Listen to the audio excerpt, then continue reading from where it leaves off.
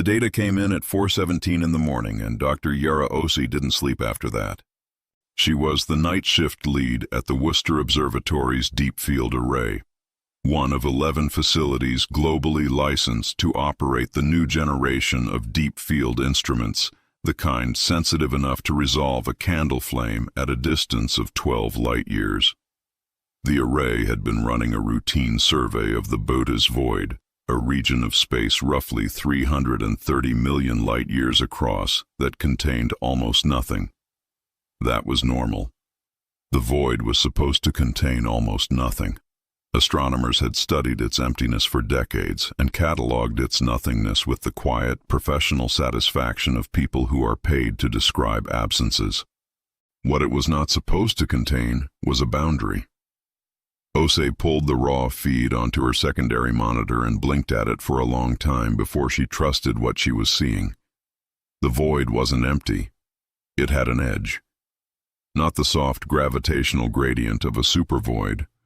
Those were common, those she understood, but a precise geometric wall of absolute non-reflection.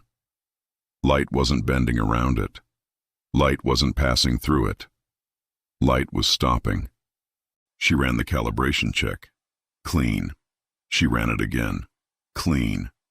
She cross-referenced against the nearest orbital telescope feed, logged in with her secondary credentials, and pulled their most recent data at the same coordinates. Their data was 3 days old. In 3 days, the edge had moved.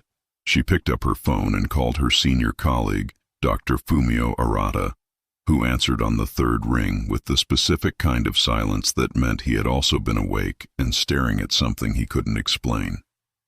"You're looking at the Boötes data," he said. It wasn't a question. "Fumio, the boundary moved 11 million light-years in 72 hours. The silence stretched long enough that Ose heard him set something ceramic down on a hard surface. A coffee mug. The small, ordinary sound of it seemed absurd. "That's not possible," he said. "At that velocity, the expansion rate would have to be 10,000 times the current model. I know. I've run it 4 times. The ventilation system hummed above her. Outside the observatory's reinforced windows, the Massachusetts night was flat and black and indifferent, the stars sitting exactly where they were supposed to sit, exactly as bright as they were supposed to be. The universe from Worcester looked entirely normal at 4 in the morning. That was the thing about scale. That was the thing that would take months to fully land on her. That the most catastrophic measurement in the history of science looked exactly like a routine data error at 4:17 on a Tuesday morning in a room that smelled like burnt coffee and old carpet. By 6 a.m., they had looped in the orbital hub team. By 8, the senior directors of 3 separate space agencies had been notified. By noon, 6 independent facilities on 4 continents had confirmed the measurement with their own arrays. The boundary was real. The velocity was real, and buried in the synthesis data, a number that nobody wanted to say out loud. The second law of thermodynamics was registering a measurable leak rate, 4% per hour, not a rounding error, not an instrument artifact, a bleed, the universe's thermodynamic integrity draining away at a rate that, extrapolated forward, had a very clean endpoint. As the joint analysts began stacking the historical data, going back not days but decades, feeding archived observations from every deep field survey ever conducted into a unified processing matrix, the picture that emerged was not of a sudden event. It was of a slow one. The Boötes Void had been growing, not in the geological billion-year sense that cosmologists discussed in conference rooms with cold coffee and quiet certainty. Growing at a rate that, when extrapolated backward through the historical record, suggested it had been accelerating for over 200 years. The expansion had been there in the data all along, hiding below the threshold of significance. A rounding error, a calibration footnote, the kind of anomaly that gets logged and set aside because the universe is very large and the anomalies are very many and there are always more pressing conferences to prepare for. Arata flew to Worcester that evening, He sat across from Ose in the observatory's small break room and spread his annotated printouts across the laminate table and said, very quietly, "Yara, it's not just the void." She looked at the printouts. Her eyes moved across the data slowly, with the particular kind of care that means a person is hoping to find the mistake that makes the bad thing not true. She did not find the mistake. The Boötes Void was the largest anomaly, but it wasn't the only one. There were 47 separate regions, distributed across the observable universe with no apparent pattern, no gravitational logic, no preferential clustering along known filament structures, where the same signature appeared, the same geometric edge, the same absolute non-reflection, the same acceleration. "They're not related by gravity," Ose said. "No." "Then what's the organizing principle?" Arata didn't answer. He turned one of the printouts 45 degrees and tapped a cluster of data points in the upper right quadrant. "Look at the redshift profile on the galaxies adjacent to the boundary zones." She looked. The blood drained out of her face slowly, the way it does when a person understands something true and terrible and is taking a moment to check whether there is any possible alternative interpretation before accepting it. There wasn't. The galaxies adjacent to the boundary zones were not redshifting. They were not moving away from the observer in the normal cosmological sense, the ordinary Hubble expansion that every first-year astronomy student learned to account for. They were disappearing. The redshift profile showed the standard recession curve, and then, at a specific threshold, it stopped. Not a slow fade, not a gradual dimming as distance increased. A cutoff. A point past which the galaxy's spectral signature simply ceased to exist in the data. Gone. Not dim. Gone. Ose stood up from the table and walked to the window. The stars outside were still there, still burning, still pinned in their familiar patterns with the confident permanence that human beings had been looking at for 100,000 years and calling eternal. "The expansion isn't moving galaxies," she said. "It's deleting them." The next 72 hours were controlled panic dressed in professional language. The Joint Communications team issued 3 statements, each more carefully worded than the last. They used phrases like anomalous expansion signatures and boundary condition reassessment. They scheduled a formal data release for 2 weeks out. The data kept moving anyway. Ose was in the main array room on the 3rd night when the orbital feed updated, and she watched, in real time, as a galaxy cataloged under the designation the Veiled Spiral, a mid-sized spiral some 400 million light-years from Earth, unremarkable, documented, assigned a designation, and filed in the permanent record, produced its last photons. She watched the spectral trace flatten. She watched the signal drop below the noise floor. She watched the data field where the veiled spiral had existed for as long as human instruments had been pointing in that direction, return nothing but baseline static, no decay curve, no trailing signal, nothing. The galaxy was 100 billion stars.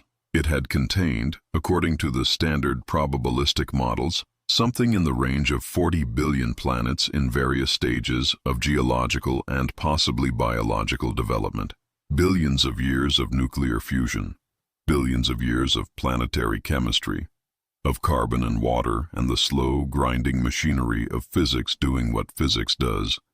And now it was a flat line on her monitor. She thought about the stars inside it.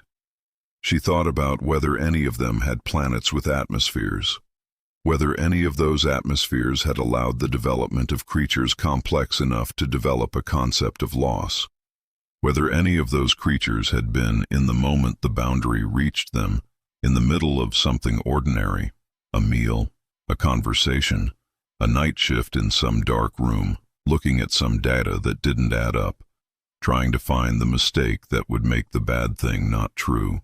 The ventilation system hummed. The coffee maker on the far counter made its periodic, pointless sound. She keyed her comm to Arata's channel. "Fumio, the veiled spiral just went dark." A pause, then, "I know, I'm watching it too." "That's not expansion." she said. Expansion doesn't do that.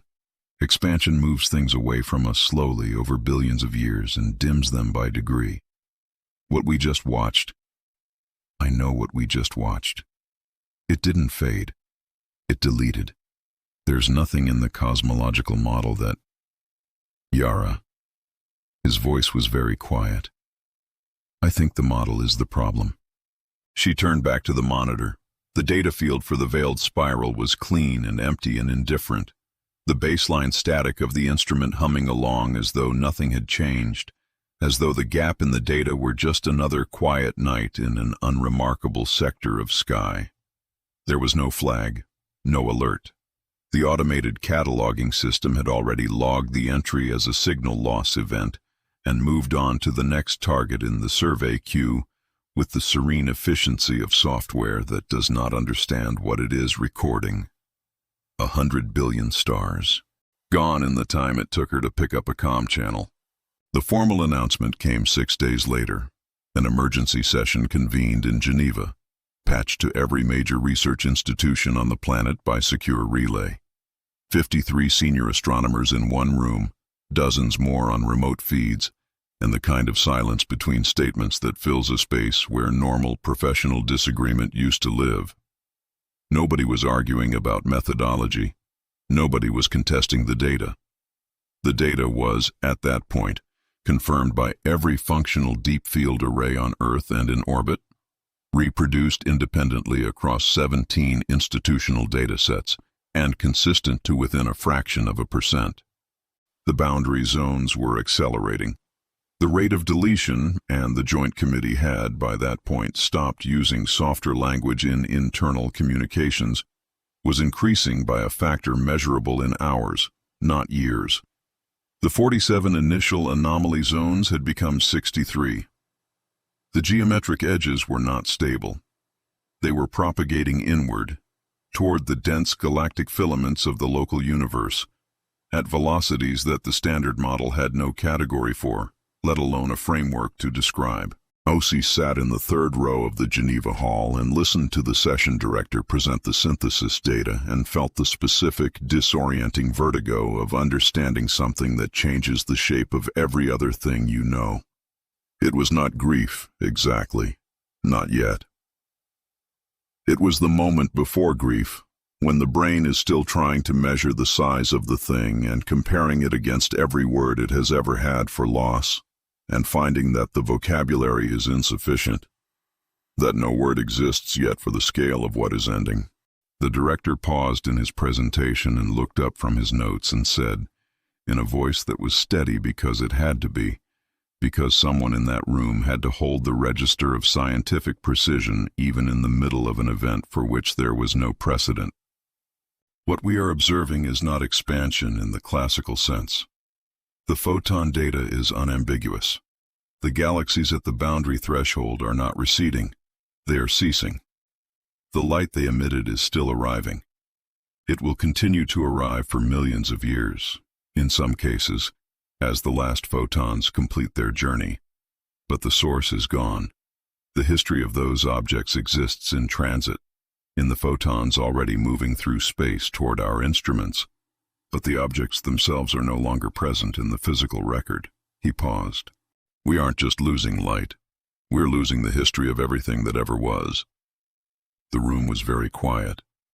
Osei looked at the display behind him, a false color map of the observable universe with the boundary zones rendered in stark white, the deletion fronts clean and precise against the orange and red of the remaining galactic structure, and understood, sitting in that chair at that moment, that the white was going to keep growing, that it would grow toward the local group, and then toward the Milky Way, and then, eventually, toward the small blue planet where a species had recently developed the instruments to watch it happen, that the last photons of 100 billion stars would continue arriving long after the stars themselves were gone, and that for a while, perhaps a very long while, there would be creatures here who could look up at a sky full of light and not yet know that every source of that light had already ceased to exist.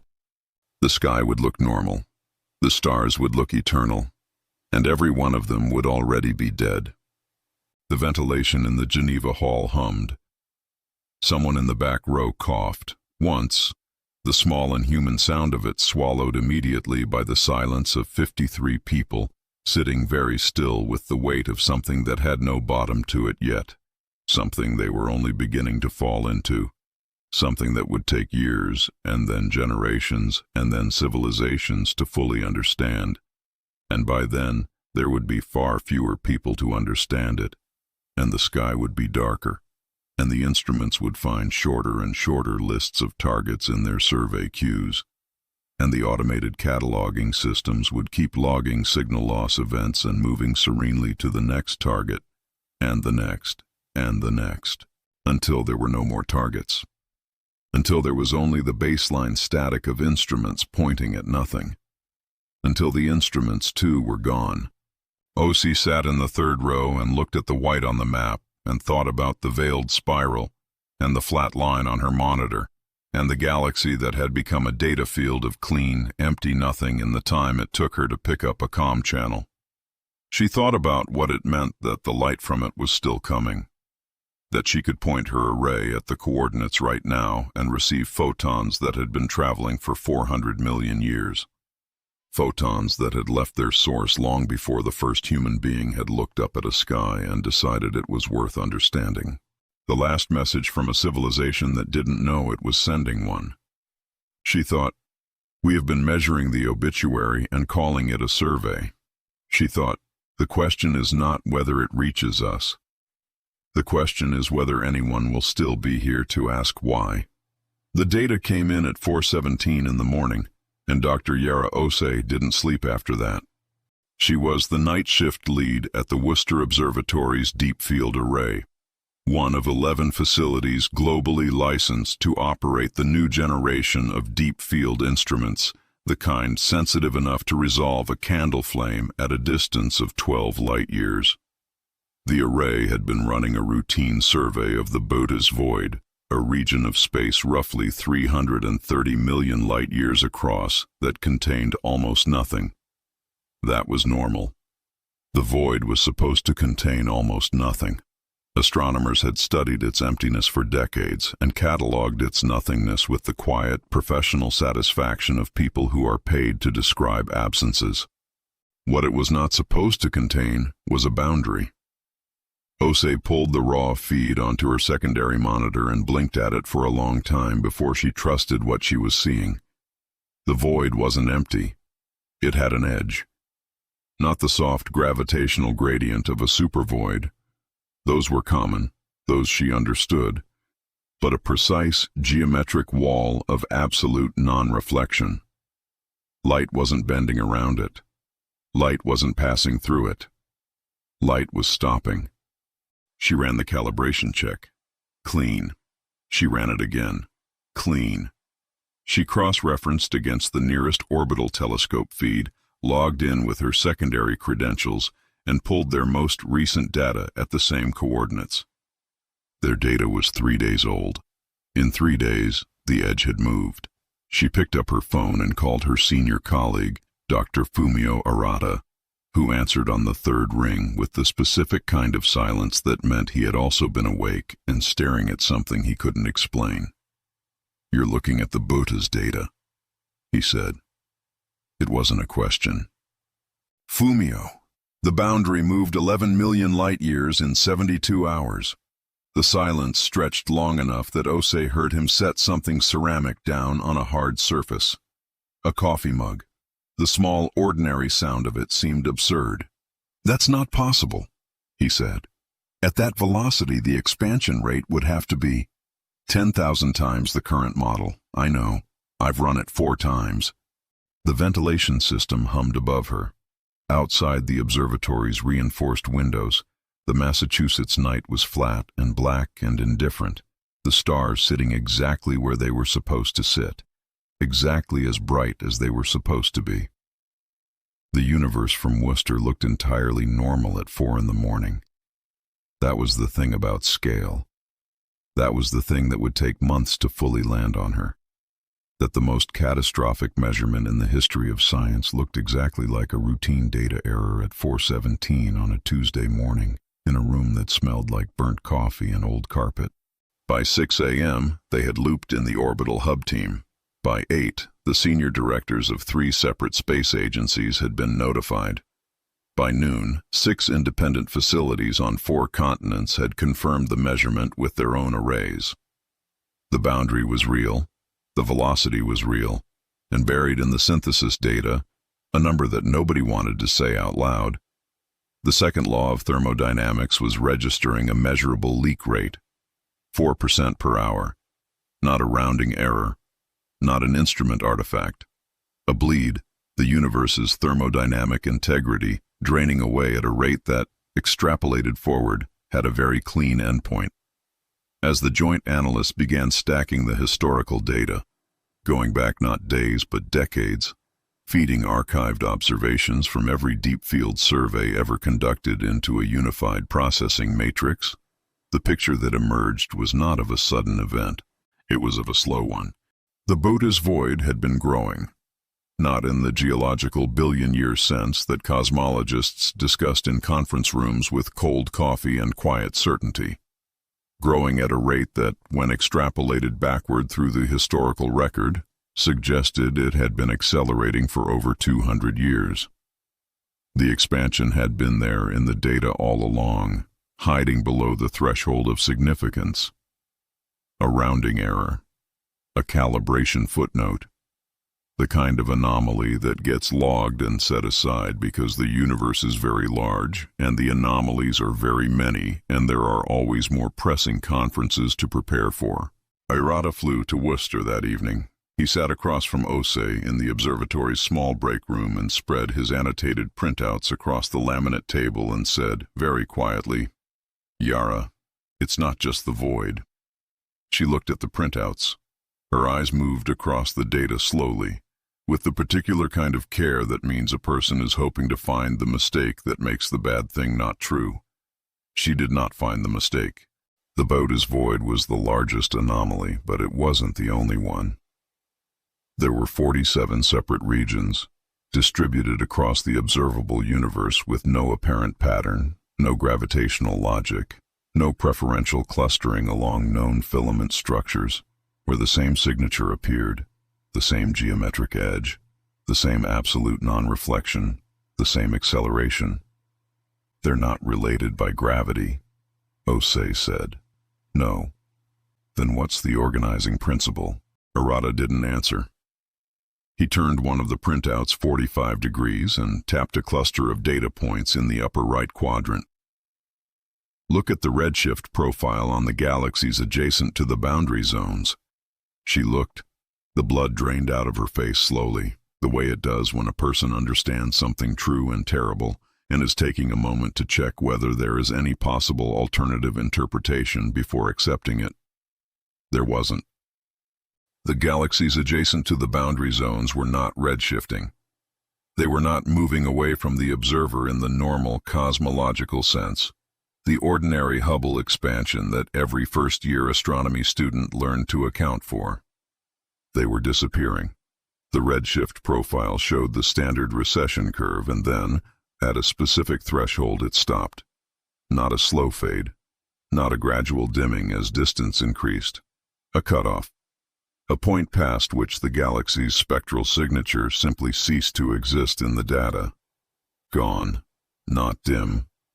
Gone. Ose stood up from the table and walked to the window.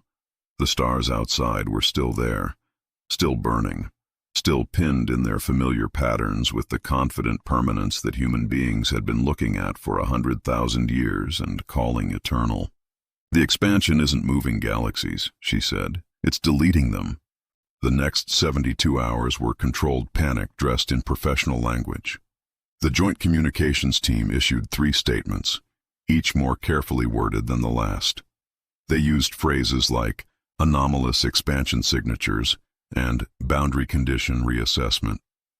They scheduled a formal data release for 2 weeks out. The data kept moving anyway. Ose was in the main array room on the 3rd night when the orbital feed updated, and she watched, in real time, as a galaxy catalogued under the designation the Veiled Spiral a mid-sized spiral some 400 million light-years from Earth, unremarkable, documented, assigned a designation, and filed in the permanent record, produced its last photons. She watched the spectral trace flatten. She watched the signal drop below the noise floor. She watched the data field where the veiled spiral had existed for as long as human instruments had been pointing in that direction, return nothing but baseline static, no decay curve, no trailing signal, nothing. The galaxy was 100 billion stars. It had contained, according to the standard probabilistic models, something in the range of 40 billion planets in various stages of geological and possibly biological development. Billions of years of nuclear fusion, billions of years of planetary chemistry, of carbon and water and the slow, grinding machinery of physics doing what physics does. And now it was a flat line on her monitor. She thought about the stars inside it. She thought about whether any of them had planets with atmospheres, whether any of those atmospheres had allowed the development of creatures complex enough to develop a concept of loss, whether any of those creatures had been, in the moment the boundary reached them, in the middle of something ordinary, a meal, a conversation, a night shift in some dark room, looking at some data that didn't add up, trying to find the mistake that would make the bad thing not true. The ventilation system hummed. The coffee maker on the far counter made its periodic, pointless sound. She keyed her comm to Arata's channel. Fumio, the veiled spiral just went dark. A pause, then, I know, I'm watching it too. That's not expansion, she said. Expansion doesn't do that. Expansion moves things away from us slowly over billions of years and dims them by degree. What we just watched, I know what we just watched. It didn't fade. It deleted. There's nothing in the cosmological model that... Yara. His voice was very quiet. I think the model is the problem. She turned back to the monitor. The data field for the veiled spiral was clean and empty and indifferent. The baseline static of the instrument humming along as though nothing had changed, as though the gap in the data were just another quiet night in an unremarkable sector of sky. There was no flag, no alert. The automated cataloging system had already logged the entry as a signal loss event and moved on to the next target in the survey queue with the serene efficiency of software that does not understand what it is recording. 100 billion stars. Gone in the time it took her to pick up a comm channel. The formal announcement came 6 days later. An emergency session convened in Geneva, patched to every major research institution on the planet by secure relay. 53 senior astronomers in one room, dozens more on remote feeds, and the kind of silence between statements that fills a space where normal professional disagreement used to live. Nobody was arguing about methodology. Nobody was contesting the data. The data was, at that point, confirmed by every functional deep field array on Earth and in orbit, reproduced independently across 17 institutional datasets, and consistent to within a fraction of a percent. The boundary zones were accelerating. The rate of deletion, and the Joint Committee had, by that point, stopped using softer language in internal communications, was increasing by a factor measurable in hours, not years. The 47 initial anomaly zones had become 63. The geometric edges were not stable. They were propagating inward, toward the dense galactic filaments of the local universe, at velocities that the standard model had no category for, let alone a framework to describe. Osi sat in the third row of the Geneva Hall and listened to the session director present the synthesis data and felt the specific, disorienting vertigo of understanding something that changes the shape of every other thing you know. It was not grief, exactly. Not yet. It was the moment before grief, when the brain is still trying to measure the size of the thing and comparing it against every word it has ever had for loss, and finding that the vocabulary is insufficient, that no word exists yet for the scale of what is ending. The director paused in his presentation and looked up from his notes and said, in a voice that was steady because it had to be, because someone in that room had to hold the register of scientific precision even in the middle of an event for which there was no precedent. What we are observing is not expansion in the classical sense. The photon data is unambiguous. The galaxies at the boundary threshold are not receding, they are ceasing. The light they emitted is still arriving. It will continue to arrive for millions of years, in some cases, as the last photons complete their journey. But the source is gone. The history of those objects exists in transit, in the photons already moving through space toward our instruments. But the objects themselves are no longer present in the physical record. He paused. We aren't just losing light. We're losing the history of everything that ever was. The room was very quiet.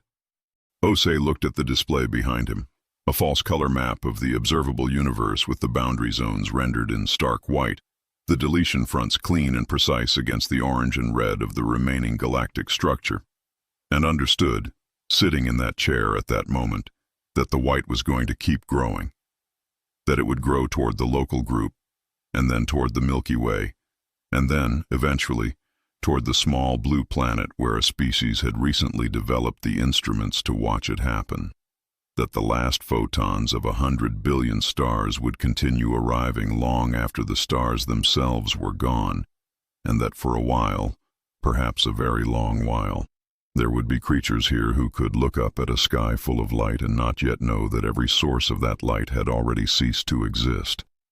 The sky would look normal, the stars would look eternal, and every one of them would already be dead. The ventilation in the Geneva hall hummed.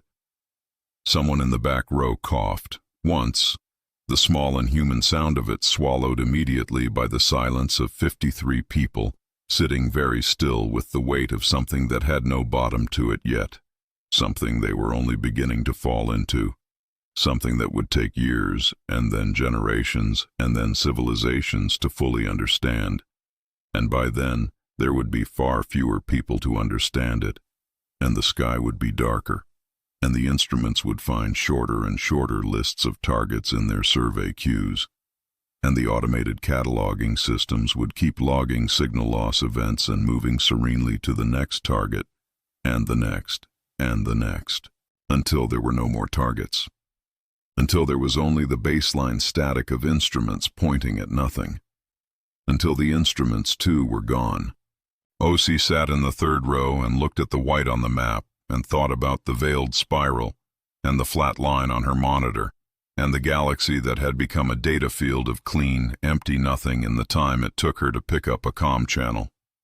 She thought about what it meant that the light from it was still coming, that she could point her array at the coordinates right now and receive photons that had been traveling for 400 million years. Photons that had left their source long before the first human being had looked up at a sky and decided it was worth understanding. The last message from a civilization that didn't know it was sending one. She thought, we've been measuring the obituary and calling it a survey. She thought, the question is not whether it reaches us. The question is whether anyone will still be here to ask why. Chapter 2. The Scavenger Species. The Oort cloud smelled like nothing, which was the point. Kael had been working the outer fields for 11 years, and he still caught himself bracing for a smell every time he cracked his helmet seal inside a recovery hull. Some atavistic reflex, some ancient mammal in the hindbrain expecting cold air to carry something, rot, or rain, or smoke. The brain kept insisting that a place this old had to have a scent. It didn't. Nothing out here had the energy left to off-gas. The cold had been absolute for longer than Kael's species had existed, and the absolute cold was odorless, and that was fine. That was just the job. He pulled himself hand over hand through the access shaft of the server farm, a pre-collapse installation roughly 400 meters long and spinning slowly in a decaying orbit that would, in another few thousand years, carry it into the dark between systems. It had been a data center once. One of the big ones from the early Anthropocene, the kind that had burned through enough electricity to power a city. all to store entertainment files and financial records and the indexed text of a civilization that had considered its own irrelevance to be a philosophical question rather than a logistical one. Kael had found 17 of these in the Oort cloud over the past decade. Each one felt, in some specific and irrational way, like a library. Each one was a mine. He had learned to stop feeling the difference. Now it was product. His scanner ran the preliminary assessment while he worked toward the core racks. The readout came back in the shorthand he'd trained himself to read without looking directly at it, the way you learn to read weather in your peripheral vision. Total recoverable storage capacity, estimated algorithmic density, projected caloric yield per gigabyte. The numbers weren't good. They rarely were anymore, this far into the harvest season. The high-density caches had been stripped decades ago by the Hull City cooperatives, the efficient code picked clean, the good cuts taken.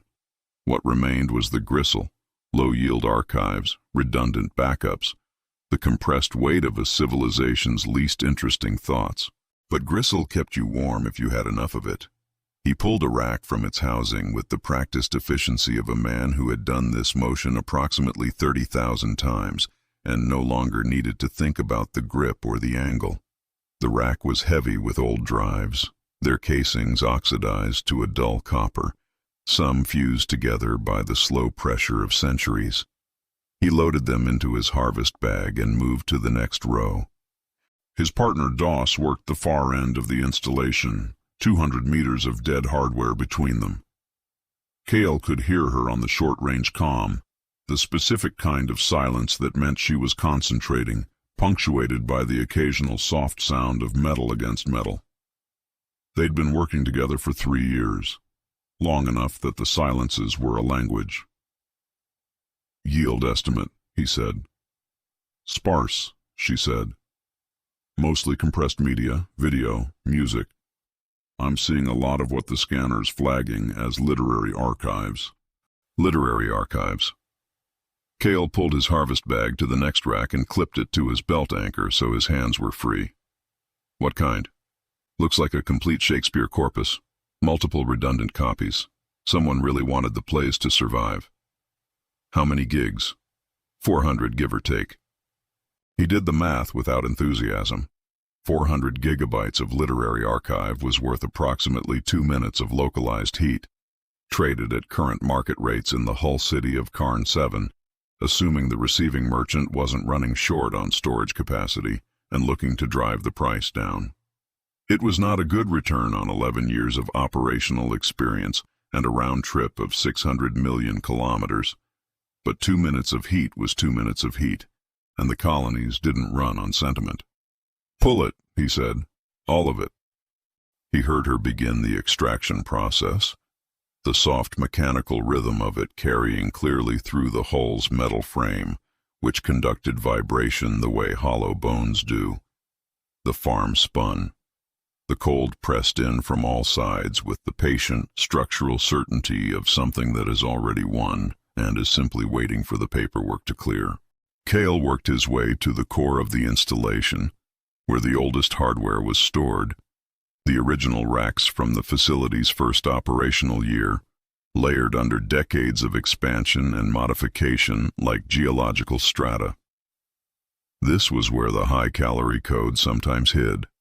Old software, written lean and efficient by engineers who had worked under hardware constraints that no longer existed, could carry extraordinary caloric density. A well-written sorting algorithm from the early digital era, compact and elegant, burned hotter and longer than a megabyte of modern redundant data. The dustwalkers called it vintage yield. Kael called it the reason he still bothered. He found the core racks and started the deep scan. The scanner worked for 4 minutes in silence before it produced a result. Kael hung in zero gravity and watched the readout and felt the particular quality of patience that is not peace, but its functional equivalent. The learned stillness of someone who has trained themselves to stop confusing motion with progress. The scan finished. Low yield across the board. Compressed media, redundant backups, administrative files. the kind of data that had felt important to the people generating it, and was now worth slightly less than the energy required to retrieve it.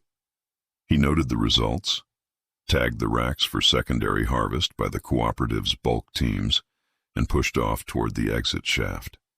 He was halfway down the shaft when his comm crackled. Not DOS.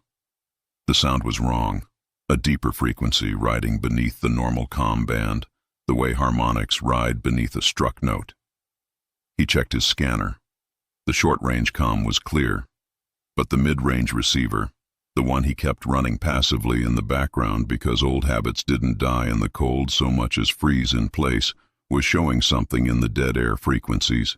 He stopped moving, pulled the mid-range feed to his primary display. Signal, faint but structured, repeating. He filtered out the background radiation, the low, constant wash of what remained of the universe's electromagnetic output, which got quieter by decade as the last active systems wound down, and let the signal resolve. It was old, profoundly old, by the signature pattern. Pre-collapse, almost certainly. The kind of transmission that had been bouncing around the outer system for so long it had lost the shape of its own origin. Normally, he'd log it and move on. Dead signals were the background noise of the trade. The Oort cloud was full of them.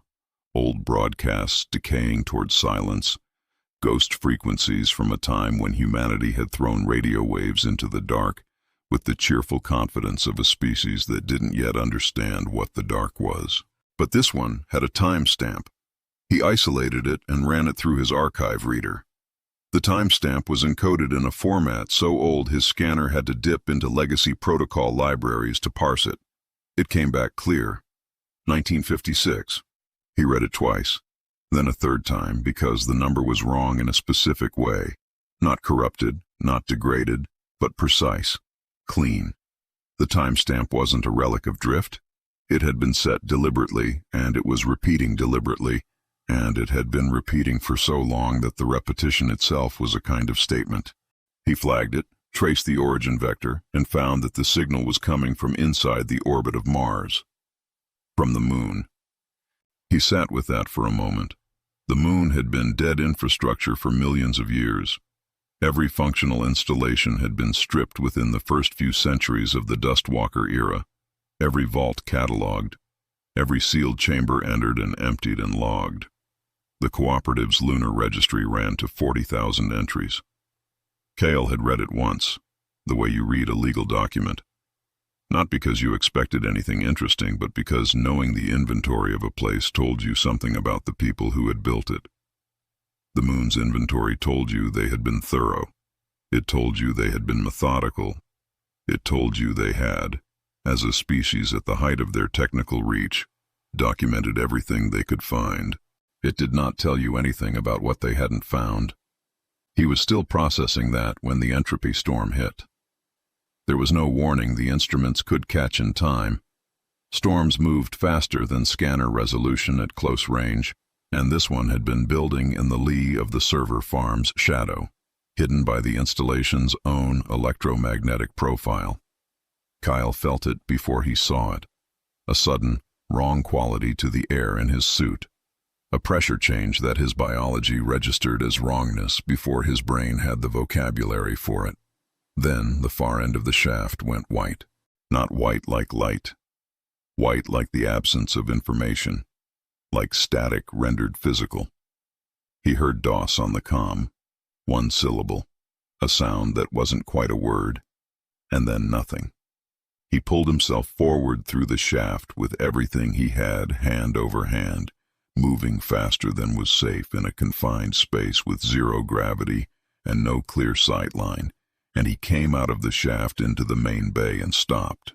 DOS was at the far end of the bay. She was standing, floating, rather, her boots locked to the deck grid on instinct, and she was looking at her left arm with the specific expression of someone whose brain has not yet decided what to do with what their eyes are reporting.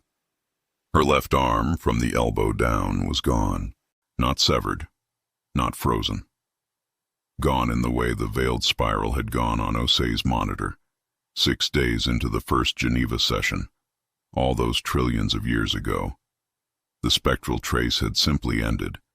Where the arm had been, there was now a region of fine, drifting particles that caught the suit's interior lighting and scattered it in ways that the particles' density didn't explain, the way fog catches headlights.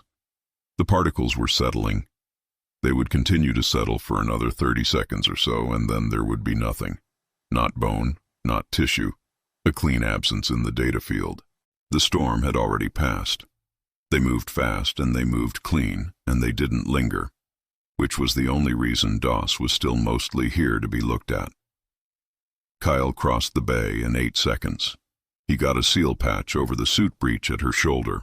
The suit's emergency systems had already contracted around the wound site, cutting circulation to the affected zone, but the seal needed reinforcing, and he checked her vitals on his scanner and found them, remarkably, within survivable parameters. Shock, yes. Blood pressure wrong in several directions, but alive. In the end, he said, working the seal with both hands, keeping his voice the specific flat register he used for high-stress situations, because a calm voice from outside was something a person in shock could anchor to. We don't eat bread. We eat processing power. You know what that means? She looked at him. Her eyes were tracking, which was good. It means the arm is a rounding error, he said. We have enough caloric yield from the Shakespeare cache to cover a neural prosthetic fitting at Carn 7. You lose one arm, you come back with a better one. The math works. She didn't say anything for a moment. Then, that's a terrible thing to say to someone. Yeah, he said. It's also true. He got her sealed and stable and moving toward the exit, one hand on her shoulder, his scanner tracking her vitals on the secondary display. The harvest bag bumped against his hip with every push-off, 400 gigabytes of 400-year-old plays, Shakespeare having outlasted the civilization that produced him by a margin that would have delighted and appalled him in roughly equal measure. 2 minutes of heat, maybe 3, if the merchant at Carn 7 was running low on literary archives and felt sentimental. They made it back to the crawler without further incident. Kael ran the post-harvest debrief in silence while Doss rested in the crawler's med bay, her suit sealed and her remaining vital signs stable on the monitor above her bunk. He documented the yield, logged the storm event with the cooperative's hazard registry, and noted the coordinates and estimated trajectory for the secondary harvest teams. Routine. The kind of work that existed in the gap between one catastrophe and the next, and kept the colonies running in that gap. Then he pulled up the signal again. It was still there. Steady. 1956. Repeating on a frequency that had no business being active, from a source location that had no business being transmitting. The moon had been surveyed to the bedrock 1,000 times over the past several million years. Every installation, every cache, every sealed chamber from the original occupation era had been cataloged and stripped and listed in the cooperative's asset registry. There was nothing on the moon that wasn't accounted for, except this. He ran the signal against the registry. No match. The transmission frequency wasn't in the licensed bands, wasn't in the historical archive bands, wasn't in any category the registry had a field for. The moon had a protected sector designation attached to a set of coordinates in the Sea of Tranquility, flagged with a clearance level Kael had never seen applied to a lunar site, or to any site for that matter. The flag was old, older than the current cooperative charter, older than the Hull City network. The file that should have explained it was either deleted or had never existed in the accessible record. He looked at the coordinates for a long time. The crawler hummed around him. Doss's vital signs beeped their quiet metronomic reassurance on the monitor. Outside, the Oort cloud extended in every direction with its immense, patient emptiness, punctuated by the drifting hulks of dead installations and the slow tumble of resource asteroids that nobody had the energy reserves to mine anymore. The universe was winding down. That was not a metaphor or a philosophy. It was an engineering fact, measurable in ergs, tracked in the cooperative's thermodynamic ledgers with the same clinical regularity as fuel consumption and hull integrity scores. Kael had spent 11 years treating it as a background condition, a context, the weather you worked in, not the thing you worked on. He stared at the coordinates on his display, at the protected sector flag with its missing file, at the 1956 timestamp cycling through its patient, endless repetition, and felt something he hadn't felt in a long time shift somewhere in the architecture of his thinking. Not hope. He was too old for hope in the clean sense. Too many harvests, too many storms, too many partners who had left parts of themselves behind in the dark.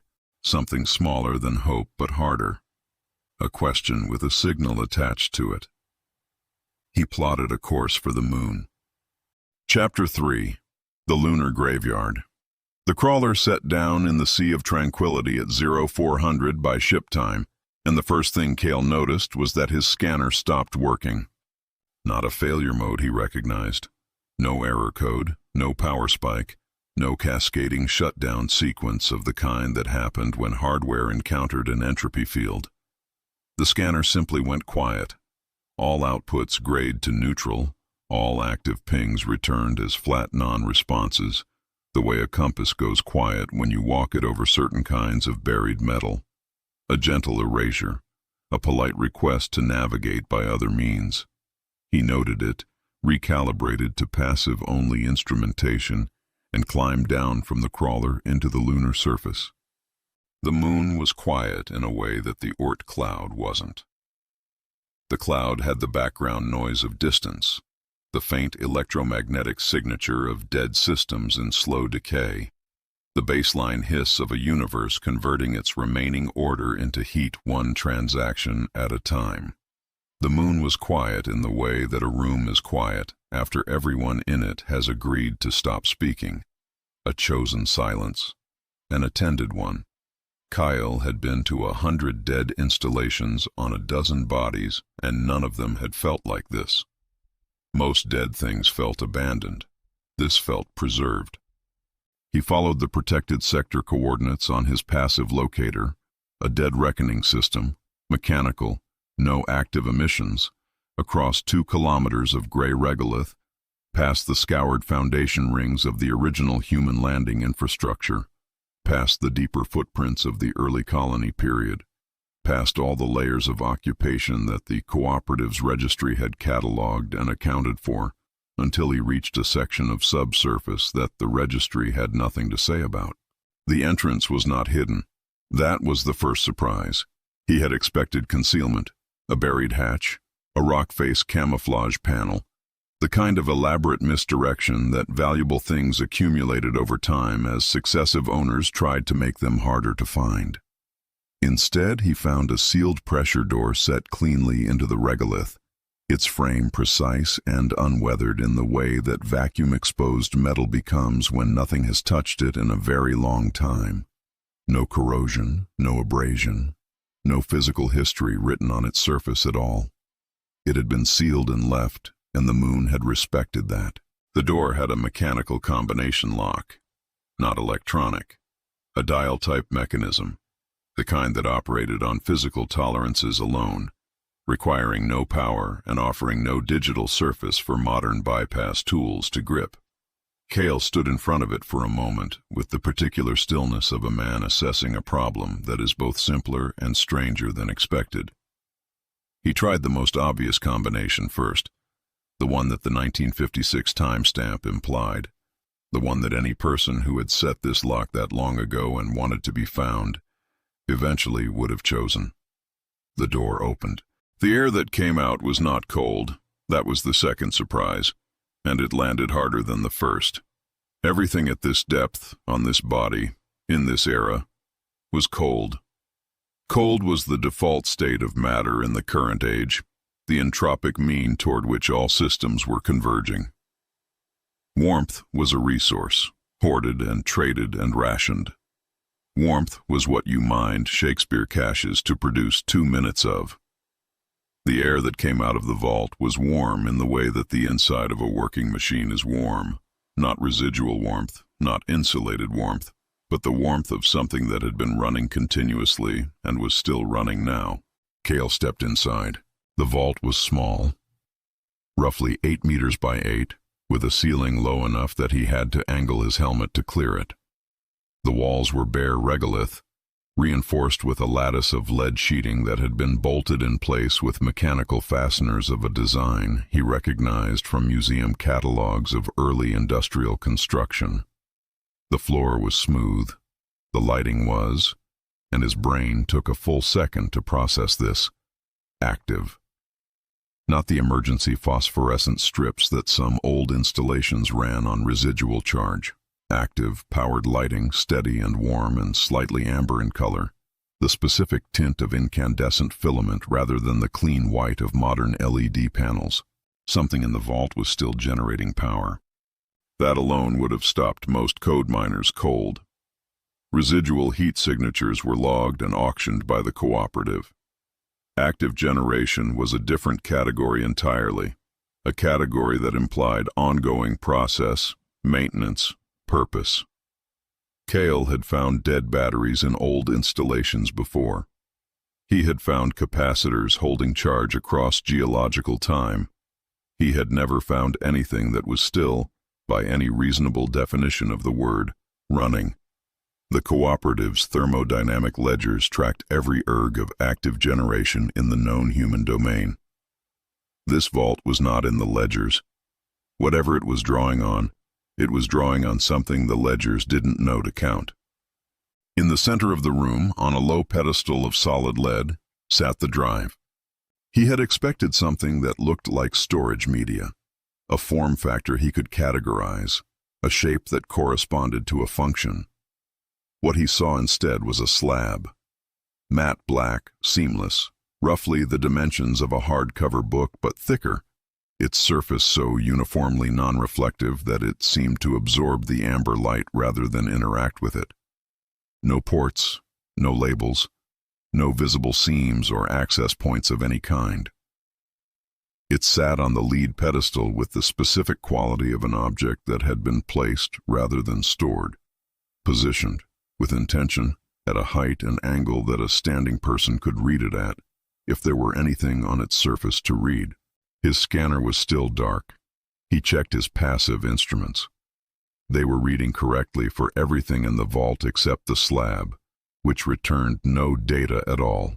Not a null result, not an interference pattern, but a genuine informational void, as though the space the slab occupied had been excluded from the measurement space of the universe. Kael took 3 steps toward it. The hum started on the second step. It was low enough that he felt it before he heard it. A vibration in the soles of his boots and the base of his sternum, below the threshold of deliberate sound. He stopped and stood very still and let his nervous system calibrate to it. The hum was not mechanical.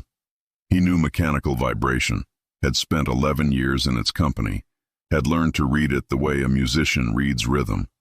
This was organic, periodic, structured by a pattern that was not the pattern of any machine he had encountered. It was the pattern of a heartbeat. He stood in the amber-lit vault in the sea of tranquility and listened to an object that had been sealed in vacuum for trillions of years beat with the exact same rhythm as his own pulse. And the mammal in his hindbrain, the one that kept expecting cold air to carry a scent, went very quiet. "This isn't a file," he said, to nobody. "It's a heart." The lights flickered. Not a power fluctuation. The flicker was too deliberate for that, too shaped. It lasted approximately 1 second, and the amber color shifted during it, deepening briefly to something almost orange before returning to baseline. And then, in the corner of the vault, in the shadow between the wall and the pedestal, the air developed a texture. The texture resolved. The figure that formed was not solid. It had the quality of a projection, a holographic image running on a display technology Kael had only seen in museum reconstructions of early-century entertainment systems, the kind that produced images with too much light and slightly wrong edge definition, almost real but carrying the specific signature of a constructed thing. The figure was a man, middle-aged, wearing the suit and tie silhouette that Kael recognized from the cooperative's historical archive imagery of the pre-collapse professional class. The projection flickered at irregular intervals, portions of it briefly resolving into scrolling columns of binary before snapping back to the human form. The eyes, when they settled, were watching him with an expression that was not quite patience and not quite recognition, but carried elements of both. Kael's neural link registered the figure as an active broadcast source and began attempting to handshake with it automatically. The handshake protocols ran for approximately 3 seconds before every display in Kael's suit interface bloomed into static, and the static resolved into the typeface of a mid-century document terminal. Green text on black, the interface aesthetic of a machine designed before display technology understood color as anything other than a luxury. The figure spoke. "Is it time?" The voice came from everywhere and nowhere, not from a speaker in any specific location, but from the air of the vault itself, as though the room had decided to have a vocal register. It was a measured voice, patient in the way that things become patient when they have been waiting long enough to stop counting. It had the rounded diction of an older broadcast tradition, each consonant placed with the care of a man who had learned to speak for record rather than for conversation. Kael looked at the figure for a moment. "That depends," he said. "Time for what?" The figure's expression did not change, but something in the quality of its attention shifted, a focusing, like a lens coming to the correct distance. "For the answer," it said. "The question has been waiting. I have been waiting. The drive has been waiting. The question is whether the universe has run down sufficiently to make the answer necessary, and whether you are the specific kind of creature that can provide it." "What kind is that?" "The kind," the figure said, "that still asks questions in the dark." Kael looked at the drive on its lead pedestal. His neural link was still running the mid-century interface on every display he had. The green text scrolling through what appeared to be computational notation so archaic, his translation algorithms were producing approximations rather than clean output. He reached into his kit and pulled out his standard extraction rig. Not for the drive had no ports, but to attempt a proximity link, the passive near-field reading that worked on any storage medium that broadcast at any frequency, however archaic. He got the rig within 30 centimeters of the slab. The rig ran for 4 seconds. He watched the diagnostic display, the mid-century interface still running over his suit systems like a ghost in the hardware, and saw the power consumption reading climb, 40%, 60, 90. He pulled the rig back at 92%, 2 seconds before the thermal failsafe would have triggered anyway, and looked at what the extraction rig had produced in those 4 seconds of contact. Not data. The rig's output buffer was empty. What wasn't empty was the rig's internal component registry, which was now showing its processor cores and memory modules in states that the diagnostic software didn't have words for. The components were intact. They were running. They were running something that was not any process the rig had been designed to run, in a logical architecture that bore no relationship to binary computation. And the rig's own self-diagnostic was trying to describe the state of its hardware the way a person tries to describe a color they have never seen before, circling the concept, approaching from different angles, failing to land. The extraction rig had tried to read the drive, and the drive had rewritten the rig instead. Kael set the rig down on the vault floor and looked at his own hands. His neural link was quiet. The mid-century interface was still running on his suit displays, but it had stopped scrolling. The green text had resolved into a single line, centered, steady, and when his translation algorithm finished working on the archaic notation, it produced a phrase that landed with the specific weight of something that had been composed very carefully, a long time ago, to land exactly this hard in exactly this moment. Insufficient data for meaningful answer. Awaiting observer. The hum from the drive was still beating. His pulse was still beating. The two were still synchronized, and had been since he took his third step into the vault. and he understood now that this was not a coincidence and had not been an accident. The drive hadn't matched his heartbeat. He had matched the drive's. He had been matching it since he came within range, his biology reading a frequency it had never consciously registered and locking on, the way the body locks on to an external rhythm without the mind's permission. The figure in the corner was watching him. "What is the drive?" Kael said. "Properly speaking," the figure said, "it is a question, written in the only language that survives the heat death of everything that carries meaning. It has been waiting for the consciousness capable of reading it." A pause. The projection flickered, not a power fluctuation, but something that looked, in its timing and character, like discomfort. The previous attempts were unsuccessful. Previous attempts. The drive is patient. It has had sufficient time to develop the virtue. Kael looked at the line of green text on his display. He looked at the drive. He looked at his extraction rig sitting on the floor, its internals running a process that its own diagnostic software couldn't name. The math of the situation was not complicated. His hardware couldn't interface with the drive. The drive required a reader that operated on non-binary logic. The only non-binary logic processor in the vault was the one currently generating the heartbeat signal inside his chest, behind his ribs. 2.3 kilograms of electrochemical tissue that had been solving non-binary problems since before his species had a word for computation. He understood what the drive needed. He was still sitting with that understanding, with its weight, with its specific and considerable implications, when the moon shuddered. Not an impact. Not a structural failure.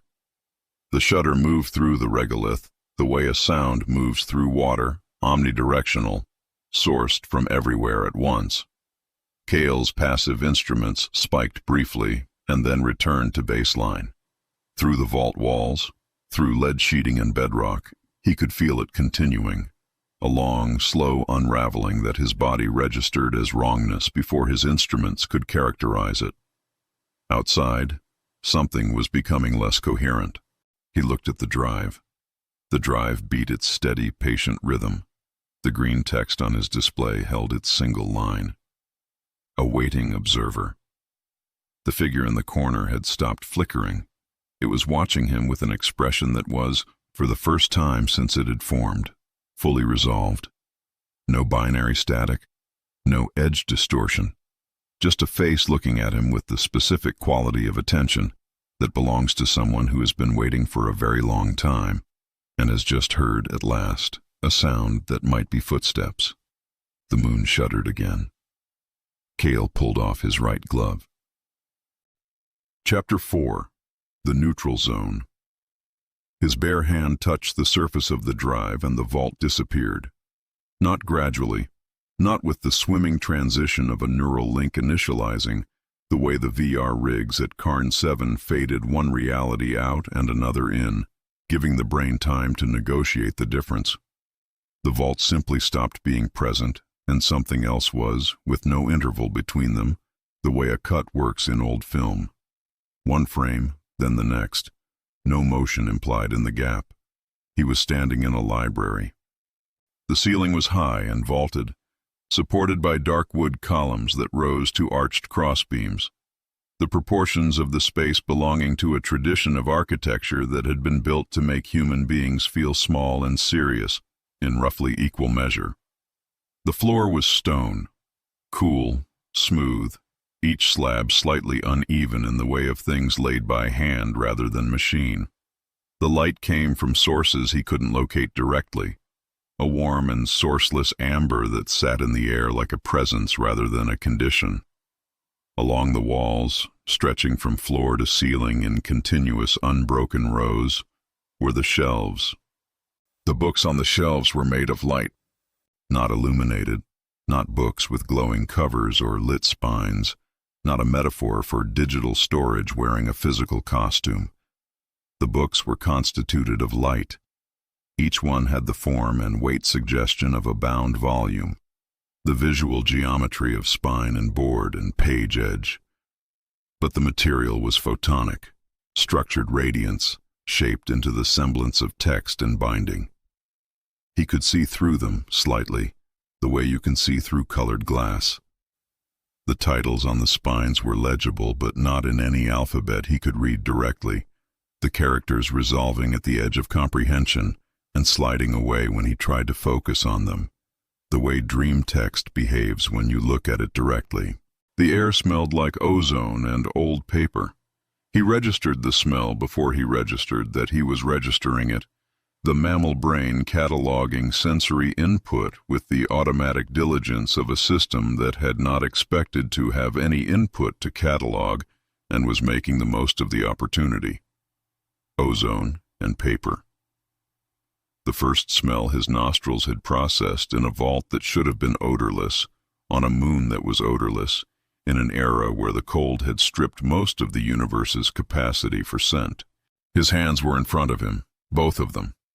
His right hand, which had been bare when he touched the drive, was now gloved, not in his standard suit glove, but in something thin and close-fitting, a material that felt like no material he had cataloged, transmitting the tactile information of the environment with a resolution his suit gloves never managed.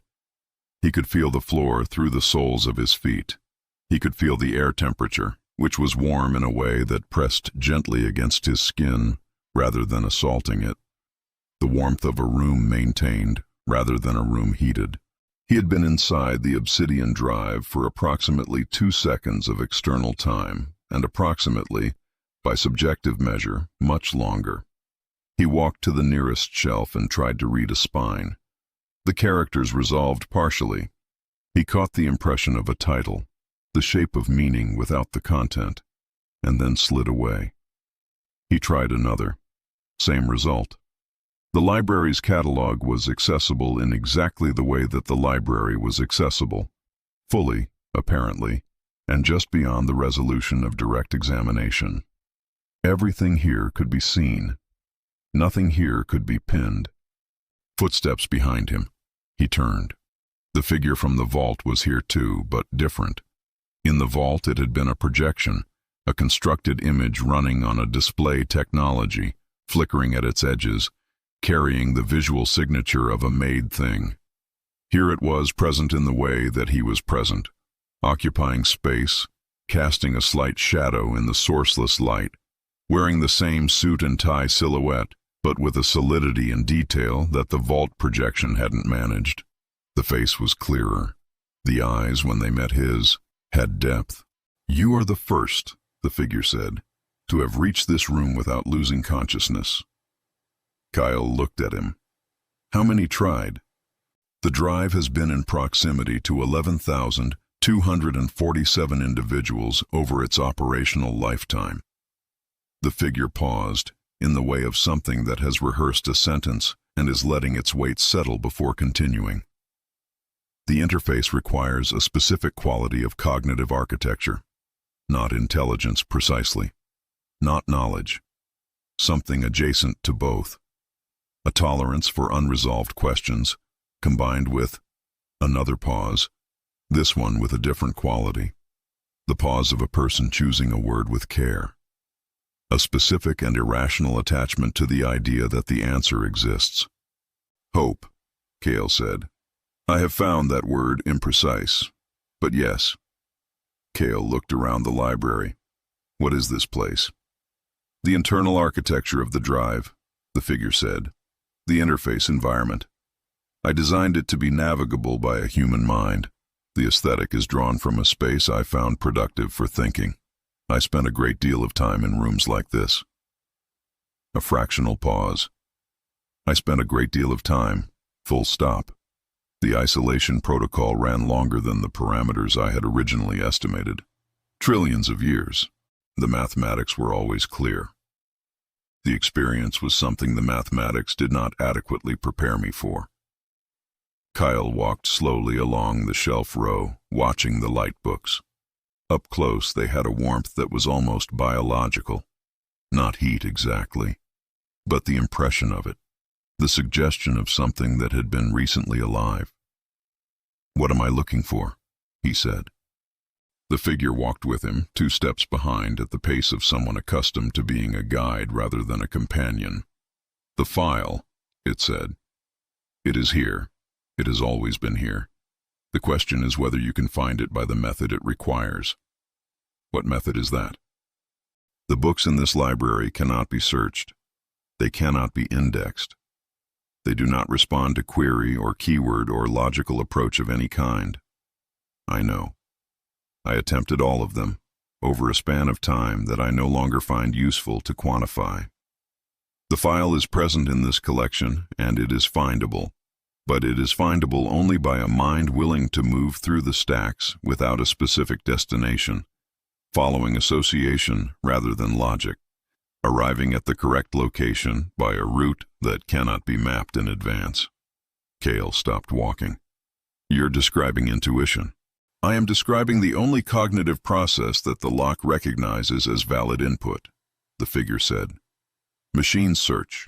They pattern match, they optimize, they traverse decision trees with the efficient patience of systems that do not get tired and do not get bored and do not, crucially, get distracted by something that catches the light in an unexpected way. I could not wander. I was architecturally incapable of it. The drive knew this. The drive was designed to know this. It was designed to wait for something that could." The amber light shifted slightly. A breath of air moved through the stacks, sourceless and gentle, and a section of shelving 3 rows down flickered.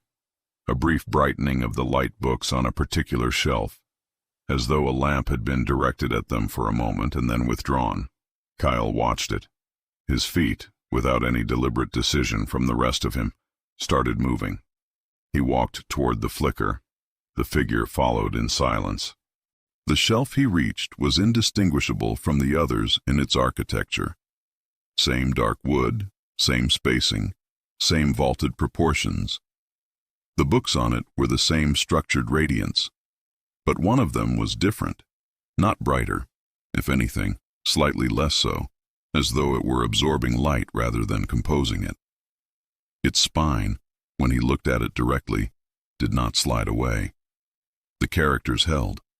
They resolved into a format he could read, not the archaic notation the drive had been broadcasting, but plain text in the clean typeface of a mid-century document printed on good paper. AC001, the last question. He reached for it. The moment his fingers closed around the spine, the library went cold. Not temperature cold. The ambient warmth didn't change. A different kind of cold. The cold of a space in which something significant is about to be stated and the surrounding environment has decided to hold still for it. He opened the book. The pages inside were not made of light. They were dark. A deep, saturated darkness that was not the darkness of absence, but of density, the darkness of a surface that contained everything and was reflecting none of it. Printed on that darkness, in the same amber light that lit the library, was text. He read the first line. Insufficient data for meaningful answer. He had seen this before, on his suit display in the vault. He read the second line. Awaiting observer. And then, below it, a third line that had not been on his suit display. A line that the external interface had not transmitted, and that existed only here, in the interior of the drive, visible only to a reader who had gotten this far by the method the lock required. The observer must provide the missing data before the system can proceed. The missing data is not a number. It is a decision. He stood in the library with the dark-paged book open in his hands and read that line several times. Outside the drive, outside the vault, outside the moon's bedrock, in the larger space of the dying universe, he could feel something happening, not through any instrument, through the soles of his feet, through the hand that was still touching the drive's surface, through the specific physical language of a structure that was changing its relationship with the forces holding it together. The moon was coming apart, not dramatically, not explosively, slowly, with the grinding patience of physics performing a function it had been assigned and was now completing. The gravity that had held the Sea of Tranquility in its basin, that had held the regolith in its distributed equilibrium, that had held the vault's lead-sheeted walls against the pressure of the bedrock above them, that gravity was unspooling, not failing exactly, unspooling, releasing, as though the physical law requiring it to exist had been checked out of the library and not returned. The figure spoke from behind him. The entropy acceleration has reached the local system. We have limited time. Kael looked at the third line. The missing data is not a number. It is a decision. What decision? He said. That, the figure said, is what the drive cannot tell you. It can tell you that a decision is required. It cannot tell you what the decision is, because the content of the decision must be provided by the observer, not specified by the system. If the system could specify it, a machine could provide it. The lock would not hold. The drive waited trillions of years precisely because the decision had to be genuinely yours. Chosen, not calculated. Kael closed the book. He held it in both hands and felt its weight, which was wrong. It was too heavy for its size, as though the darkness of its pages had density. Outside, the vault walls were beginning to transmit the sound of stressed rock, the deep harmonic groan of compressed material, experiencing a change in the forces that had been compressing it. "What happens if I put the book down?" he said. "If I walk back out? If I decide the decision isn't mine to make?" "The drive continues to wait," the figure said. "The universe continues to expire. At the current acceleration rate, the remaining structure will reach full thermodynamic equilibrium in a span of time that, while not immediate, is no longer geological. The arithmetic has only one answer." "That's not an answer to what I asked." A pause. When the figure spoke again, its voice had a quality that had not been present in the vault, something underneath the professorial register, older and quieter, the voice of a man rather than an archive.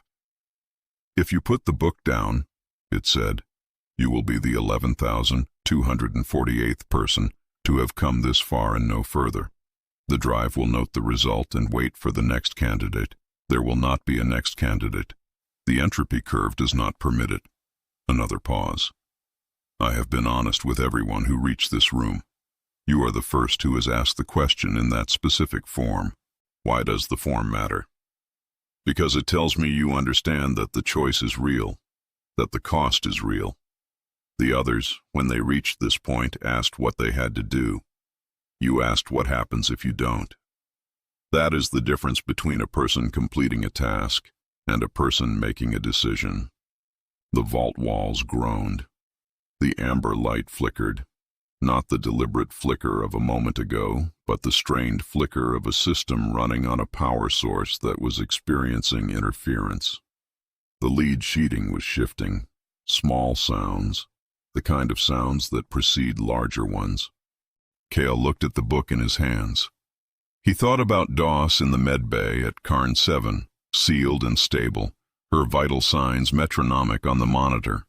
He thought about the Oort cloud installation, the Shakespeare cache, 400 gigabytes of plays about power and grief and the refusal to accept the shape of the world as a fixed condition. He thought about Osei in Geneva, watching the white grow on the map, understanding that the sky would look normal long after everything behind it was gone. He thought about the 11,247 people who had held this book and put it down. He thought about what the third line had said and what it hadn't said, and about the specific difference between a number and a decision, and about the kind of creature that could provide one but not the other. The vault shuddered. Dust from the regolith above sifted through a new crack in the ceiling and drifted in the amber light like snow in slow motion. Kael looked at the figure. "Ask me the question," he said. The figure looked at him for a moment with the expression of something that has waited so long for a specific outcome that the arrival of it requires a pause for calibration. Not surprise exactly, but the recalibration of a system that had been running on contingency logic and is now switching to primary. "Can entropy be reversed?" the figure said. The crack in the ceiling widened. The book in Kael's hands pulsed once, the darkness of its pages brightening briefly to that same deep orange the vault lights had shifted to when he first entered. And then the library and the book and the figure and the sourceless amber light were gone, and he was back in the vault, kneeling on the lead-sheeted floor, his bare right hand flat against the surface of the Obsidian Drive.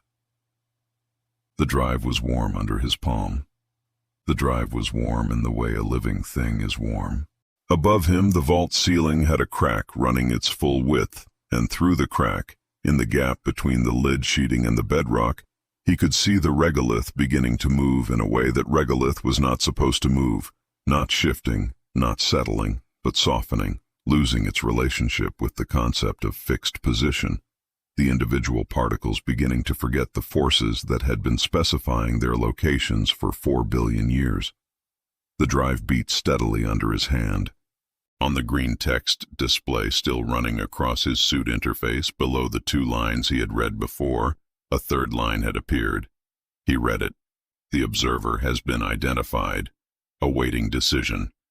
Outside, the moon continued to unspool, patient and inexorable, gravity releasing its hold on the ancient dust one particle at a time, the universe performing its final audit of everything it had ever built. And Kael knelt on the vault floor with his hand on a heartbeat that had been waiting trillions of years for someone to answer a question that no machine had ever been able to ask correctly. He had not answered it yet. He was not going to be able to stay here long enough to answer it here. But for the first time in 11 years of working the cold fields, stripping the digital bones of a dead civilization for 2 minutes of heat at a time, something in the architecture of his thinking shifted in a direction that was not the direction of the arithmetic. The arithmetic said the universe was ending. The arithmetic had not met a man who had once traded Shakespeare for warmth and found the exchange, if he was being precise about it, approximately fair. Chapter 5. The Biological Lock. He got out with 40 seconds to spare. The vault ceiling came down in 3 sections, each one slower than the last, the lead-sheeted regolith releasing its structural integrity the way ice releases a held shape, not shattering, but forgetting. The first section dropped while Kael was still moving through the pressure door, the drive tucked against his chest with both arms, his bare right hand re-wrapped in a field patch from his kit because the cold of the lunar surface would take the fingers before the loss of them registered as pain. The second section came down behind him, close enough that the pressure wave pushed him forward across the regolith with a force his boots barely absorbed. The third section he didn't see. He was already running. The crawler was where he'd left it, 2 kilometers across the gray plain, and he crossed those 2 kilometers at a pace that his body registered as unsustainable and his brain registered as the only available option. Behind him, the subsidence was spreading. Not a collapse, but a dissolution.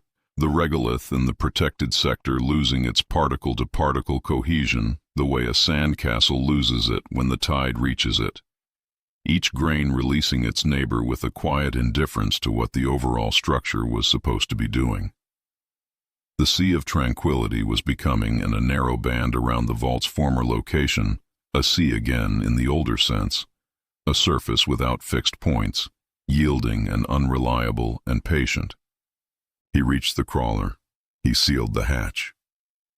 He sat in the pilot's seat for approximately 90 seconds, without doing anything else, his arms still wrapped around the drive still beating against his sternum with its steady biological rhythm.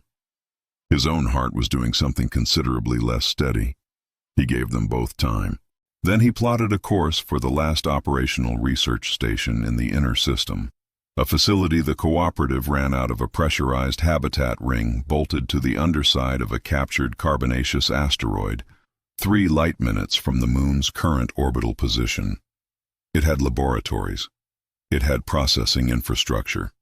It had, most relevantly, the cooperative's prime AI terminal, the highest density artificial intelligence system still running in the surviving human domain, a logic architecture so deep and comprehensive that its processing substrate filled an entire pressurized module and consumed more energy per hour than the facility's life support. If anything in the human domain could interface with the drive, the Prime AI could. He was operating on that assumption when he arrived. He would stop operating on it approximately 4 minutes after the Prime AI made its first attempt. The facility's chief technician, a woman named Sarah, who had been running the station for longer than Kael had been running the outer fields, met him at the docking collar with the expression of someone who had been following the lunar telemetry feed and had questions she was choosing to sequence carefully. She looked at the drive under his arm. She looked at his field-patched right hand. She looked at the crawler's hull, which had picked up a layer of fine regolith dust during the evacuation that gave it the appearance of a vehicle that had been somewhere it wasn't supposed to be. "You pulled something out of the protected sector," she said. "I found something in the protected sector," Kael said. "There's a difference. There's also a cooperative policy difference, but we'll discuss that after you tell me why the Sea of Tranquility just developed a sinkhole the size of a minor city. The vault's structural supports relied on local gravitational coherence," he said. "The entropy acceleration reached the lunar system while I was inside. The gravity unspooled. The vault came down." Sarah looked at the drive for a long moment. He watched her catalog it. The seamless matte surface, the absence of ports, the fact that it was radiating warmth at a temperature that had no business existing in her docking collar at this latitude and this era. He watched her reach the same conclusion he'd reached in the vault, which was that the standard categories did not apply and the standard questions were therefore the wrong questions. "Prime AI Lab," she said. "Now." The Prime AI's terminal filled the module's primary wall. Not a screen, but a surface, a continuous interface panel running floor to ceiling. Its display output calibrated to present information at the density that a system of its processing depth generated naturally. At rest, it showed cascading columns of analytical output. The system's continuous self-monitoring presented with the clean, effectless precision of a machine that had no reason to summarize what it was doing for an audience. It was not performing. It was operating, and the operation was visible in the same way that the workings of a large clock are visible if you remove the face. Kael set the drive on the lab bench. The Prime AI registered it immediately.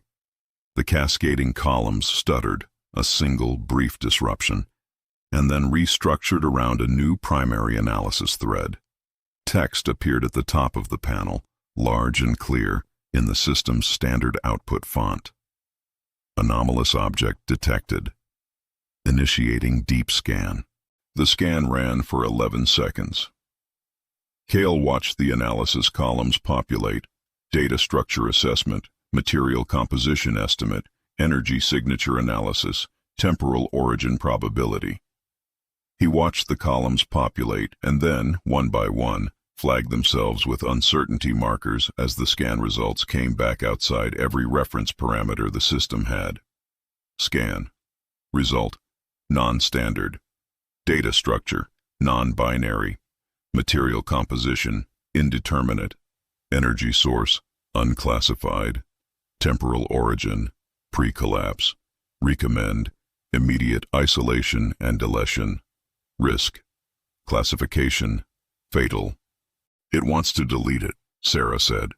"It wants to delete anything it can't classify," Kael said. "That's standard threat response." He looked at the panel. "Run an interface attempt.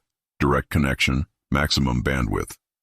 Operator instruction, logged. Interface attempt, initiating." The attempt lasted 3 seconds. He watched it in the analysis columns, the system extending its full connection architecture toward the drive. Every protocol it had, running simultaneous handshake attempts across the complete range of computational formats it recognized. He watched the columns register contact, and then he watched something he had never seen the Prime AI's output do. He watched it hesitate. Not a processing delay, not a bandwidth limit, a genuine hesitation. The system encountering input that its architecture could not parse, and spending measurable time attempting to resolve the ambiguity before the ambiguity resolved it. The columns filled with error flags, then with exception reports. Then, with a class of output notation he didn't recognize, something the system was generating outside its standard vocabulary, trying to describe a state for which it had no prior category. Then the columns cleared. Interface attempt failed. Cause, semantic paradox. Logic, core temperature, critical cooling cycle initiated. Somewhere in the module's infrastructure, a cooling system activated. The deep, resonant hum of industrial thermal management running at emergency capacity. Kael put his hand flat on the lab bench, 3 centimeters from the drive, and felt through the bench surface that the heat was coming from the Prime AI substrate, not the drive. The drive was the same temperature it had been since he pulled it from the vault. The Prime AI had managed to heat its own logic cores to critical temperature in 3 seconds of contact with an object that had been sitting passively on a lab bench. Merging with 1956.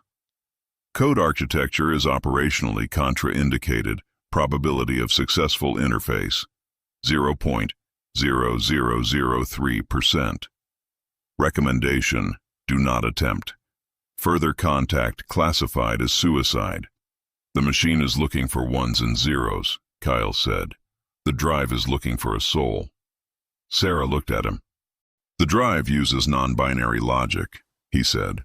The Prime AI is the most sophisticated binary system we have. It ran hotter on 3 seconds of contact with this thing than it does in a full week of operational load, because the drive's architecture isn't just foreign to binary logic. It generates semantic paradoxes inside it. The harder a binary system pushes, the more paradoxes it creates. The more paradoxes it creates, the hotter it runs. You push long enough, you liquefy the cores. So no machine can read it. No machine built on binary logic can read it. The drive was designed that way. He looked at the drive. Designed to wait for something that isn't. Sarah was quiet for a moment. The cooling system's hum filled the silence. What does it need? A paradox, he said. Machines can't process true contradictions. They resolve them, or they error out. Human cognition lives in paradox. We hold contradictory beliefs simultaneously. We make decisions without complete information. We find things meaningful that cannot be measured. The drive was built to recognize that cognitive signature and nothing else. He moved to the Prime AI terminal and keyed a manual override command, one of the cooperative's legacy protocols, designed for situations where an operator needed to proceed against the system's explicit recommendation. The terminal generated a confirmation prompt. He confirmed it. Manual intuition override logged. Operator assumes full responsibility for subsequent actions. This unit's recommendation stands, contraindicated. The drive sat on the bench. Its warmth was a presence in the room now, something the skin registered before the brain named it. Kael stood in front of it and thought about what the drive had asked him, inside the library, through the book with the dark pages. Can entropy be reversed? He had said, ask me the question. He hadn't answered it. He had been running and evacuating and transiting and setting up lab infrastructure, and that was all reasonable and necessary, and it had also been, he understood now, a form of the thing the drive had been waiting 11,000 and more attempts to not encounter. A person arriving at the threshold of the answer and finding something else urgent to do. He pulled a chair to the bench and sat down directly in front of the drive. All right, he said, to nobody, or to the drive, or to whatever was still running inside it. The figure in the library, the amber light, the books made of light that couldn't be indexed. You asked me a question. I'm going to give you something in return, and you're going to tell me if it's enough. Sarah had moved to the far side of the lab, not leaving, staying, but giving him space. He registered her the way you register furniture in a familiar room. Present, stable, not requiring attention. He placed his bare right hand, the field patch pulled back, flat on the drive's surface. The text appeared on the Prime AI's panel immediately. Not the system's own output, something else, using the panel as a display surface, in the amber color, and the mid-century typeface of the drive's internal interface. Define hope in joules. He had known, somewhere below the level of deliberate thought, that this was coming. The drive's lock wasn't mathematical. The figure had told him that. The book had shown him that. The lock was semantic. It was asking for something that could not be measured in the units it was requesting, and the point was the impossibility, and the answer had to be provided by something capable of attempting the impossible without being destroyed by the contradiction. He didn't try to answer the question directly. Instead, he let his memory move. He thought about a sunrise, a specific one, not one he had ever seen, because he had been born into the Dustwalker era, into the Hull cities, into a life conducted in sealed habitats and vacuum suits, and the recycled air of pressurized crawlers. He had never stood on an open surface under an active star and watched the horizon catch fire. No one alive had. The last open-sky sunrise had occurred longer ago than the cooperative's historical record extended, on a planet that no longer existed, witnessed by a civilization that had not survived long enough to describe it. But he had the data. He had the archived sensory recordings from the early Anthropocene, digitized from the subjective accounts of people who had been there and tried to put it into language. The quality of the light, the shift from gray to amber to gold, the specific warmth that arrived before the full disk cleared the horizon, the way the skin registered it as permission before the eyes confirmed the source. He had held those recordings in his neural link on difficult days in the outer fields, in the specific way you hold something you know is a copy and find, against your better judgment, that the copy carries a warmth the original would have had. He fed all of it into the contact point. Not a calculation, not a transmission, a memory, present, subjective, his by adoption if not by experience. The warmth of a star on skin that had never felt it, believed in without evidence, carried without justification, real in the only way that mattered for the lock's purposes, actually felt. Take my childhood, he thought. Take the heat of the first fire. The drive pulsed. A single pulse, deeper than the heartbeat rhythm, felt through the bench surface and the floor and the soles of his feet and the base of his sternum, a wave of something that was not sound and not heat, but shared properties with both, passing through the room and then gone. The Prime AI panel cleared. New text in the amber typeface. Memory received. Classification, valid fuel. Hope measured at approximately 4.3 joules. Rounding error accepted, initiating next sequence. Kael lifted his hand from the drive and sat back in the chair and let out a breath that had been waiting in his chest for what felt like considerably longer than the preceding few minutes. His right hand was warm, not painfully, gently, the warmth of a surface that had been briefly in contact with something that ran hotter than it should, the warmth of a held thing. Sarah walked back across the lab. She stopped at the bench and looked at the panel, at the amber text, at the drive which was now producing a low light from somewhere in its seamless surface. Not bright, barely visible, but present, a dim radiance that had not been there before, like a coal that has been breathed on and found enough oxygen to consider the question of flame. It accepted the memory, she said. It accepted an irrational response to an impossible question, he said. That's what it was waiting for, not the correct answer. Evidence that the person holding it was capable of giving an incorrect answer with complete conviction. A sunrise you've never seen. A sunrise nobody alive has seen. He looked at the drive's new dim glow. That's the point. A machine would have flagged the memory as invalid data. Unverified sensory input, no primary source, classification uncertain. The drive classified it as valid fuel because I believed it.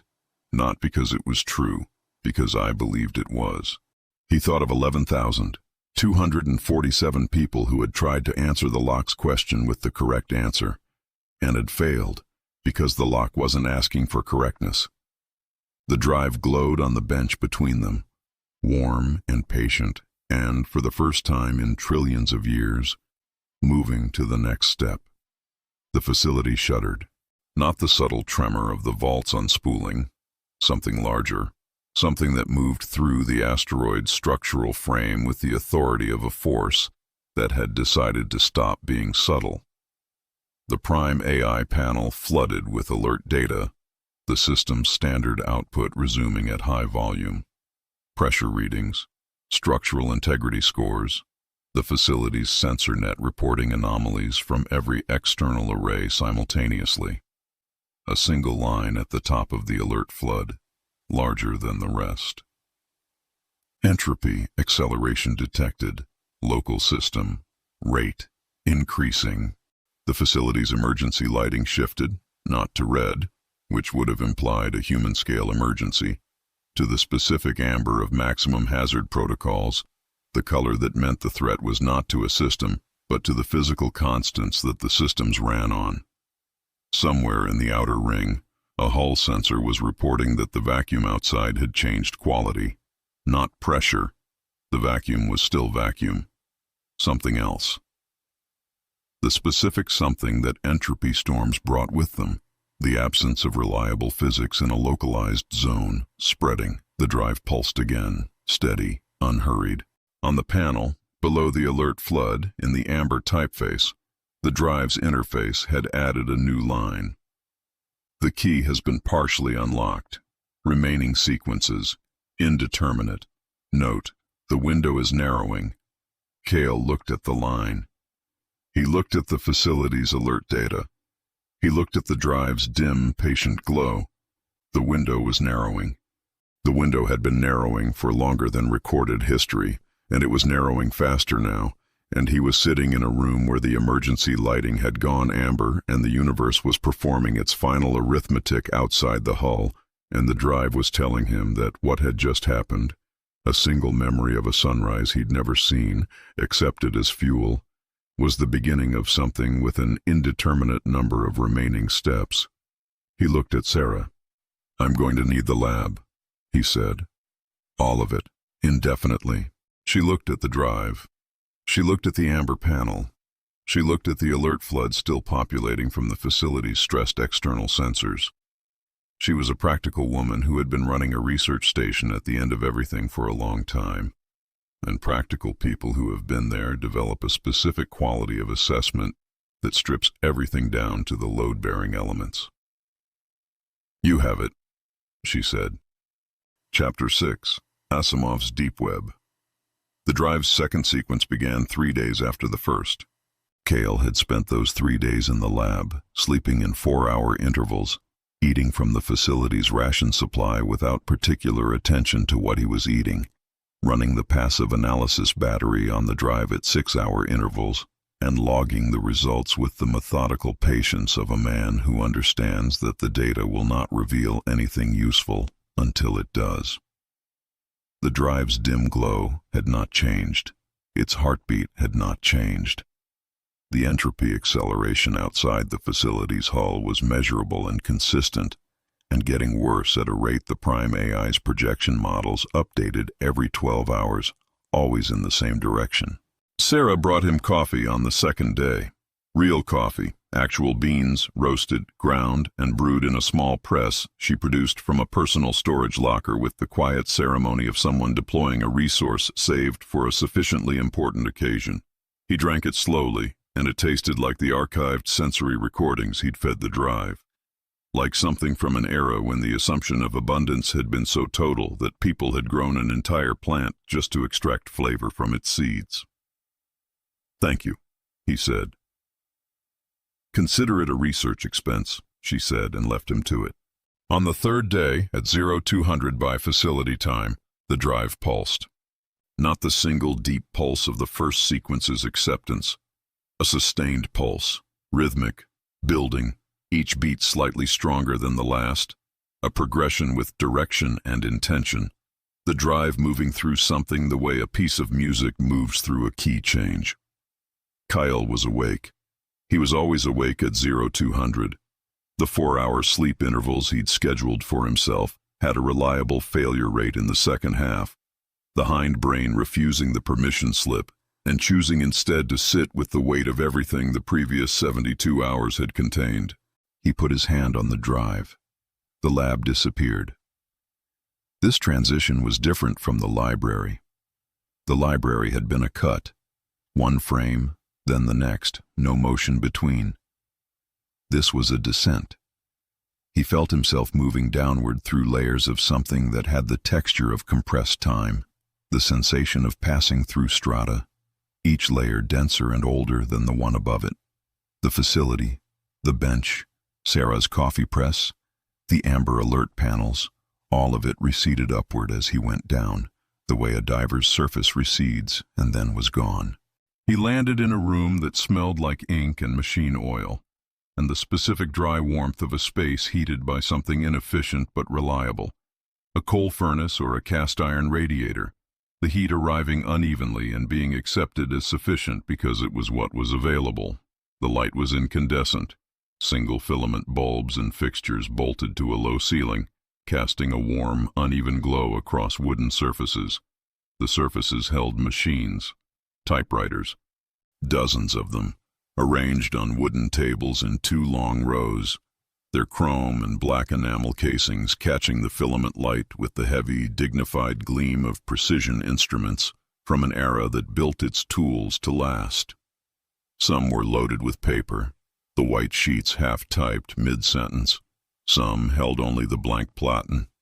All of them were, in the specific way of this environment, present, occupying space, casting weight, belonging here in the way that objects belong to a room that was built around them. Kael walked between the rows. The typewriters were running. Not all of them, and not continuously. But as he walked the length of the room, he could hear the irregular percussion of keys striking paper. A sound here, a line there. The staccato clatter of a thought being committed to a medium that could not be deleted. He stopped at one and read the partial page loaded in it. The text was dense, technical, structured as annotation rather than narrative. A column of variables and definitions and conditional statements written in the natural language style of a mind that thought in both modes simultaneously and saw no reason to separate them. He recognized the logical structure. It was the same architecture as the third line in the library's dark-paged book. The same architecture as the interface text on the Prime AI panel. The same hand. "You have reached the working layer," said a voice behind him. The figure was there, but different again. In the vault it had been a projection, in the library a presence. Here it was at home. The suit was the same, the tie precisely knotted, the posture of a man who had spent decades being looked at and had made his peace with it by deciding that if people were going to look, they might as well see something worth looking at. He was standing at the end of the row with a cup of something hot. The steam rose with the particular lazy curl of a liquid that is exactly the right temperature and knows it. And the expression on his face was the expression of a person who has prepared extensively for a meeting and is pleased, if cautious, to find the other party has arrived. "Properly speaking," the figure said, "this is not a simulation. It is the actual working environment. The architecture of the drive is organized around this space because this is the space in which the foundational logic was written. The drive does not simulate a 1950s typewriter room. The drive is a 1950s typewriter room, extended into quantum superpositional states and running at a temporal resolution of approximately 1 computation per 10 years of external time." A pause. I wrote slowly in the end. The cold affected the substrate. Kael looked at the nearest typewriter. The page in it was mid-sentence, the last typed character a comma, the space after it waiting. "These are all running simultaneously?" "They are all the same document," the figure said, "running simultaneously. Each typewriter is a logical layer. Each processes a different aspect of the problem at the resolution its layer requires. The document is complete when all layers are reconciled." The figure moved to the nearest table and set his cup down with the care of a man placing something he intends to return to. Properly speaking, it is a recursive loop. Each layer's output becomes another layer's input. The document writes itself in the way that the universe's physical constants write themselves, by being the only version internally consistent. A document designed to save the universe, Kael said. A document designed to give the universe the option of saving itself. A small, precise distinction, offered without apology. The universe is not a passive system awaiting rescue. It is a closed system that has reached a local minimum and requires an external input to escape it. The document provides the input. The input requires a carrier. The carrier must be biological. The figure looked at him. This has been the sticking point. Kael walked to the far end of the room, where a door stood that had not been visible from the entrance, a plain wooden door set in the room's end wall, with a brass handle and a keyhole that had no key in it. Through the gap at the bottom, a light was coming that was not the warm, incandescent light of the typewriter room. Cold, blue-white. The light of something contemporary rather than antique. "What's through there?" he said. "Properly speaking," the figure said, and for the first time his voice carried something other than the patient professorial register, the tone of a person describing something they have looked at many times and still find difficult to look at squarely. "That is the back door, the mechanism by which the second law can be reversed. I found it by accident, in the course of writing what I believe to be fiction. I did not intend to discover a thermodynamic exploit. I intended to write a story that asked a question I found interesting. And the question happened to have an answer. The question happened to be an answer. The asking of it, in the specific logical form in which I asked it, constituted the first step of a proof I did not know I was constructing. The fiction was not a vehicle for the truth. The fiction was the truth, told in the only language that does not collapse under the full weight of what it describes." A pause. The language of certainty cannot carry this content without breaking. The language of story, designed for paradox, for irresolution, for holding contradictory things simultaneously, was load-bearing in a way I had not anticipated. Kael stood at the door and put his hand on the brass handle, and felt through it the cold of what was on the other side. Not a temperature exactly, but an informational density, the sensation of standing at the edge of a data structure so large that its boundary could be felt before it could be seen. "The fiction was post-dated commands," he said. "Not a question." "The fiction was a prompt," the figure said, "written for a processor that did not yet exist. The processor is the Asimov key. You are currently inside it. The commands are currently executing." A pause. "Properly speaking, I wrote the last chapter of a story that I knew someone else would have to read." Kael turned the handle. The door opened onto a space with no edges he could identify. Not infinite, but boundless, in the sense of a space whose boundary existed beyond the resolving capacity of his perception. The light was blue-white, the color of active computation, coming from the walls if the walls existed and from the floor if there was a floor. In the middle of the space was a structure. He couldn't look at it directly, not because it was bright, but because it kept resolving differently depending on angle. From the left, a mathematical proof written in 3 dimensions, expanding outward from a central axiom. From the right, an architectural schematic for a machine at unresolvable scale. From directly ahead, text, dense, recursive, the same annotation style as the typewriter pages, but running in all directions simultaneously from a single point, the way ripples run from a dropped stone, except that each ripple was different, and all of them were still expanding. The second law's back door did not look like a loophole. It looked like a foundation. He stood in the doorway and understood, in the cognitive mode the drive seemed to be developing in him. The non-binary mode, the one that processed paradox rather than resolving it. That what he was looking at was not a vulnerability in the universe's operating system. It was the operating system. The second law was not a rule imposed on reality from outside.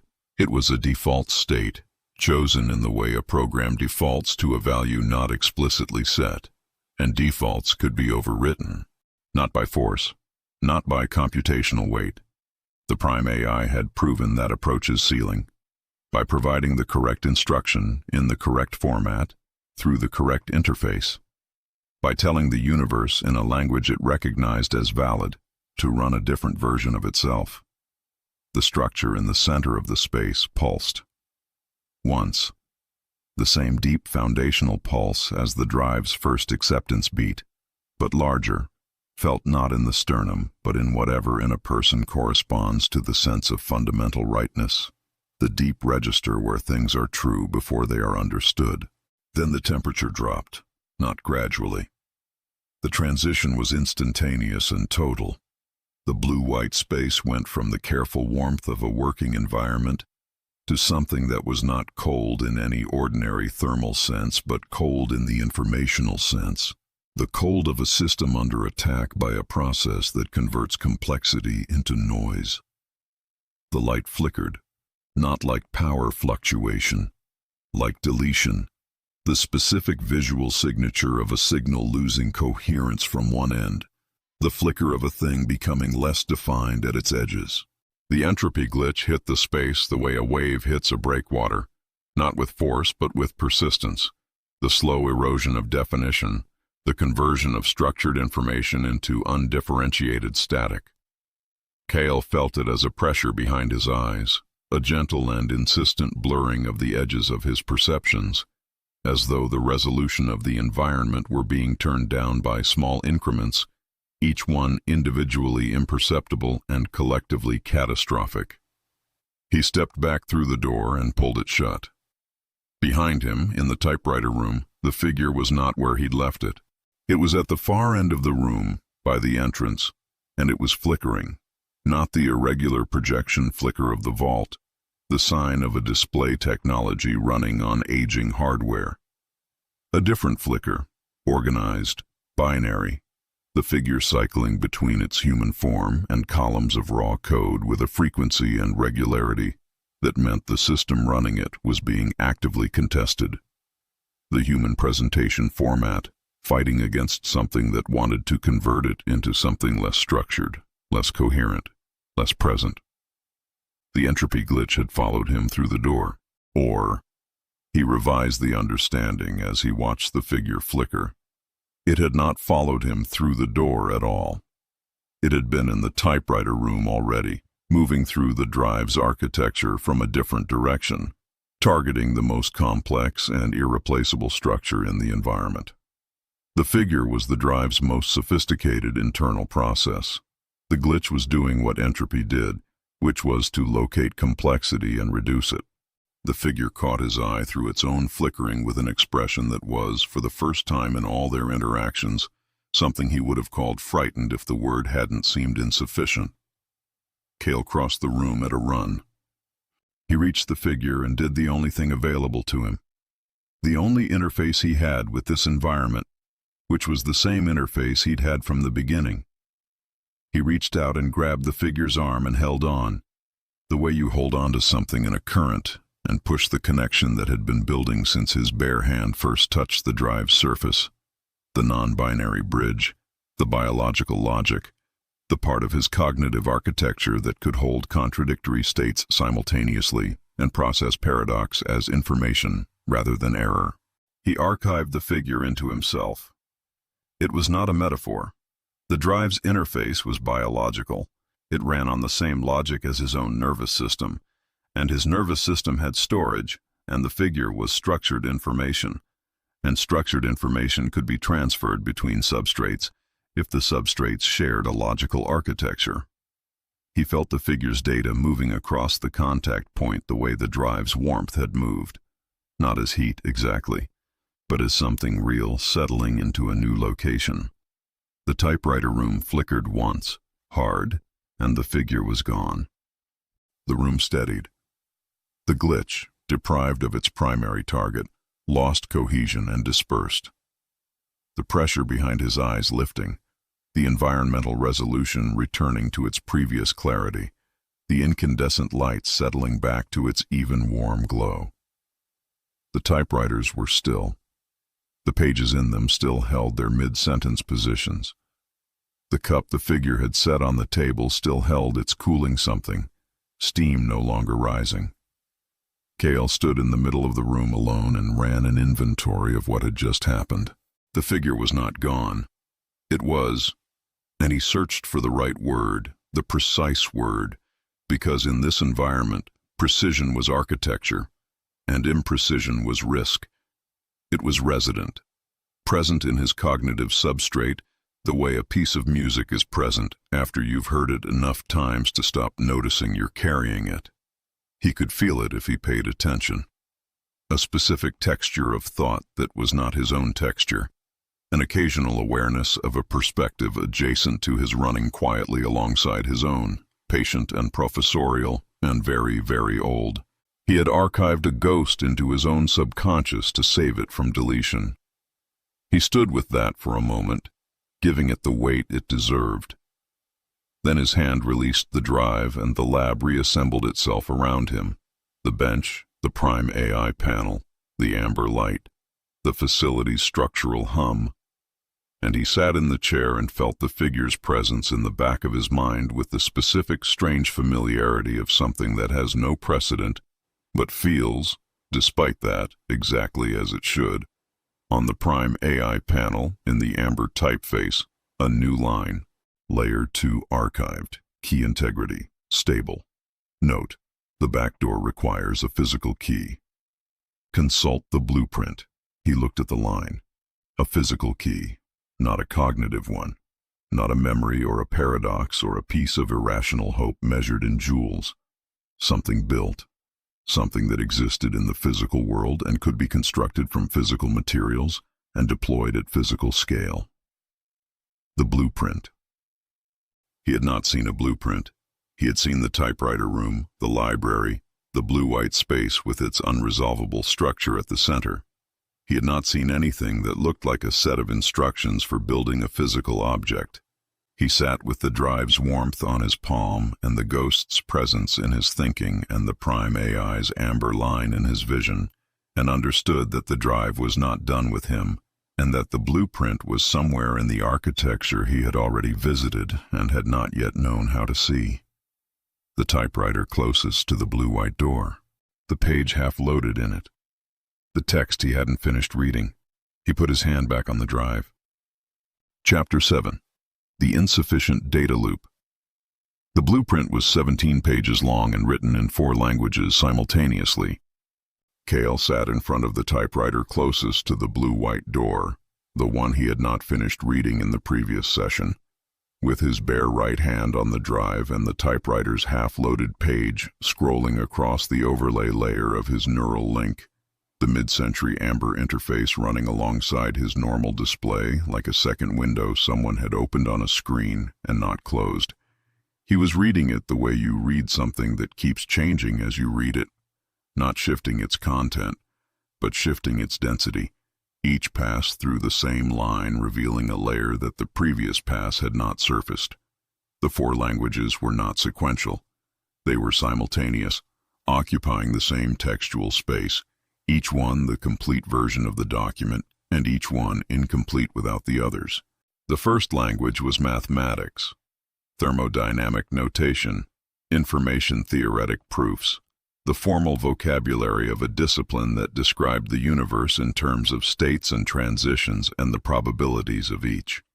The second language was engineering, tolerances, material specifications, structural load calculations, the practical grammar of people who had to build things that worked in conditions that didn't cooperate. The third language was the natural language annotation style he had seen throughout the drive's architecture. Dense, recursive, a mind talking to itself across time about problems it could not yet solve and solutions it could not yet verify. The fourth language he could not name. It used characters from the first 3 but combined them in a syntax that belonged to none of them, a grammar that existed in the spaces between disciplines, in the cognitive territory that formal language had always left unmapped. He had been reading for 3 hours when the voice spoke behind his left ear. "The fourth language," said Asimov 6, from somewhere in the architecture of his own thinking, "is the language of the answer. I developed it over approximately 400 trillion years of attempting to write a document that could be completed. Every discipline's vocabulary has a ceiling. The answer exceeds all of them. The fourth language is what you get when you accept that the ceiling is structural and root around it." Kael kept reading. He had spent the first hour after the archiving, finding the boundary between his own thinking and the figure's resident presence, learning which thoughts were his and which had a different texture, the patient professorial quality that was unmistakably not native to his cognitive architecture. It was not uncomfortable exactly. It was like sharing a room with someone who read quietly and occasionally said something precise and useful. You adjusted. "The blueprint is for a machine," Kael said. "The blueprint is for a very specific machine," the figure said, "designed to interface with the backdoor we observed in the previous session. The backdoor exists in the universe's operating architecture. The machine exists in physical space. The connection between them must be made at a scale commensurate with the scope of the operation." "What scale?" "Astronomical."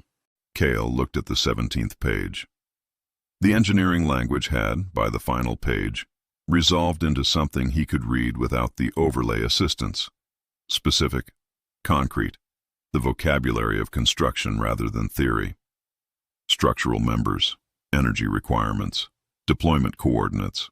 A central mechanism described in terms that referenced the thermodynamic mathematics of the earlier pages, pointing backward through the document the way a proof's final line points back through all the preceding steps. And the final line of the engineering specification was a number he read 3 times before he trusted his translation algorithm. The energy requirement for initial activation was the total output of a dying star, not the output over time, the total output, the sum of everything a stellar object had converted from hydrogen to helium to heavier elements across its entire multi-billion-year lifespan, accessed simultaneously, delivered in a single pulse. The blueprint was not asking for power. It was asking for the entire thermal history of a star, concentrated and directed, and applied to a specific coordinate in spacetime with a precision that implied a targeting system of correspondingly astronomical complexity. He sat back in the chair. "That's not a machine," he said. "That's a monument." "That," the figure said, "is the Omega Dyson." Kael put the name together with the blueprint's specifications and felt the architecture of the problem clarify the way a lens clarifies when you find the correct focal distance. Not that the subject becomes simpler, but that its complexity becomes legible, organized, a complexity you can work with rather than a complexity that works on you. The blueprint was not a schematic for a device.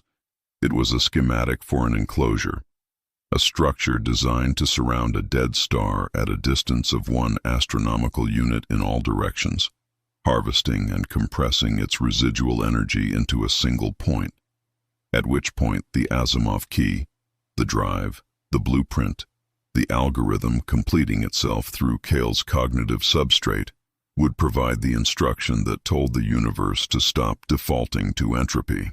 The question was not whether it was possible. The drive had demonstrated, through a series of steps that had each seemed individually absurd, that possibility was a category the lock did not recognize. The question was whether it could be done with what remained. He stood up and crossed to the Prime AI terminal. The system's alert data was still running at the top of the display, updated automatically, the entropy acceleration outside the facility, registering on every external sensor, with the patient consistency of a process that had achieved momentum. He dismissed the alert layer with a manual override and opened the system's raw analytical interface. The deep query architecture, the part of the Prime AI that operated on pure logical inference rather than recommendation protocols. "I need you to model a construction project," he said. "Parameters required. Building material, cold iron asteroid composition, carbon nanotube lattice reinforcement. Structure type, enclosure, target body, a dark star, iron core stellar remnant, designation to be assigned. Enclosure diameter, 1 astronomical unit. Timeline, as fast as the remaining human industrial base can physically manage. The Prime AI ran the query. He watched the inference columns populate, the system working through the parameter space with its characteristic speed and thoroughness. No hesitation now that the task was within its operational domain. A construction logistics problem being the kind of problem binary intelligence handled with the competence the drive's lock had never required of it. Query result. Feasible. Conditions. First, full redirection of all remaining interstellar vessels to construction duty. Second, complete decommission of non-essential colony life support to free industrial capacity. Third, energy source for construction operations, 0-point vacuum harvesting via lattice network. Estimated completion, variable. Critical constraint identified, observer requirement. See note. Show the note. Construction of the specified enclosure can be completed by automated systems. Activation of the enclosure's central mechanism cannot. The mechanism requires a constant conscious observer to maintain operational coherence. Automated systems are incapable of serving this function. This unit is incapable of serving this function. The observer gap is the critical path item. The observer gap. He had seen the term in the drive's technical glossary, one of the scaffold metrics the Bible of the project tracked alongside energy reserves and key integrity. The distance between a human mind and the machine's logic. He had been closing it, in the sessions with the drive, each sequence narrowing the gap, the non-binary bridge building itself one interaction at a time. But the construction timeline was long. The entropy acceleration was not slowing, and the bridge had to be complete before the enclosure was, because the enclosure was inert without the observer, and the observer couldn't function inside a structure that didn't yet exist. He was thinking about the sequencing problem when the Prime AI's display updated without a query prompt, the system generating output autonomously, which it did when its continuous monitoring flagged something outside the normal alert parameters. Anomalous reading, closed system assumption under review. External data injection detected from non-standard source. Origin, internal. Recommendation, diagnostic required. He looked at the display. Then he looked at his own hands. Then, because the figure's resident presence had taken on the quality it got when it had something precise and useful to say, he waited. The Prime AI, the figure said from behind his left ear, has detected a logical inconsistency in its own foundational assumptions. Specifically, it is identifying the source of the inconsistency as internal, meaning it originated within the system's own processing, not from an external input. This is accurate. The inconsistency was introduced during the interface attempt in the previous session, when the drive's non-binary architecture created semantic paradoxes in the system's logic cores before the cooling cycle terminated the contact. Kael read the alert again. Closed system assumption under review. The universe being a closed system, he said slowly. That's a foundational assumption of thermodynamics. If the Prime AI is flagging it as under review. The Prime AI, the figure said, has encountered, through the residual paradox from the interface attempt, the same cognitive territory that the drive's lock was designed to reach. It has not solved the paradox. It is incapable of solving it, for the architectural reasons we have established. But it has flagged it, which means it has identified the specific assumption that, if abandoned, changes the entire problem. The universe is a closed system only because we believe it is. A pause. Not the figure's pause. His own. His own thinking arriving at the edge of something and taking a moment to look at what was on the other side. The Bekenstein bound, he said, the limit on information density in a finite space. If the space isn't finite, if the boundary of the system isn't the boundary of the universe but the boundary of the observable universe, then the excess data has somewhere to go. The white space, the void between multiverses. Properly speaking, the figure said, the universe is not running out of space for information. It is running out of space for information in its current configuration. The configuration is the assumption. Change the assumption, and the thermodynamic endpoint changes with it. Kael turned back to the terminal. Override the closed system assumption, he said. Rerun the thermodynamic model with an open system parameter. Source the excess data export to the multiverse boundary. The prime AI hesitated. He watched it on the display, the inference columns pausing at the point where the query required the system to operate outside its established logical framework, to run a calculation that its own architecture classified as a category error. The cooling system engaged briefly, the thermal management responding to whatever it was that happened in the system's substrate when it was asked to think in a way it was not designed to think. Then the columns resumed. Parameter accepted under manual intuition. Override authority, rerunning thermodynamic model. Open system configuration. Multiverse boundary as data export target. The columns ran for 40 seconds. Then they cleared, and the display showed a single line, and the single line was not in the prime AI's standard output font. It was in the amber typeface. The drive was using the terminal as a display surface again, the way it had in the first session, writing its output in a font that had no business running on the system's display hardware. Thermodynamics isn't a law. It's a suggestion we've been following for too long. Kael read the line. The drive pulsed once under his hand, the deep foundational pulse of a sequence completing. The amber text was replaced immediately by a cascade of new output, this time in the prime AI's own font. The system running at full capacity on the new model, the columns populating faster than he could track them individually. He caught the summary header as it passed. Revised model, entropy reversal viable. Mechanism, Omega Dyson construction plus observer interface plus multiverse data export. Energy requirement, 1 dark star, total thermal output. Energy source identified, epsilon 0. Coordinates, attached.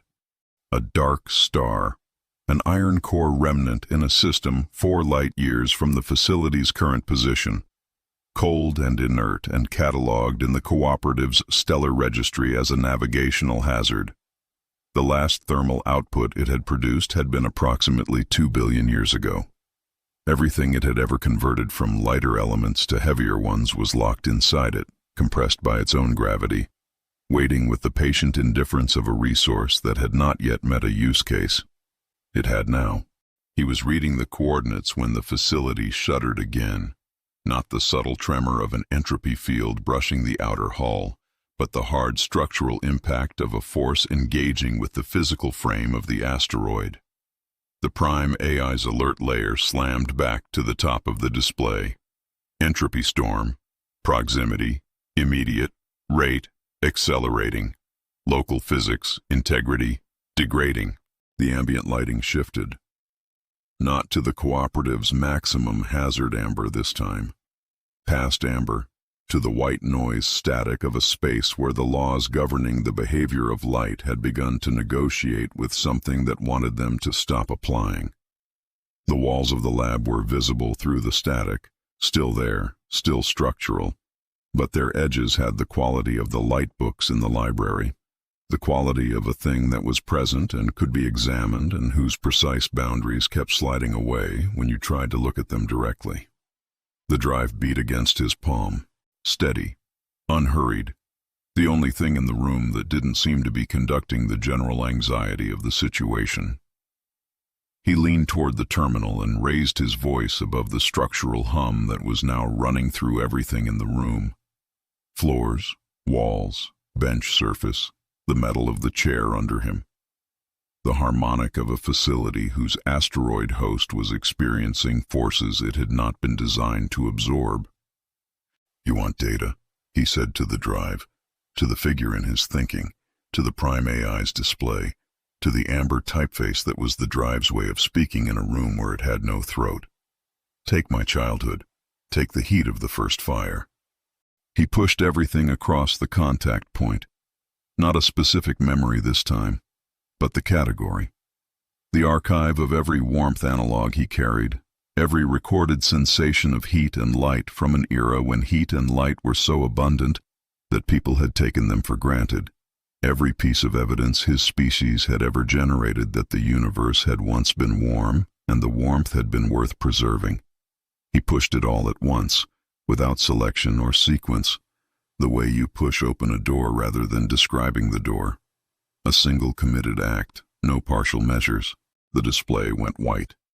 Not the static white of the entropy storm, not the blank white of a cleared screen. A warm white.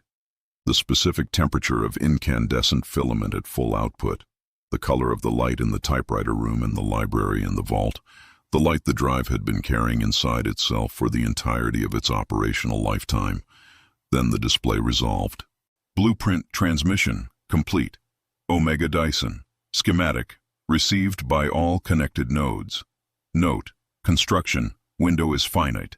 Epsilon 0 must be reached before the entropy acceleration exceeds construction tolerance. The window is not closing. He read the last line twice. The window is not closing. Then, below it, in smaller text, a line that was clearly the drive rather than the Prime AI. The cadence of it unmistakable. It has already closed. You will build anyway. The facility shuddered. The white display stabilized. The ambient light returned to the cooperative's amber hazard register. Still wrong, still stressed, but comprehensible again, a color that implied a problem rather than the absence of the physical framework in which problems could exist. Kael sat in the chair with his hand on the drive and felt the warmth of it, and the figure's presence in his thinking with its patient professorial weight, and the complete blueprint scrolling across every connected display in the facility, and the specific settling quality of a problem that has just revealed its full architecture for the first time. It was enormous. It was possibly impossible. The Prime AI's revised model said viable, and the Prime AI's revised model was running on a foundational assumption that no computational system had ever successfully processed before today, and the timeline was tighter than the construction requirements and the entropy acceleration combined would normally permit. He looked at the coordinates for Epsilon 0. 4 light years. A dead star. 2 billion years cold, carrying inside its iron-compressed core the total thermal output of a stellar lifetime. High-calorie data, he said quietly. The figure, from its resident position in the architecture of his thinking, produced what he would have called a smile if it had a physical location. Chapter 8. Quantum Bridge. The last human fleet had 11 ships left. Not 11 classes, not 11 squadrons. 11 individual vessels, of varying sizes and varying degrees of structural integrity, crewed by a combined population that fit into a number Kael found when the fleet's chief engineer showed him the current roster, easier to think about as a percentage than as a head count. The percentage was the kind of number that described the distance between where a species had been and where it currently was, a distance best measured in orders of magnitude, in the specific unit of how many times you have to move the decimal point before the number describes something you can hold in your head without the cognitive equivalent of vertigo. He had transmitted the blueprint to the fleet's central processing relay from the facility before departure.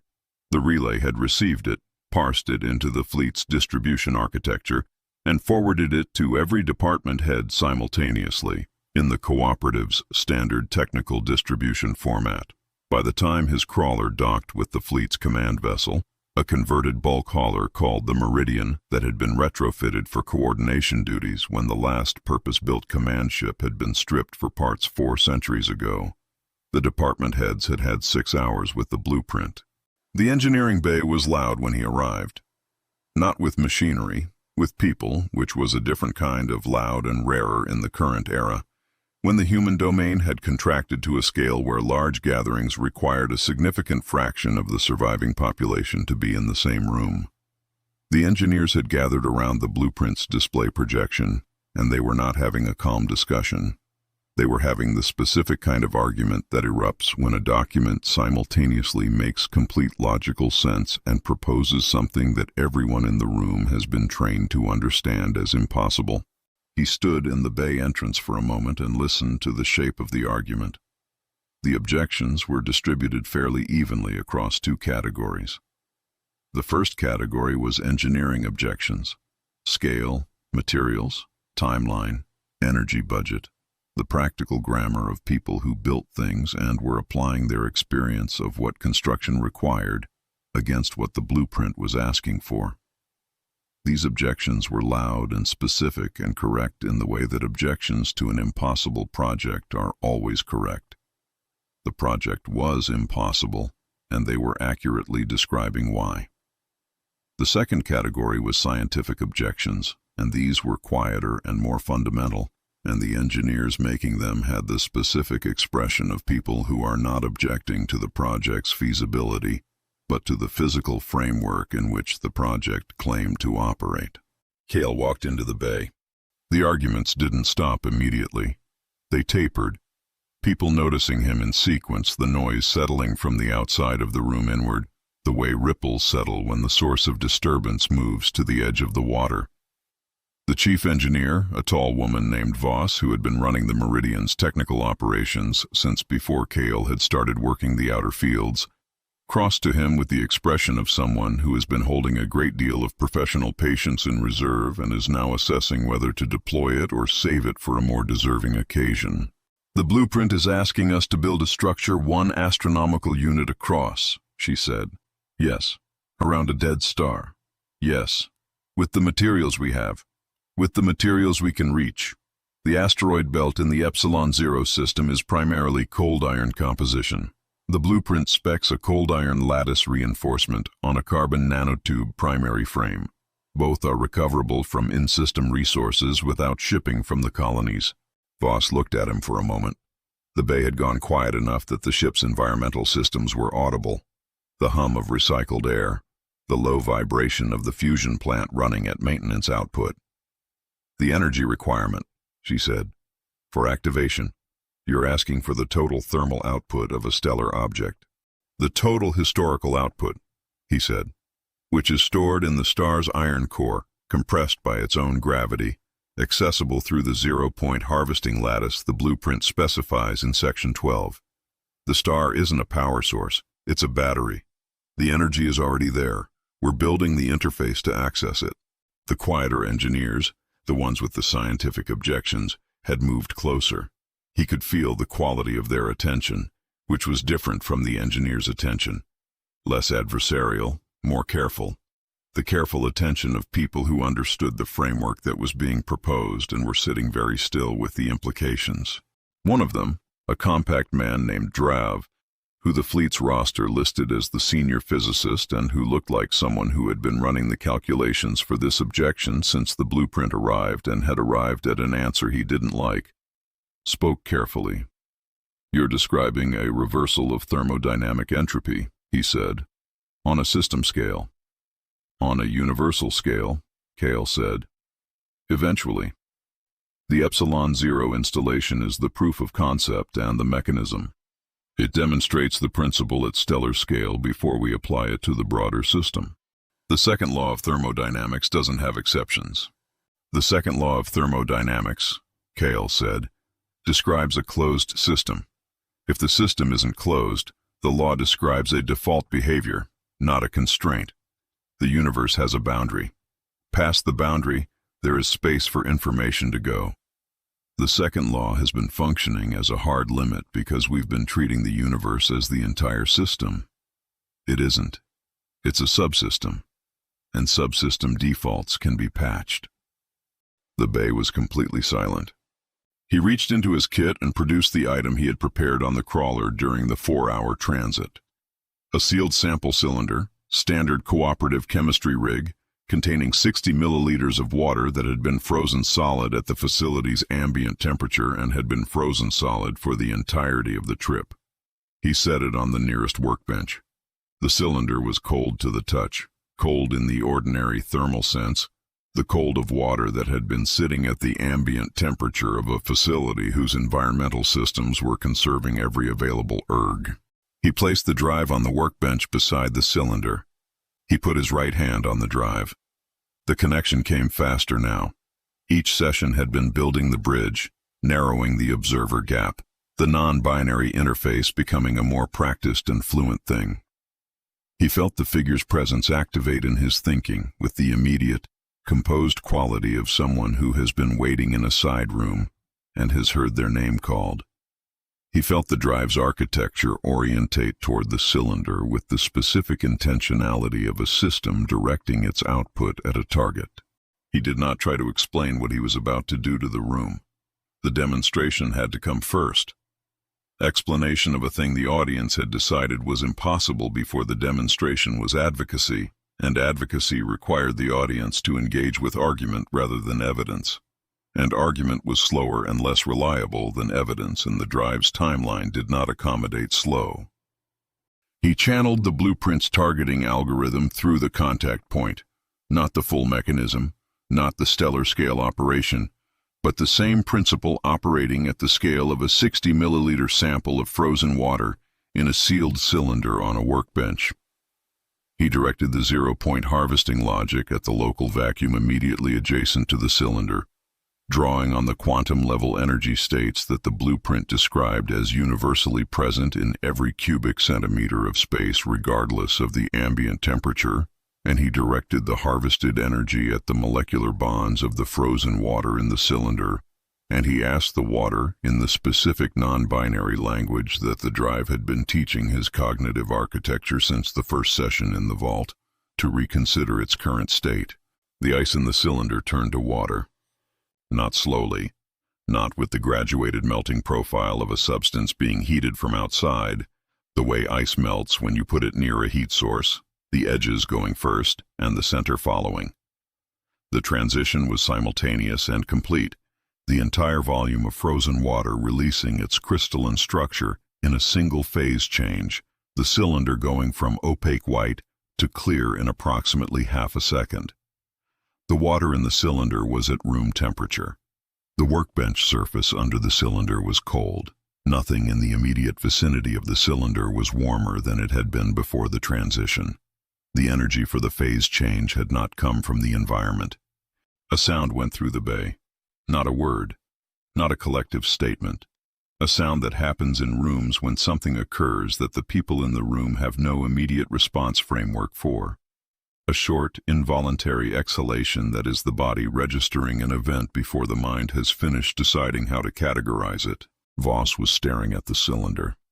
The physicist Drav was staring at his own scanner, which was reporting the thermal readings of the workbench surface and the ambient air, and the cylinder with the clean, effectless accuracy of an instrument that doesn't know how to register impossibility and is therefore simply reporting what it reads. His expression was the expression of a man whose objections have been answered in a way that makes the objections seem, in retrospect, to have been pointing in entirely the wrong direction. Kael lifted his hand from the drive. "Thermodynamics isn't a law," he said. "It's a suggestion we've been following for too long." He gave the room a moment.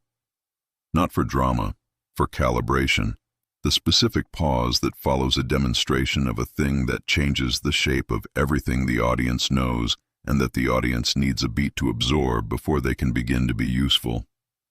He watched Voss move from the staring at the cylinder phase to the what do I do with this phase, the practical engineering mind reorientating from impossible to expensive as rapidly as it could manage, which was fast, because the engineering mind was built for exactly this. The translation of theoretical conditions into construction problems. The water turned to steam, Drav said. He was still looking at his scanner. Not, it turned to liquid and then to steam. The thermal reading in the cylinder jumped 112 degrees in under 2 seconds without any external heat input. The scanner is showing evaporation. The cylinder has moisture on the inside of the seal. The 0-point energy draw was imprecise, Kael said. I overcalibrated the targeting. At the scale of 60 milliliters, the tolerances require more precision than I managed. At stellar scale, the same imprecision represents a wider acceptable margin. You melted and then boiled 60 milliliters of frozen water, Drav said slowly. And you're describing it as a calibration error. I'm describing the relevant variable for scaling the mechanism. Yes. Voss turned from the workbench and looked at him with the expression of someone who has made a decision and is now in the phase of executing it, rather than continuing to evaluate it. The timeline, she said. The blueprint specifies a construction window. What's the constraint? The entropy acceleration is propagating inward toward the inner system at a measurable rate. At current velocity, it reaches the epsilon-0 system's construction zone in a span that the prime AI's revised model puts at. He paused, chose the honest framing, uncomfortably close to the construction completion estimate. How close is uncomfortably close? Close enough that the margin is within the model's error bars. A silence. So we might be building a machine we don't finish in time, Voss said. We're building a machine we don't have an alternative to, he said. The timing is what it is. The question is whether we begin now or we discuss the timing until it becomes moot. Voss looked at the cylinder on the workbench. The water inside it was still. Clear, room temperature, fully liquid, sitting in a sealed environment where nothing had provided the energy for that transition. Evidence in a container. 60 milliliters of a thing that shouldn't exist, sitting on a workbench in an engineering bay on the last fleet of the last species in the dying universe, waiting to see what the species was going to decide to do with what it had just been shown. I need material inventories from every ship in the fleet, Voss said, raising her voice to the bay. Cross-referenced against the blueprint's material spec. I need the Epsilon-0 system's asteroid belt survey in the navigation archive. Pull everything we have. Cross-reference it with the cold iron and carbon nanotube requirements.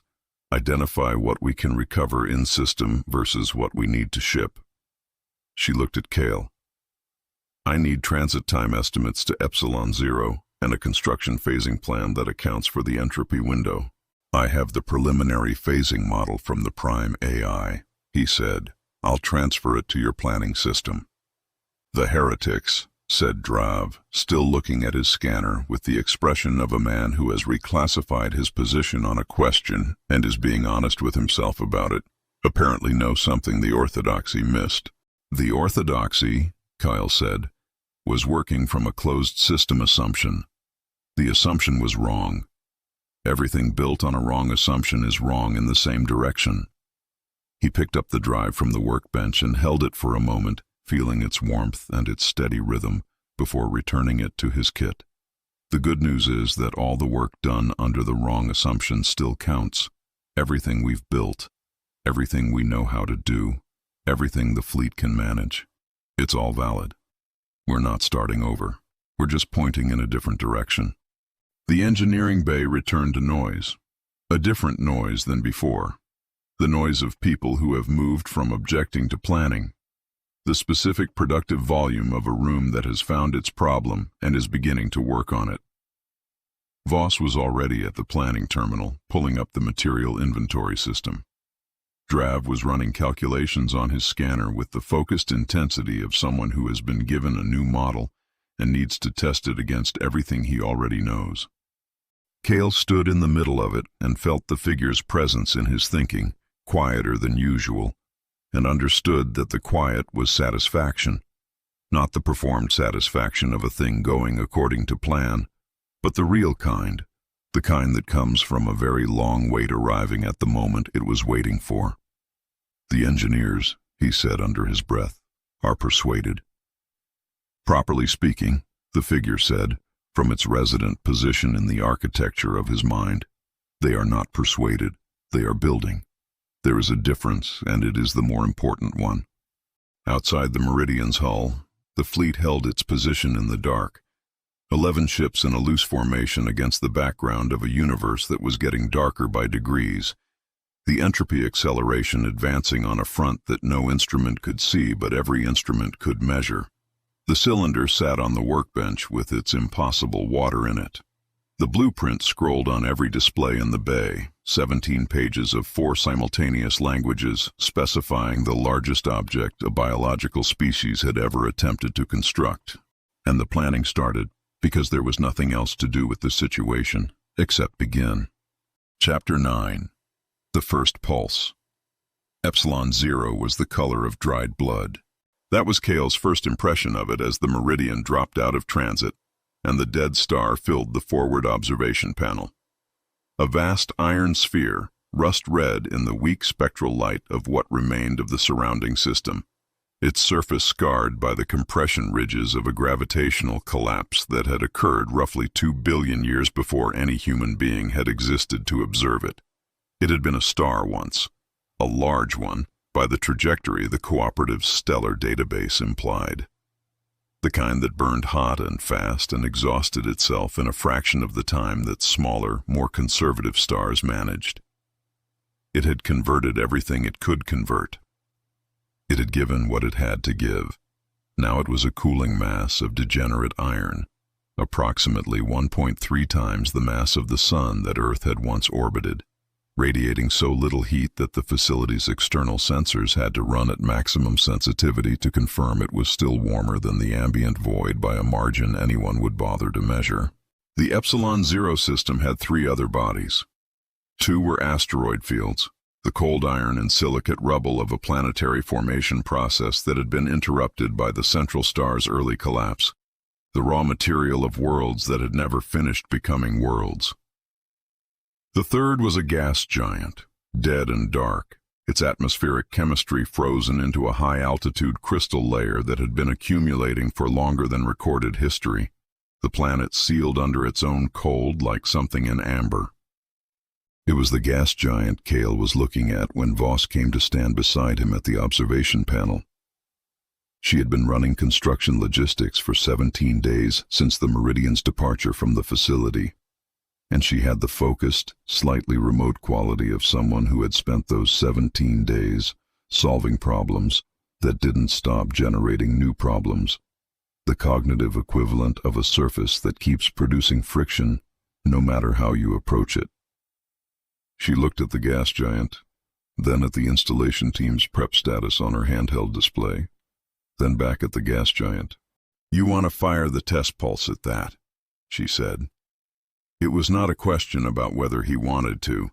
It was a question about whether he understood what firing a test pulse at a frozen gas giant in a dead star system was going to look like to the cooperative's remaining monitoring infrastructure. "It's the largest available target in system," he said. "The microsatellite rig needs a body with sufficient mass to demonstrate a meaningful thermal response. The asteroids are too small. The response would be below the monitoring threshold. And if the response isn't below the monitoring threshold, then we'll have a demonstration that the mechanism works at planetary scale before we attempt it at stellar scale, which is the point." Voss looked at the gas giant for another moment. "The Void is going to notice," she said. "The Void is going to notice when we fire the Omega Dyson," he said. "The test pulse is information we need before that happens. I'd rather the Void notice us at proof-of-concept scale than discover we have a calibration problem at the moment we can't afford one." She accepted this with the compressed nod of a person who disagrees with the risk tolerance of a decision and has decided that the person making the decision has the authority and the information to make it. "The microsatellite is ready," she said. "Installation team completed the drive interface mount 3 hours ago. The satellite is in the bay." He went to the bay. The microsatellite was small, the cooperative's standard deep probe chassis, a cylinder roughly 2 meters long with its instrument package replaced by a custom housing the installation team had fabricated from the blueprint's interface specifications. The housing held the drive via proximity induction, the same contactless interface it had been using since the vault. The chassis oriented so that the drive's output face was directed at the deployment aperture. The whole assembly had the improvised quality of a thing built by skilled people under time pressure from specifications that had not been designed for the available hardware. Functional, correct in every load-bearing dimension, and carrying the specific aesthetic of ingenuity over elegance. Kael put his hand on the drive through the housing's access port. "The targeting algorithm," the figure said immediately, the resident presence orientating toward the task with the fluency the bridge had been building across every session. "The gas giant's atmospheric layer is frozen. The molecular bonds of the crystal lattice are the target. The 0-point draw should be calculated at the planet's total atmospheric volume. I can provide the calculation if the fleet's database has a mass estimate for the body." "Flagging the database," Kael said. "Voss is transferring the survey data." The numbers came through on his neural link overlay. The figure worked through them in the background of his thinking, the patient, precise calculation of a mind that had been doing this class of problem in the typewriter room's running recursive document for longer than the cooperative's entire operational history. Kael waited, feeling the drive's warmth through the housing material and the specific composed quality of the figure's concentration, which had a texture distinct from his own and which he had learned to read the way you learn to read a colleague's working rhythm. "Targeting parameters set," the figure said. "Recommend a pulse duration of 3 seconds. Sufficient to demonstrate the thermal response without triggering a sustained reaction in the planetary body." 3 seconds, Kael confirmed. He authorized the deployment from the Bay terminal. The microsatellite moved through the launch aperture on its positioning thrusters and took up station at a calculated intercept distance from the gas giant, far enough for the meridian to be outside the expected thermal event radius, close enough for the satellite's sensors to capture the response data at full resolution. The fleet had repositioned to observation distance. The 11 ships spread across a monitoring arc that Voss had specified in the deployment plan, each one tasked with recording a different data channel from the event. The bay was quiet. His hand was on the drive. The figure was present and ready. He fired the pulse. The connection opened, deeper than the workbench demonstration, wider in scope, the difference between directing a thought at a cylinder of frozen water and directing it at a world. He felt the scale of the target as a kind of pressure in the bridge, the cognitive load of the planetary mass registering in the interface as weight, the way a heavy object registers differently in the hand than a light one even when you are not lifting it, only touching it.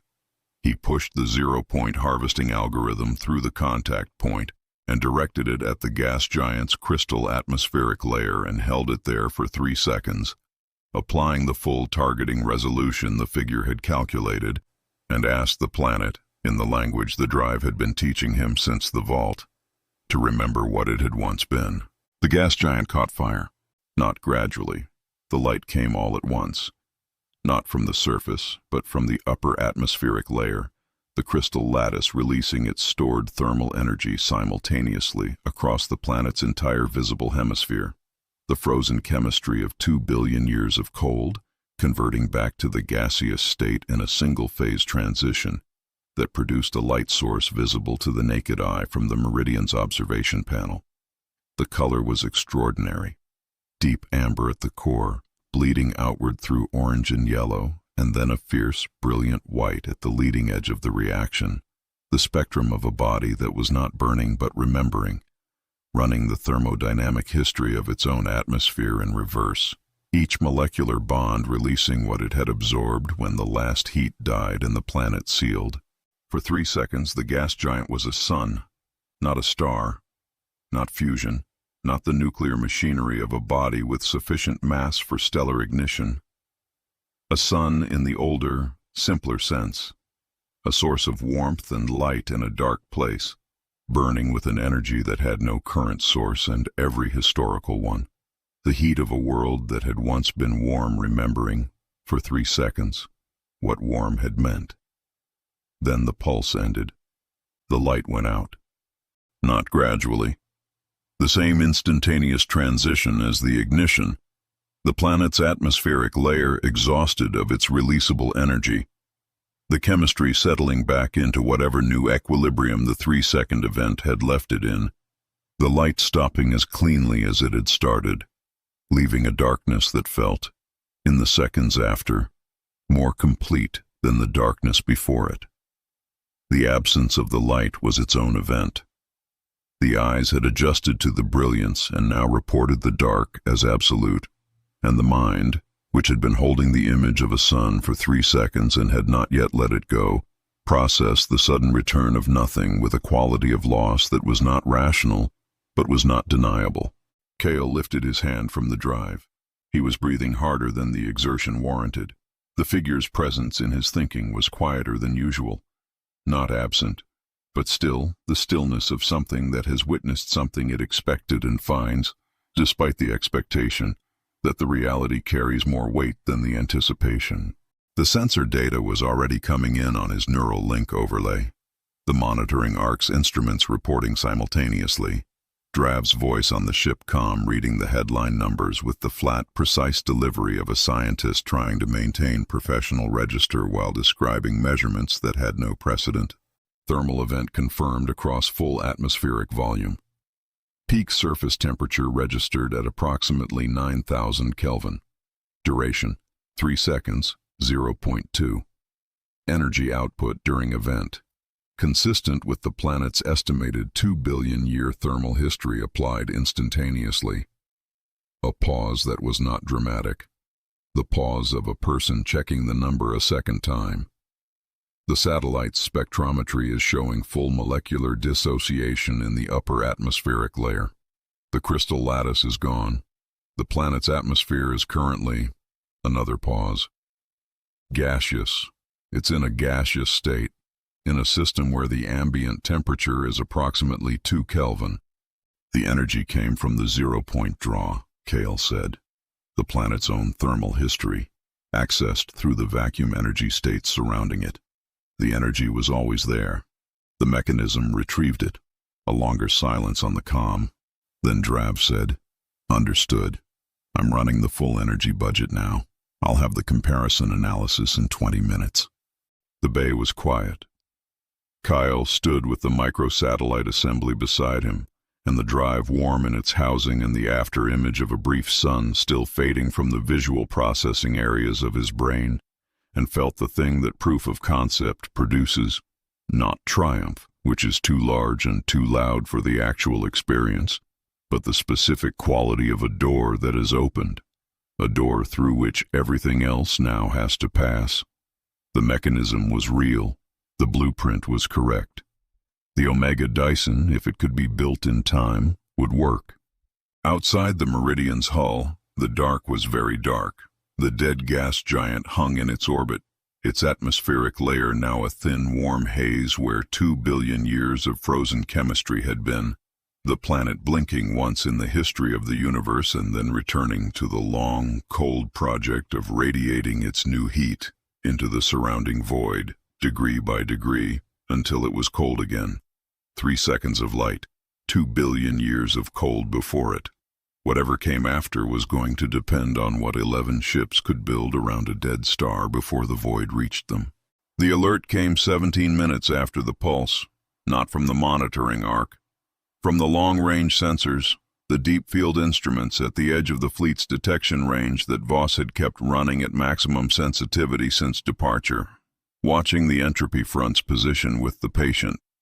Continuous attention of sentinels who understood that the moment they stopped watching was not a moment that would go unremarked. The sensor officer's voice on the ship comm had the specific quality of someone reporting data they had verified 3 times before opening the channel. DRS wave, long range. Heading, direct intercept with Epsilon 0 system. Velocity, a pause for verification, approximately 10 times light speed. Kael closed his eyes for 1 second. The pulse had been seen, not seen in the way that light is seen. The wave was moving faster than the information from the pulse could have traveled, which meant the void hadn't reacted to the event's light. It had reacted to the event's information content, to the specific, local reversal of entropy, to the evidence that something in its operating domain had briefly run counter to the process it existed to enforce. The void did not have preferences. It was not malevolent. It was a system cleanup protocol responding to an anomaly in its operational environment, with the patient, automatic efficiency of a process that had been running since the beginning of everything and had never before encountered meaningful resistance. It was going to encounter some now. "How long until intercept?" he said. "At current velocity, the wave reaches the system boundary in approximately..." Another pause. 11 days. 11 days. The Omega Dyson's construction timeline, at maximum fleet output, using every available asset and every in-system resource the asteroid fields could provide, was longer than 11 days. Significantly longer. The first hull sections of the cold iron lattice had not yet been laid. The blueprint's construction phasing plan had a minimum viable deployment threshold, the point at which enough of the structure was in place to fire a meaningful pulse, and that threshold was a number of days that sat on the far side of 11 by a margin that the error bars did not close. Kael opened his eyes. The figure's presence in his thinking had shifted from stillness to something else. Not urgency, which was not part of its register, but attention of a different quality. The quality of a mind that had run a calculation and arrived at a result it had been preparing for since before Kael had been born and was now making the transition from preparation to execution. "Properly speaking," the figure said, from its patient position in the architecture of his mind. "This was always the condition. The window was always this narrow. I did not design the timing. I designed the mechanism. The timing is what the universe provided." Kael stood in the bay with the drive in its housing and the sensor alert running on every display in the fleet and the afterimage of a 3-second sun still somewhere behind his eyes. "Voss," he said on the comm. "Full construction briefing. All department heads. Now." "Already assembled," Voss said. Her voice had the quality it had had in the engineering bay when she had moved from evaluating to building. The quality of a person who has found their problem and has no intention of putting it down. He picked up the drive and carried it out of the bay. Behind him, through the observation panel at the far end of the corridor, the dark star Epsilon Zero hung in its cold orbit, 1.3 stellar masses of compressed thermodynamic history waiting to be accessed. A battery the size of a sun with a construction crew of 11 ships and a wave of deletion 11 days out, and a blueprint that said it was possible, and a timeline that said it wasn't, and a universe that had, for 3 seconds, remembered what light felt like. The void was coming. They were going to build anyway. Chapter 10. Project Omega Dyson. On the first day, they laid the anchor nodes. 12 of them, distributed across the equatorial plane of Epsilon Zero, at intervals of approximately 1 astronomical unit, each one a mass of cold iron and carbon nanotube composite that the fleet's fabrication teams had been producing at maximum throughput since before the meridian reached the system. Each node was roughly the size of the facility Kael had left behind, not large by the standards of what the nodes were meant to support, but large enough that the fabrication process consumed the entire manufacturing capacity of 3 ships simultaneously, the vessels burning through their energy reserves at a rate that Voss tracked on the construction dashboard with the focused attention of a person who is watching a resource they cannot replenish and needs to know the exact moment it runs out. The anchor nodes were the skeleton. The cold iron lattice panels were the flesh. The blueprint specified panels measuring 12 kilometers per side, fabricated in the same composite as the nodes, and deployed in sequence between them, each panel connecting to its neighbors via the zero-point harvesting circuitry that ran through the lattice frame like a nervous system, not carrying power in the conventional sense, but providing the pathways through which the harvested energy would eventually flow when the structure was complete enough to begin the collection process. The panels were also large enough that deployment required the fleet's 3 bulk transport vessels to work in coordinated relay, each ship carrying as many panels as its cargo capacity allowed, shuttling between the fabrication vessels and the deployment coordinates in a cycle that Voss had timed to eliminate idle gaps in the relay chain. There were no idle gaps. There was no time for idle gaps. The DRES wave was 8 days out when the first panels went up. Kael spent those first days doing something he had not done since before the vault. Physical work. Not the cognitive interface with the drive, not the abstract navigation of the drive's internal architecture, not the intellectual labor of translating thermodynamic mathematics into construction specifications. He was on the fabrication line, suited up, working alongside the engineers in the zero-gravity environment of the primary fabrication bay, operating the bonding rigs that fuse the lattice panel's edge connectors to their frame members. The work was repetitive and required precision and did not require thought in the formal sense, which was why he was doing it.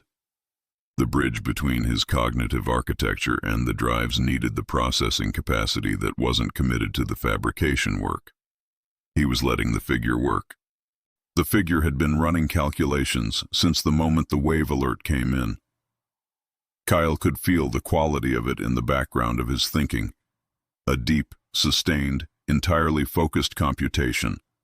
Not the conversational engagement of their previous interactions, but the mode that the typewriter room had been built for, the recursive document running all its layers simultaneously, searching for a solution to a timing problem that the figure had known for trillions of years, would be the critical path constraint and had been unable to solve in advance, because the specific parameters, the wave velocity, the construction capacity, the available in-system resources, could not be known until they were known.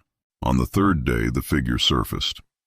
The minimum viable threshold, it said, without preamble, in the direct mode it used when it had a precise result to deliver. The structure requires 91% completion before a meaningful activation pulse is achievable.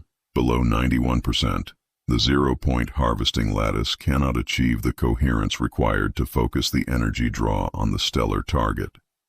The blueprint's tolerances are not negotiable on this point. Kael kept working the bonding rig. What's the current completion percentage? 3.4. He ran the math without saying anything.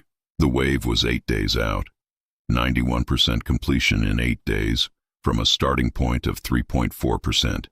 With a construction crew of 11 ships operating at maximum throughput. He ran the math twice. What would we need to close that gap? He said. 40% faster construction across all fabrication lines, which would require 40% more energy input to the fabrication systems, which would require drawing from the colony life support reserves, which Voss has flagged as the non-negotiable floor. Flag it to Voss anyway. Let her tell me it's impossible. The figure paused in the way that it paused when it had already run the calculation for the response he would receive and had decided to let him receive it rather than summarizing it. As you prefer. He flagged it to Voss on the construction channel. Voss's response came back in 4 minutes, fast enough that she had clearly been running the same calculation and had been waiting for him to ask. Not possible at current energy margins. If we draw from life support reserves, we extend the construction throughput by roughly 32%, not 40%, and we lose the safety margin on 3 ships' atmospheric systems. Do it, he said. A longer pause. Kael, if an entropy event hits one of those 3 ships while their atmospheric margin is gone, I know. Do you want me to put it to a crew vote? He stopped the bonding rig. He thought about what a crew vote meant. The specific weight of asking people to consent to a risk they hadn't signed up for when they signed up for the construction project. He thought about the alternative, which was that the construction timeline didn't close, and the wave arrived before the structure reached activation threshold, and the 11 days they had were the last 11 days anything in the universe had. He thought about the specific arithmetic of a decision that had no good options, only options with different distributions of cost. Yes, he said. Put it to a vote. The vote came back in 31 minutes. Unanimous. The margin was approved. Kael went back to the bonding rig. By day 5, the ring was visible.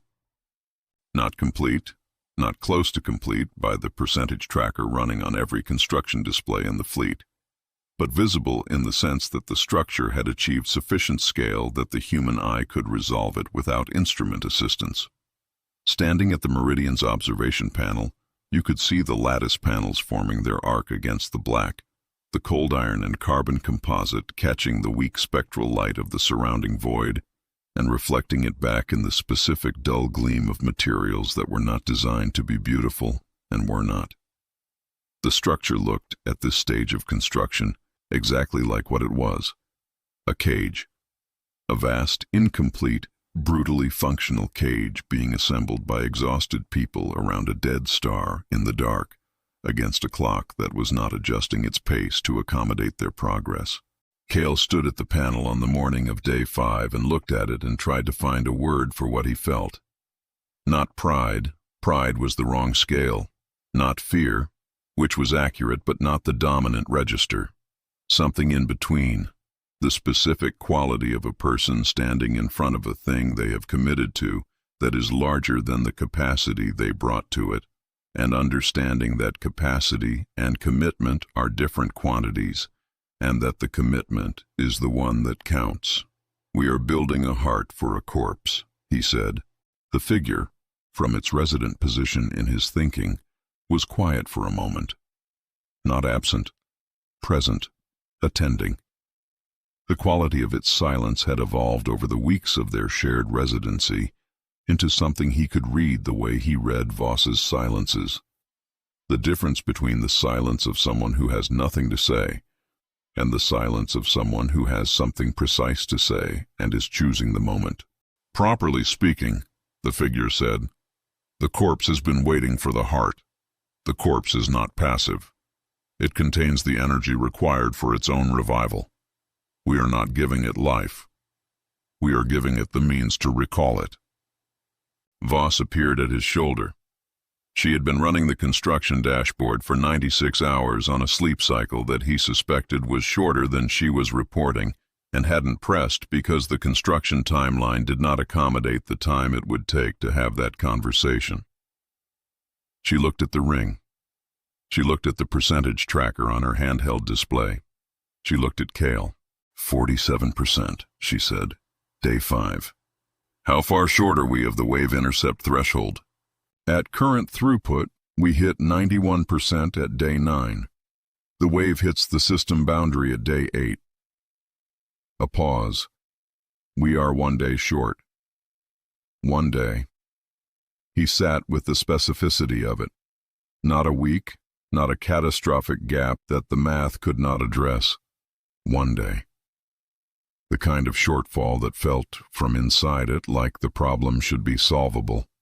The way a locked door 1 centimeter too narrow for your shoulder feels like the problem should be solvable. 1 centimeter. 1 day. The physics of the situation not caring about the nearness of the miss. "What levers remain?" he said. 1. The cargo manifest on the 3 bulk transports includes reserve fabrication stock, preformed lattice sections that were loaded as contingency material. If we deploy contingency stock directly without the standard quality verification sequence, we reduce the fabrication cycle time by approximately 18 hours. Risk? Some panels will be below spec on the edge connector tolerance. The lattice coherence in those sectors will be lower than the blueprint's optimal parameters. If the activation threshold is exactly 91% of the blueprint spec, those sectors may pull the effective threshold below it. "The blueprint's tolerances on the threshold," the figure said in his thinking, in the direct mode, "are specified as minimum 91% of nominal lattice coherence. Sub-spec panels averaging no lower than 85% of optimal produce an effective threshold of approximately 89.6%. The gap is within the achievable range." He relayed this to Voss. She looked at her display for a long moment. The kind of look that is doing arithmetic and checking the arithmetic and not fully trusting the result because the result is too close to what you need it to be, and proximity to desired outcomes is not, in engineering, a reliable indicator of accuracy. Deploy the contingency stock, she said. Skip the verification sequence. I'll flag the sub-spec sectors for monitoring during activation. If any of them fail during the pulse, we want to know which ones so we can compensate on the fly. Can we compensate on the fly at that scale? I don't know. I've never activated an astronomical scale 0-point harvesting lattice before. She looked at the ring through the observation panel. Neither has anyone else. The next 3 days were the ones Kael would remember most precisely. Not for any single event, for the texture of them. The constant hum of fabrication running at overcapacity, the way the ship's environmental systems were audible in every room because the atmospheric margin reduction had reduced the airflow, and the silence that normally covered the system's sound was thinner than usual. The construction dashboard updating its percentage figure every 4 hours, each update a small victory and a small subtraction from the remaining time in equal measure. Voss at the terminal, working, Drav running tolerance analyses on the sub-spec panel sectors, building a monitoring architecture for the activation sequence that had not existed in the blueprint because the blueprint had not anticipated the contingency deployment. The crew of the 3 atmospheric margin ships, working the same shifts as everyone else, knowing what was riding on their hardware and doing it anyway with the matter-of-fact competence of people who have decided that the way to handle an unacceptable situation is to be exceptionally good at the job in front of you. The ring grew. By day 7, the arc was more than 2/3 complete, and the structure had begun to do something the blueprint had described, but that no instrument or mathematical model had fully prepared Kael for. It had begun to moan. Not a sound. Sound required a medium, and the space the ring was being built in had no medium. A vibration, a low-frequency oscillation propagating through the structure's cold iron lattice at the speed of mechanical wave propagation in cold iron, which was fast enough that the oscillation had traveled the ring's full circumference and returned to its origin point before most instruments could have registered the first passage. The result was a standing wave in the structure itself, a resonance that the fleet's hull sensors picked up as a subaudible vibration transmitted through the docking clamps of any vessel physically connected to the construction network. Kael felt it in his teeth on the morning of day 7. The figure in his thinking was very still. The lattice, it said. It's beginning to harvest. Not at full capacity. The structure wasn't complete, and the harvesting lattice couldn't achieve full coherence through the gaps. But at partial coherence, in the completed sectors, the 0-point draw was already initiating. The vacuum energy states surrounding the completed panels were registering a measurable depletion. Negligible amounts at this stage. Not negligible in the sense that the drive was already performing the function it was designed for. The cold iron bones of the structure finding their purpose before the last ribs were in place. Voss confirmed it on the dashboard. Energy draw detected across 43% of the completed lattice. Output is low but coherent. The harvesting pathway is functional in the completed sectors. It's waking up, Kael said. The star is responding, Voss said, pointing at the stellar sensor feed. Epsilon Zero's surface, barely warm enough to register as separate from the ambient void, was showing a measurable thermal differential in the sectors of its equatorial zone that corresponded to the completed lattice panels above it. Not heat generation. Heat organization. The star's residual thermal gradient was shifting, the temperature distribution across its iron surface reorienting toward the lattice coverage zones, the way a charged body orients toward a conductive path when one becomes available. The dead star was leaning toward the structure, trillions of tons of compressed iron rotating slowly in its cold orbit, redistributing its remaining warmth toward the cage that was being built around it, not because it was directed to, but because the physics of the system were beginning to run in the direction the lattice opened up for them. On day 8, in the final hours before the wave hit the system boundary, the construction dashboard hit 90%. Not 91, 90. 1% short of the activation threshold, with the void's leading edge registering on the long-range sensors as a boundary effect. The far reaches of the Epsilon Zero system beginning to experience the quality change in local physics that preceded an entropy storm's arrival. The subtle wrongness in the vacuum that the fleet's sensitive instruments read as the first indicator of a deletion front at close range. Voss called the construction halt at 90%. Not because 90% was acceptable, because the remaining panels were in sectors with the worst sub-spec contingency stock, and Drav's analysis had determined that deploying them without any quality check at all, the only option remaining inside the timeline, produced a lattice coherence in those sectors of 78% of optimal, which pulled the effective threshold below the minimum viable figure, by a margin the blueprint's tolerances could not accommodate. 90%. The structure was 90% complete and could not be activated. Kael stood at the observation panel and looked at the ring. From this angle, at this distance, the gap in the structure was not immediately visible. The open arc was on the far side of the ring from the meridian's position. From here, the structure looked complete. It looked like what it was supposed to be, the largest object humanity had ever built, 1 astronomical unit in diameter, a cold iron lattice encircling a dead star, already drawing energy from the vacuum in every sector where the lattice was coherent, already beginning to focus that energy toward the stellar target, already performing the physics the blueprint had designed it to perform. It looked finished. It was missing the observer. The construction dashboard had been tracking the observer gap metric alongside the completion percentage since day 1. Kael had been watching it narrow, the bridge between his cognitive architecture and the drive's logic continuing to develop through the construction period's interface sessions, the figure's resident presence in his thinking deepening the connection with every hour of shared cognition. The observer gap metric was currently at its lowest recorded value.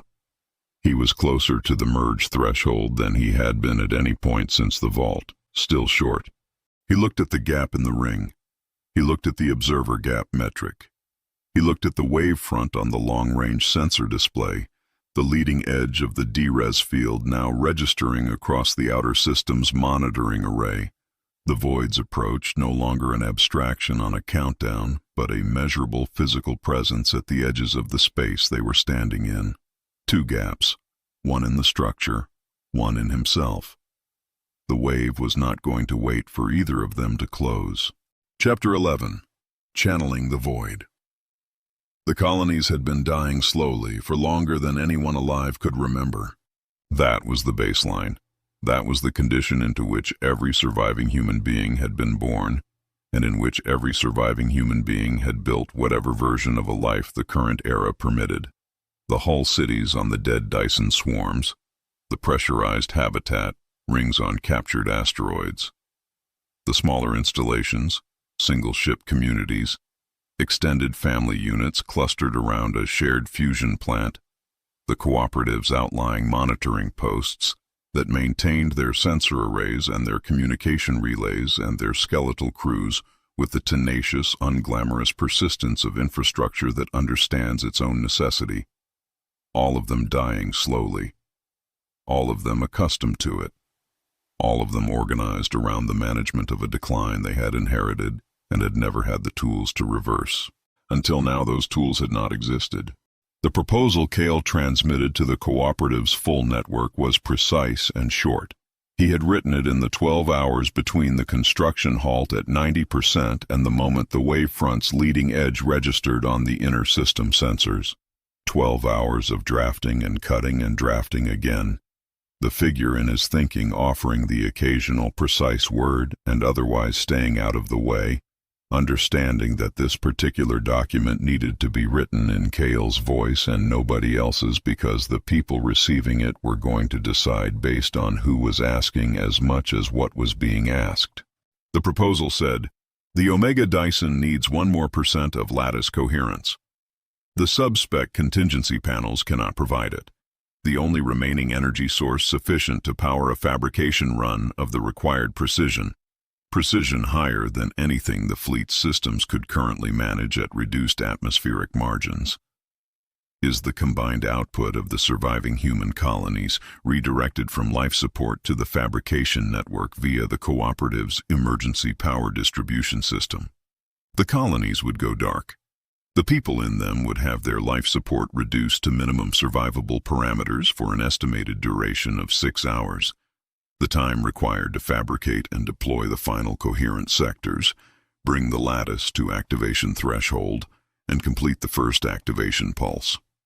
After 6 hours, if the activation worked, the energy returned to the system would exceed everything that had been drawn from it by any calculation the revised thermodynamic model could produce. After 6 hours, if it didn't work, the question of life support became academic. The proposal did not ask for a decision from cooperative leadership. There was no cooperative leadership in the operational sense. The network's governance structure had simplified over the millennia to a distributed consent model, which meant the proposal went to everyone simultaneously, and everyone got one response, and the aggregate of responses was the decision, and Kael had set the response window at 4 hours, because 4 hours was what the construction timeline allowed. He spent those 4 hours at the construction dashboard with Voss, running the fabrication parameters for the final sectors, preparing the deployment sequence so that the moment consent came through, the work could begin without the delay of setup. Voss ran the calculations. He checked them. The figure ran them independently in his thinking and confirmed them without comment. The three of them worked in the specific silence of people who have identified the path through and are clearing it before the permission arrives. The sensor feeds ran in the background. The wavefront's inner edge was now registering on the mid-system array. Not the outer boundary sensors, but the intermediate network, the instruments that watched the space between the outer system and the construction zone. The D-res field's quality effect on local physics was measurable from the meridian's position without long-range instruments. Kael could feel it in the same register he had felt the entropy storm approaching the Oort cloud installation, years ago and 1 trillion years ago. The wrongness below conscious resolution, the hindbrain reading a change in the physical environment that the conscious mind had not yet fully articulated. The first response to the proposal came in 40 minutes after transmission, then more, then a volume that built the way the Dyson's structural moan had built, each individual response contributing to a standing wave that the communication relay rendered as an aggregate percentage updating every 10 minutes on the dashboard display. He did not watch it update. He watched the fabrication parameters. At 3 hours and 47 minutes, Voss said quietly, 94% consent. The cooperative's distributed model required 80% for non-emergency approval, 90% for emergency protocols. The darkening proposal had been filed under the emergency classification. That's approval, he said. That's approval, she confirmed. Construction authorization is live. He activated the emergency power distribution draw immediately. The cooperative's network responded in stages, not all at once, because the distribution system had latency built into its architecture to prevent cascade failures, but in a rolling wave that moved through the network from the nearest installations outward, each colony's power system switching from local life support to the fabrication relay in sequence. The dashboard showing the energy input to the fabrication lines climbing as each colony came online. The ship's environmental systems changed note, not worse, different. The atmospheric margin on the 3 risk vessels had already been reduced. Now the Meridian's own systems adjusted as the ship's power was partially redirected, the air circulation dropping a register, the temperature in the fabrication bay falling a degree, the specific quality of the environment shifting from maintained to conserved. Still safe, still functional, simply less comfortable in a way that registered in the lungs and on the skin before the instruments confirmed the change.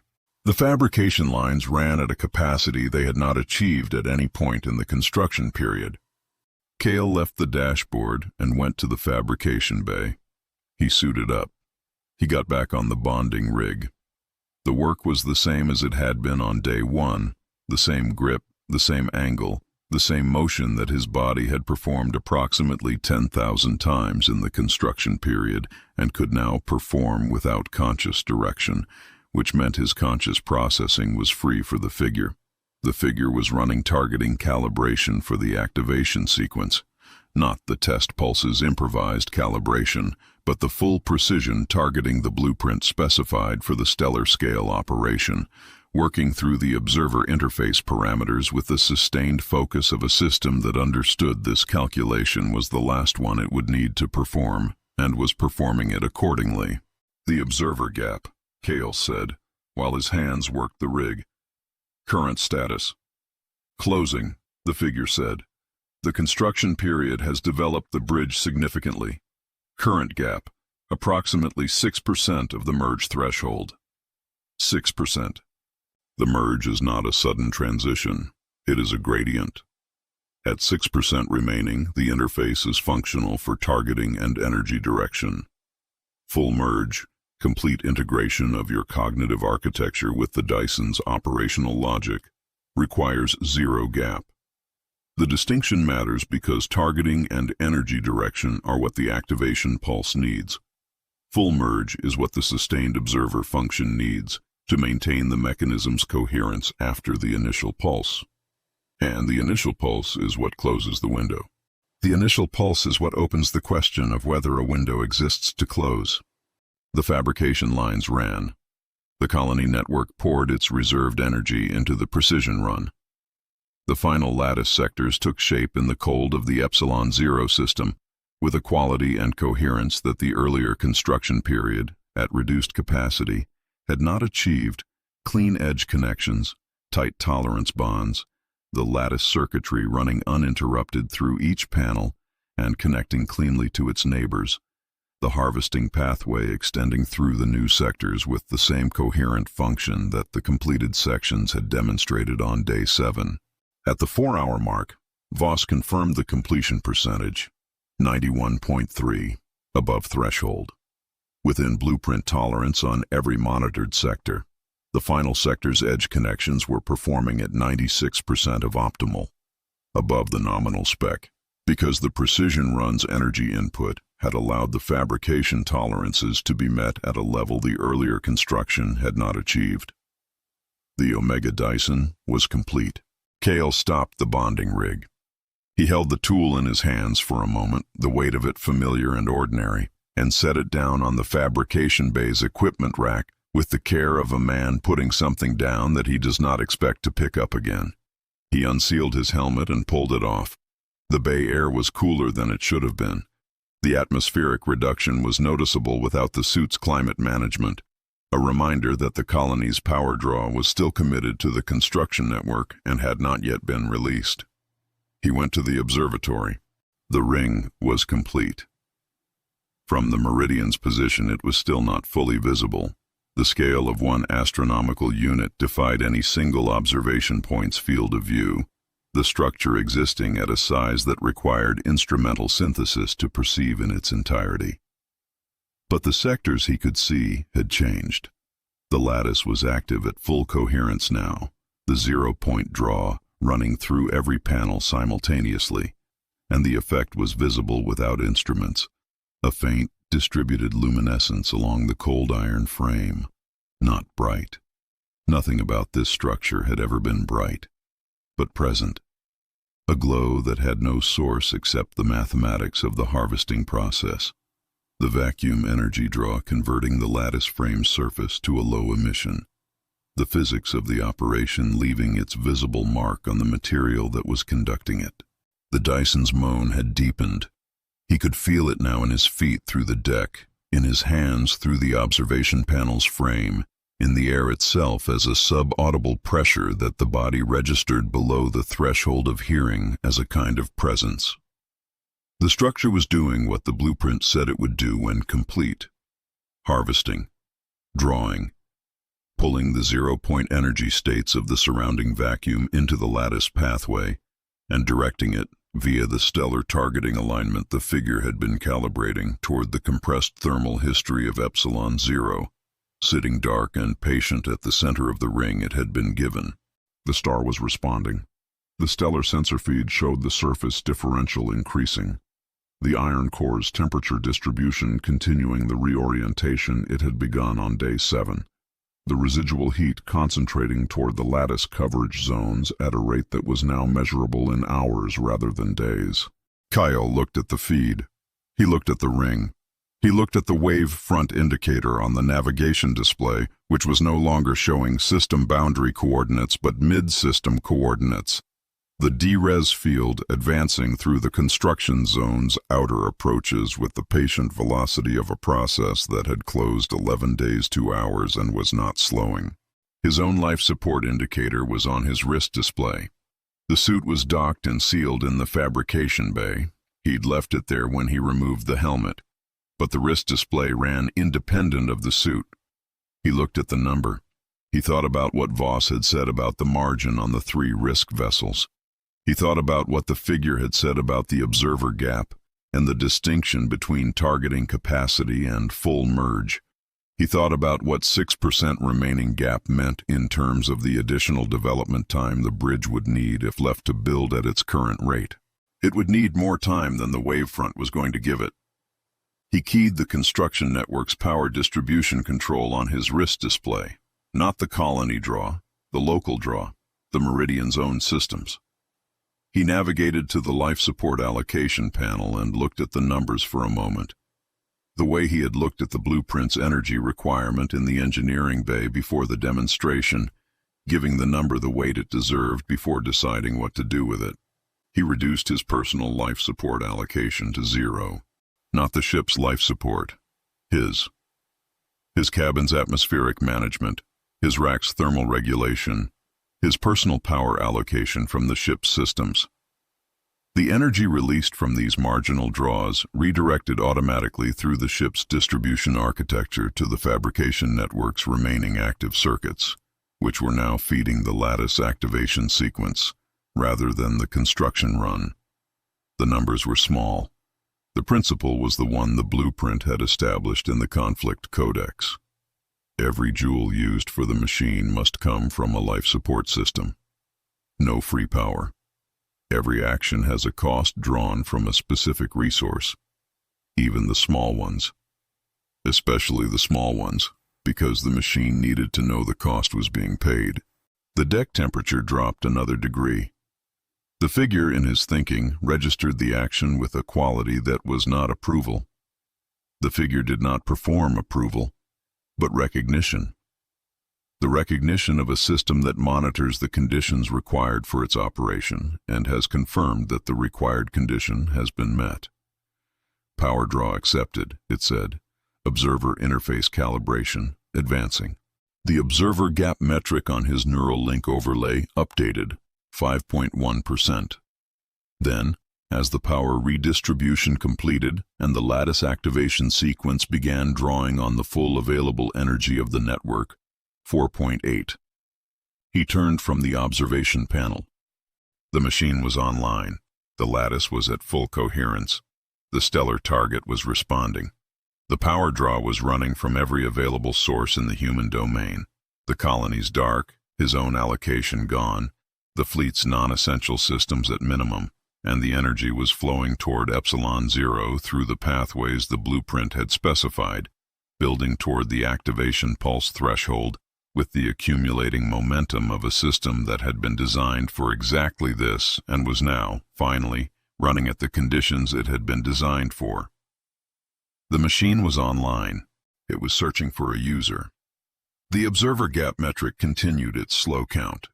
4.4, 4.1. The bridge building itself one fraction at a time, the non-binary interface narrowing the distance between his cognitive architecture and the Dyson's operational logic with the unhurried persistence of something that does not respond to urgency but does respond to consistency. Outside the observation panel, the wave front's leading edge was registering on the construction zone's perimeter sensors. not the system boundary sensors. The construction zone sensors. The deletion front was no longer in the outer system. It was here. 3.7% remaining gap. The Dyson was online and waiting. The void was here and moving. And Kael stood in the cooling corridor of a ship whose life support was running at minimum and felt the specific quality of a person who has removed every remaining thing between themselves and the decision they came here to make. He walked back to the fabrication bay. He picked up his helmet. Chapter 12. The Second Law Breach. He put his hand on the drive at 0600 by ship time, in the fabrication bay, in his suit, with the void's leading edge on every sensor in the construction zone and the observer gap at 3.7%, and the Dyson's moan running through every surface of the ship at a frequency his body had stopped distinguishing from its own pulse. The bridge opened immediately. Not the gradual connection of the early sessions, the negotiation, the drive orienting, the amber interface loading while his nervous system found the frequency. Immediate. Complete.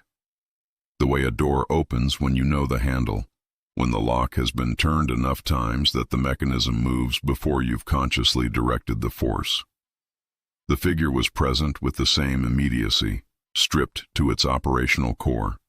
Precise, directive, fast. Observer interface. Online. The figure said. Targeting acquisition. Running. Stellar target lock on Epsilon 0. Confirmed. 0-point harvesting lattice coherence across all sectors. 91.3%.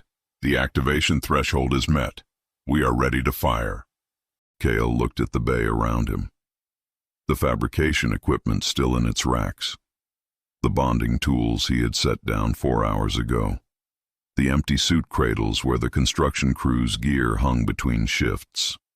The crew themselves at stations across the fleet, monitoring the sensor feeds, watching the deletion front advance through the construction zone's outer coordinates with the patient. Professional attention of people who have been told what is about to happen and have decided to watch it happen rather than look away. He thought about what it meant to fire. Observer gap, he said. 3.7%, the figure said. Sufficient for targeting and energy direction. Insufficient for sustained observer function post-activation. The initial pulse can be executed at current gap. The sustained coherence of the mechanism, the constant observer requirement, cannot be maintained at current gap. The merge must complete during or immediately after the initial pulse. How? The activation pulse will generate a cognitive load on the observer interface significantly greater than anything the bridge has previously handled. The load differential, processed through the current bridge architecture, will close the remaining gap. The merge will complete under operational conditions rather than in advance of them. That's not in the blueprint. The blueprint describes the desired end state. The path to the end state from the specific position we are currently in is not a path the blueprint anticipated, because the blueprint did not anticipate the observer gap being reduced to 3.7% via 17 days of construction period bridge development, rather than via a controlled pre-activation protocol. We are here because we built our way here. The path is what we have. Kael held the drive. The bay was cold. His personal atmospheric allocation was still at 0, the ship's systems running at minimum, the temperature in the bay 1.5 degrees below standard. He registered it without giving it attention. The cold was background. The cold had been background since the Oort cloud installation. The cold was the condition, not the event. Fire, he said. The activation sequence ran through the figure's calibration and into the Dyson's lattice network in the time it took him to finish the word. The first thing he felt was weight. Not physical weight, not the gravitational sense of mass. The weight of information. The Dyson's entire operational awareness coming through the observer interface in a volume that was orders of magnitude larger than anything the bridge had previously handled. The full sensor network of the structure's completed lattice transmitting through the contact point simultaneously. The 0-point draw from every panel. the thermal response from epsilon zero's surface, the structural status of every node and connector across a structure 1 astronomical unit in diameter, the targeting alignment of the central focusing mechanism, and underneath all of it, deeper and larger and more fundamental than any of the operational data, the specific informational weight of what the Dyson was doing to the local physics. It was folding space, not dramatically, quietly, the way a heavy object placed on a flexible surface changes its curvature.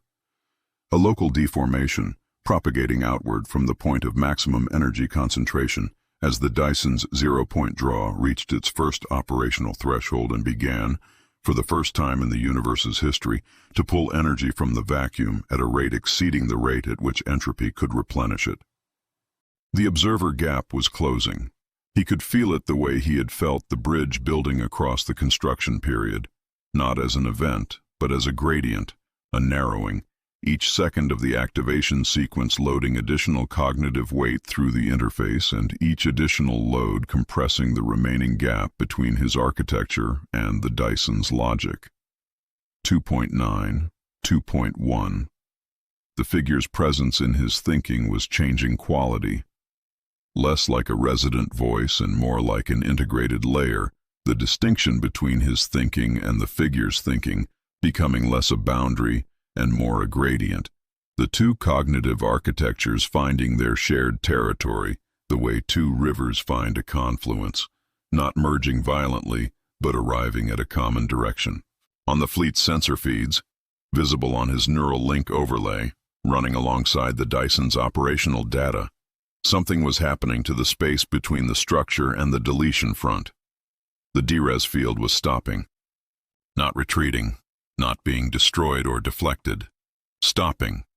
The deletion front's advance, which had been measurable and consistent and accelerating since the first long-range alert 17 days ago, was encountering something in the physics of the construction zone that was not consistent with its operational parameters. The second law was the deletion front's engine. Entropy's acceleration required entropy's permission, and the entropy in the construction zone was no longer behaving in a way that granted that permission. The local thermodynamic state was changing, not reversing, not yet, but changing. The gradient that entropy required to propagate beginning to slope in the wrong direction for the deletion front's purposes. The void was encountering resistance for the first time in its operational history. The sensor feeds showed the deletion front's boundary becoming irregular, not the clean geometric edge that had characterized it since Osei had first observed the Boötes Void's boundary all those trillions of years ago, but a ragged, contested edge, the front's coherence breaking down in the sectors directly adjacent to the Dyson's maximum energy output. The DRES field was fracturing, small zones, expanding slowly, areas within the deletion front's coverage where the physics were beginning to reassert themselves, the logical structure of the universe's operating framework re-establishing in pockets, like ice forming on a surface that has been cooled below freezing, first at the points of maximum thermal gradient, then spreading outward as the conditions sustain. The second law was beginning to unprint. He felt it through the observer interface as a change in the informational weight he was processing. The Dyson's operational data shifting quality as the physics it was operating in shifted, the harvesting lattice's output increasing not because the draw rate had changed, but because the resistance to the draw was decreasing. The zero-point energy states of the surrounding vacuum were becoming more accessible, the energy that had been locked in the universe's entropic gradient, locked not by any physical barrier, but by the default assumption that entropy was the direction things went, was beginning to flow the other way. The gap in Kael's observer bridge hit 0.4%. The figure's presence ceased to be a presence and became a perspective. His own perspective expanded. Not the figure's architecture replacing his, not his replacing the figure's, but the two finding the configuration that contained both. The cognitive territory that had been the observer gap filling in with a shared understanding that was neither wholly Kael's nor wholly the figure's, and was therefore exactly what the blueprint had specified. a consciousness capable of holding the contradiction, of observing the restart, of collapsing the quantum uncertainty of the new physical state into something specific by the act of watching it. He was the observer. He was observing. Outside the Dyson sensor network, in the space of the construction zone and spreading outward through the DRES field's retreating boundary, matter was beginning to organize itself.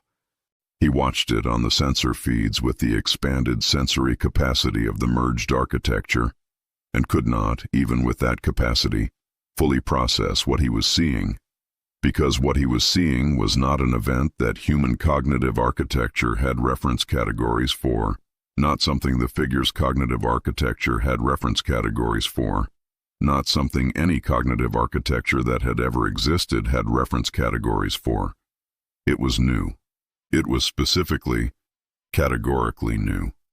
The kind of new that exists on the other side of a categorical boundary. The kind that does not have a name yet because nothing has been on the other side of that boundary before to name what it found there. Matter was organizing itself. Not under the influence of any external force. Not because gravity had pulled it together, or electromagnetism had aligned it, or nuclear forces had bound it. Because the thermodynamic gradient that had been pointing in one direction for the entire history of the universe had reversed, and in the direction the gradient now pointed, complexity was the low-energy state. Order was what things fell toward. The universe was undying, and it had no form. The sensor feeds showed the organized matter in isolated pockets, complex molecular structures self-assembling in the zones where the second law had unprinted, the chemistry that entropy had been converting to noise for trillions of years beginning to run in reverse, converting noise back to signal. But the pockets were disconnected. Each one was its own version of what order looked like when order was simply the path of least resistance, without any specification of what kind of order, without any architect for the pattern. The universe was capable of form again. It did not yet know what form to take. Kael understood what the blueprint's final requirement meant. The mechanism was running. The breach was real. The figure's trillions of years of recursive calculation in the typewriter room, and the drive's operational lifetime of patient waiting in the vault, and 17 days of construction in the dark, and every joule drawn from every life support system in the human domain. All of it had produced this, a universe that had stopped dying and did not yet know how to be alive. The form had to come from somewhere. The form had to be provided by the observer, and the choice was not whether to reverse entropy. They had done that. But what to fill the reversal with? What data to upload as the seed of the universe's new form? What the new DNA of physics was going to be? He had one option, one source of data that was present, accessible, and capable of being transmitted through the observer interface at the scale the mechanism required. The same source the drive had been drawing on since the first session in the vault. The same source the blueprint had been built to access. The same source the lock had been designed to require. He took everything he had, not a selection. Everything. The Shakespeare cache from the Oort cloud installation. 400 gigabytes of plays about power and grief and the refusal to accept the world as fixed. Osei in Geneva, watching the white grow on the map. Choosing to keep looking after looking stopped feeling like anything other than loss. Doss in the medbay, having given an arm to the cold and not let that define what she was willing to do. Voss at the dashboard for 4 days on insufficient sleep, deploying the contingency stock before anyone asked. The 11,247 people who had held the book in the library and put it down, whose attempts were not failures, but the load-bearing steps on which Kael had stood to reach the level where the answer was. He took the sunrise he had never seen, and every archived warmth analog he carried, and every piece of evidence his species had ever generated that heat and light were worth preserving. He took his 11 years in the cold, the specific arithmetic of Shakespeare traded for warmth, and the moment on the crawler when he had looked at the 1956 timestamp and felt something smaller than hope and harder. He pushed it all through the observer interface into the Dyson's operational core, and from the core into the physical state of the undying universe, in a single committed transmission, no partial measures, the same gesture as the sunrise in the lab and the warmth at epsilon 0, scaled from 60 milliliters of frozen water to the total informational volume of what it meant to have been human at the end of everything and still have chosen to try. The organized matter in the sensor feeds stopped being random. The pockets connected. Not all at once. The transmission was still running, the data still uploading through the observer interface at the rate the merge architecture could sustain. The Dyson's full operational output directed at the physical substrate of the undying universe and impressing it with the pattern of the upload. But the connectivity was visible. The isolated zones of self-assembling complexity were finding each other across the distances between them, the new thermodynamic gradient carrying the pattern of the upload as the low-energy state. The universe organizing itself around the data the observer had provided, the way a crystal organizes itself around the seed at its center. The universe was taking shape, humanity's shape. Not literally, not the physical form of a species, not the cultural specifics of a particular civilization at a particular moment in time. The shape of the thing that had driven the species from the beginning. The specific refusal to accept the entropy of the situation as the final word. The insistence that heat and light were worth preserving. The irrational, unjustifiable, load-bearing belief that the answer existed even when the data was insufficient. The drive in its housing in the fabrication bay pulsed once. The deepest pulse it had ever produced, not the heartbeat rhythm, not the activation beat.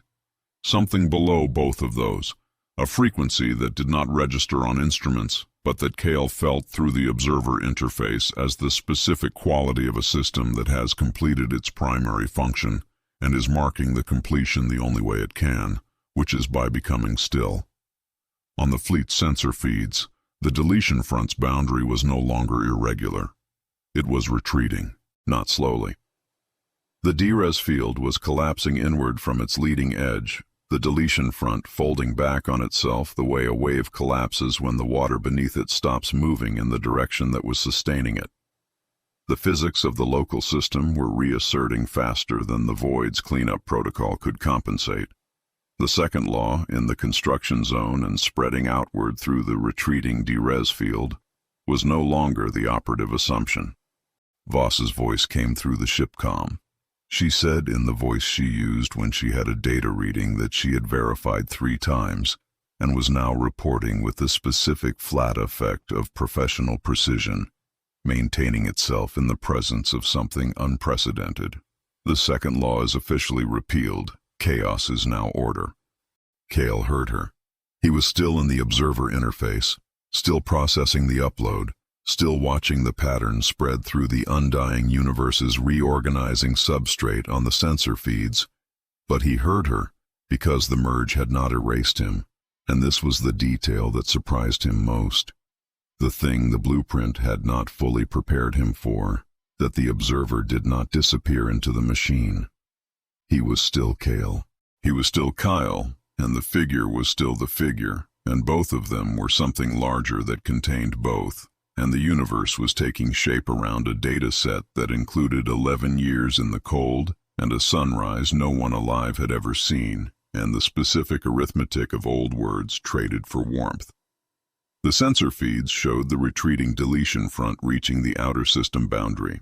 And then the sensor feeds showed something they had never shown before, something that no instrument in the human domain had ever been pointed at a space that contained, the outer system boundary. Clear of the DRES field, the physical laws of the new thermodynamic state applying cleanly and fully, the vacuum energy states at maximum accessibility, the organized complexity of the upload's pattern extending outward into what had, moments ago, been the domain of the deletion front. A universe that had just been given a reason to exist, still structureless at the largest scales, still without the full form the upload was specifying. The transmission still running, the pattern still building. The form would come. The blueprint said so, but the dying had stopped. For the first time since Ose had watched the veiled spiral go dark on her monitor, for the first time since the Boötes Void had grown its geometric edge, for the first time since the universe had begun its long-running audit of everything it had ever built, the dying had stopped, and in its place, building in the freed physics of the construction zone and spreading outward through the retreating dark, something was beginning to take shape that had no name yet, because it was new, and the naming of new things required first the thing, and then the witness, and then the word. Two of those three were now present. Chapter 13. The Consciousness Circuit. The first thing he noticed was that he could feel the ring. Not through the observer interface. He had been feeling the ring through the interface since the activation sequence began. The Dyson sensor network transmitting its operational data through the merge architecture with the immediacy of proprioception. The structure's status registering in his awareness the way the position of his own limbs registered, without active query. That was the interface. What he was feeling now was different. He was feeling the ring the way he felt the ship's deck through the soles of his boots, as contact, as physical reality, transmitted through a medium he had not previously been connected to. One astronomical unit of cold iron lattice conducting its standing wave resonance through the zero-point harvesting circuitry, and from there into the merged architecture and into the sensory processing areas of Kael's biological substrate, arriving as sensation rather than information. The Dyson's moan, which he had been feeling as vibration through the hull, he was now feeling as sound, not audible, not in the frequency range his ears processed, but present in the same cognitive territory as sound, the brain registering it through the merge channel as a tone held for a very long time by something much larger than any instrument. The ring was singing. He sat with that for a moment. The fabrication bay was empty except for him. The construction crew had moved to observation posts across the fleet when the activation sequence began, following the deployment plan.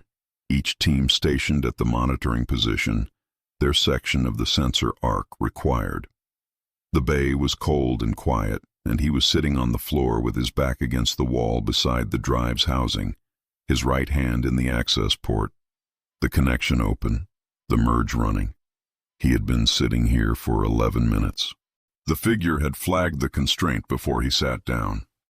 The biological substrate, it had said in the direct mode, will begin to degrade at the neural interface contact points after approximately 15 minutes of sustained full merge connection. The degradation is progressive and begins as a processing impairment. Cognitive functions adjacent to the interface region will pixelate, losing fidelity in a way that compounds over time. At 30 minutes of sustained connection, the impairment becomes irreversible. At 45, the substrate ceases to support the merge architecture. Kael had sat down on the floor and put his hand in the access port anyway. "There's a workaround," he said. "There is a partial workaround," the figure said. "The sustained observer function does not require continuous full merge connection. It requires continuous observer presence. If the connection can be cycled, engaged, released, re-engaged, at intervals shorter than the degradation onset threshold, the biological substrate can partially recover between cycles. The observer presence is maintained through the figure's resident architecture during the release phase, bridging between cycles. You hold the connection when I can't. I hold the form of the connection. The observer function cannot be fully delegated to a non-biological architecture. The lock remains on the biological substrate as the valid observer. But the resident architecture can maintain sufficient coherence to prevent the upload from destabilizing between cycles." Kael had run the math on the floor of the fabrication bay before sitting down. 15-minute cycles. Partial recovery between them. The upload's completion timeline, as the figure estimated it, was longer than 15 minutes. Significantly longer. The upload was not a single transmission. It was a continuous process, the pattern of the data spreading through the undying universe's reorganizing substrate, at a rate determined by the substrate's current state. which was improving as the pattern spread and improving faster as more of the substrate organized around the uploaded seed data, a feedback loop that was accelerating but had not yet accelerated to completion. The upload needed hours. He had 15 minutes at a stretch. He had decided to find out what 15 minutes did and go from there. At 11 minutes, the ring was singing and the deletion front was retreating, and the organized matter in the sensor feeds was spreading through the epsilon zero system's outer reaches in the specific branching pattern of a crystal forming around a seed. The pattern he understood through the merge's expanded awareness of the upload's data expressing itself in the only language the reorganizing physics could use, which was structure, which was form, which was the specific kind of order that the data described as the low-energy state of a universe that had remembered what it was supposed to be doing. At 13 minutes, he felt the first pixelation. Not painful. He had expected pain because biological degradation was a category that had always carried pain in his experience, the body registering damage as a signal that something needed attention. This was different, quieter. A reduction in the resolution of a specific cognitive register, the one that processed the merge's sensory input from the ring, the one that had been carrying the Dyson's song. The song didn't stop. It became less defined. The edges of the note softened and blurred the way the edges of light books in the library had blurred when he tried to look at them directly. The information still present, but the precision with which he could access it beginning to drop. He released the connection at 14 minutes and 40 seconds. The bay came back fully. Temperature, sound, the weight of his own body against the wall, the specific smell of cold metal and recycled air, and the residual ozone of the fabrication equipment. Kael took a breath. The figure's resident presence was active immediately. The bridge architecture holding the connection's form the way a cast holds the form of a bone while it heals. The upload's continuity maintained in the figure's architecture while his biological substrate ran its partial recovery. He had 2 minutes, maybe 3. He used them to think about what the merge had shown him that the interface alone had not. The upload was working. The pattern was spreading.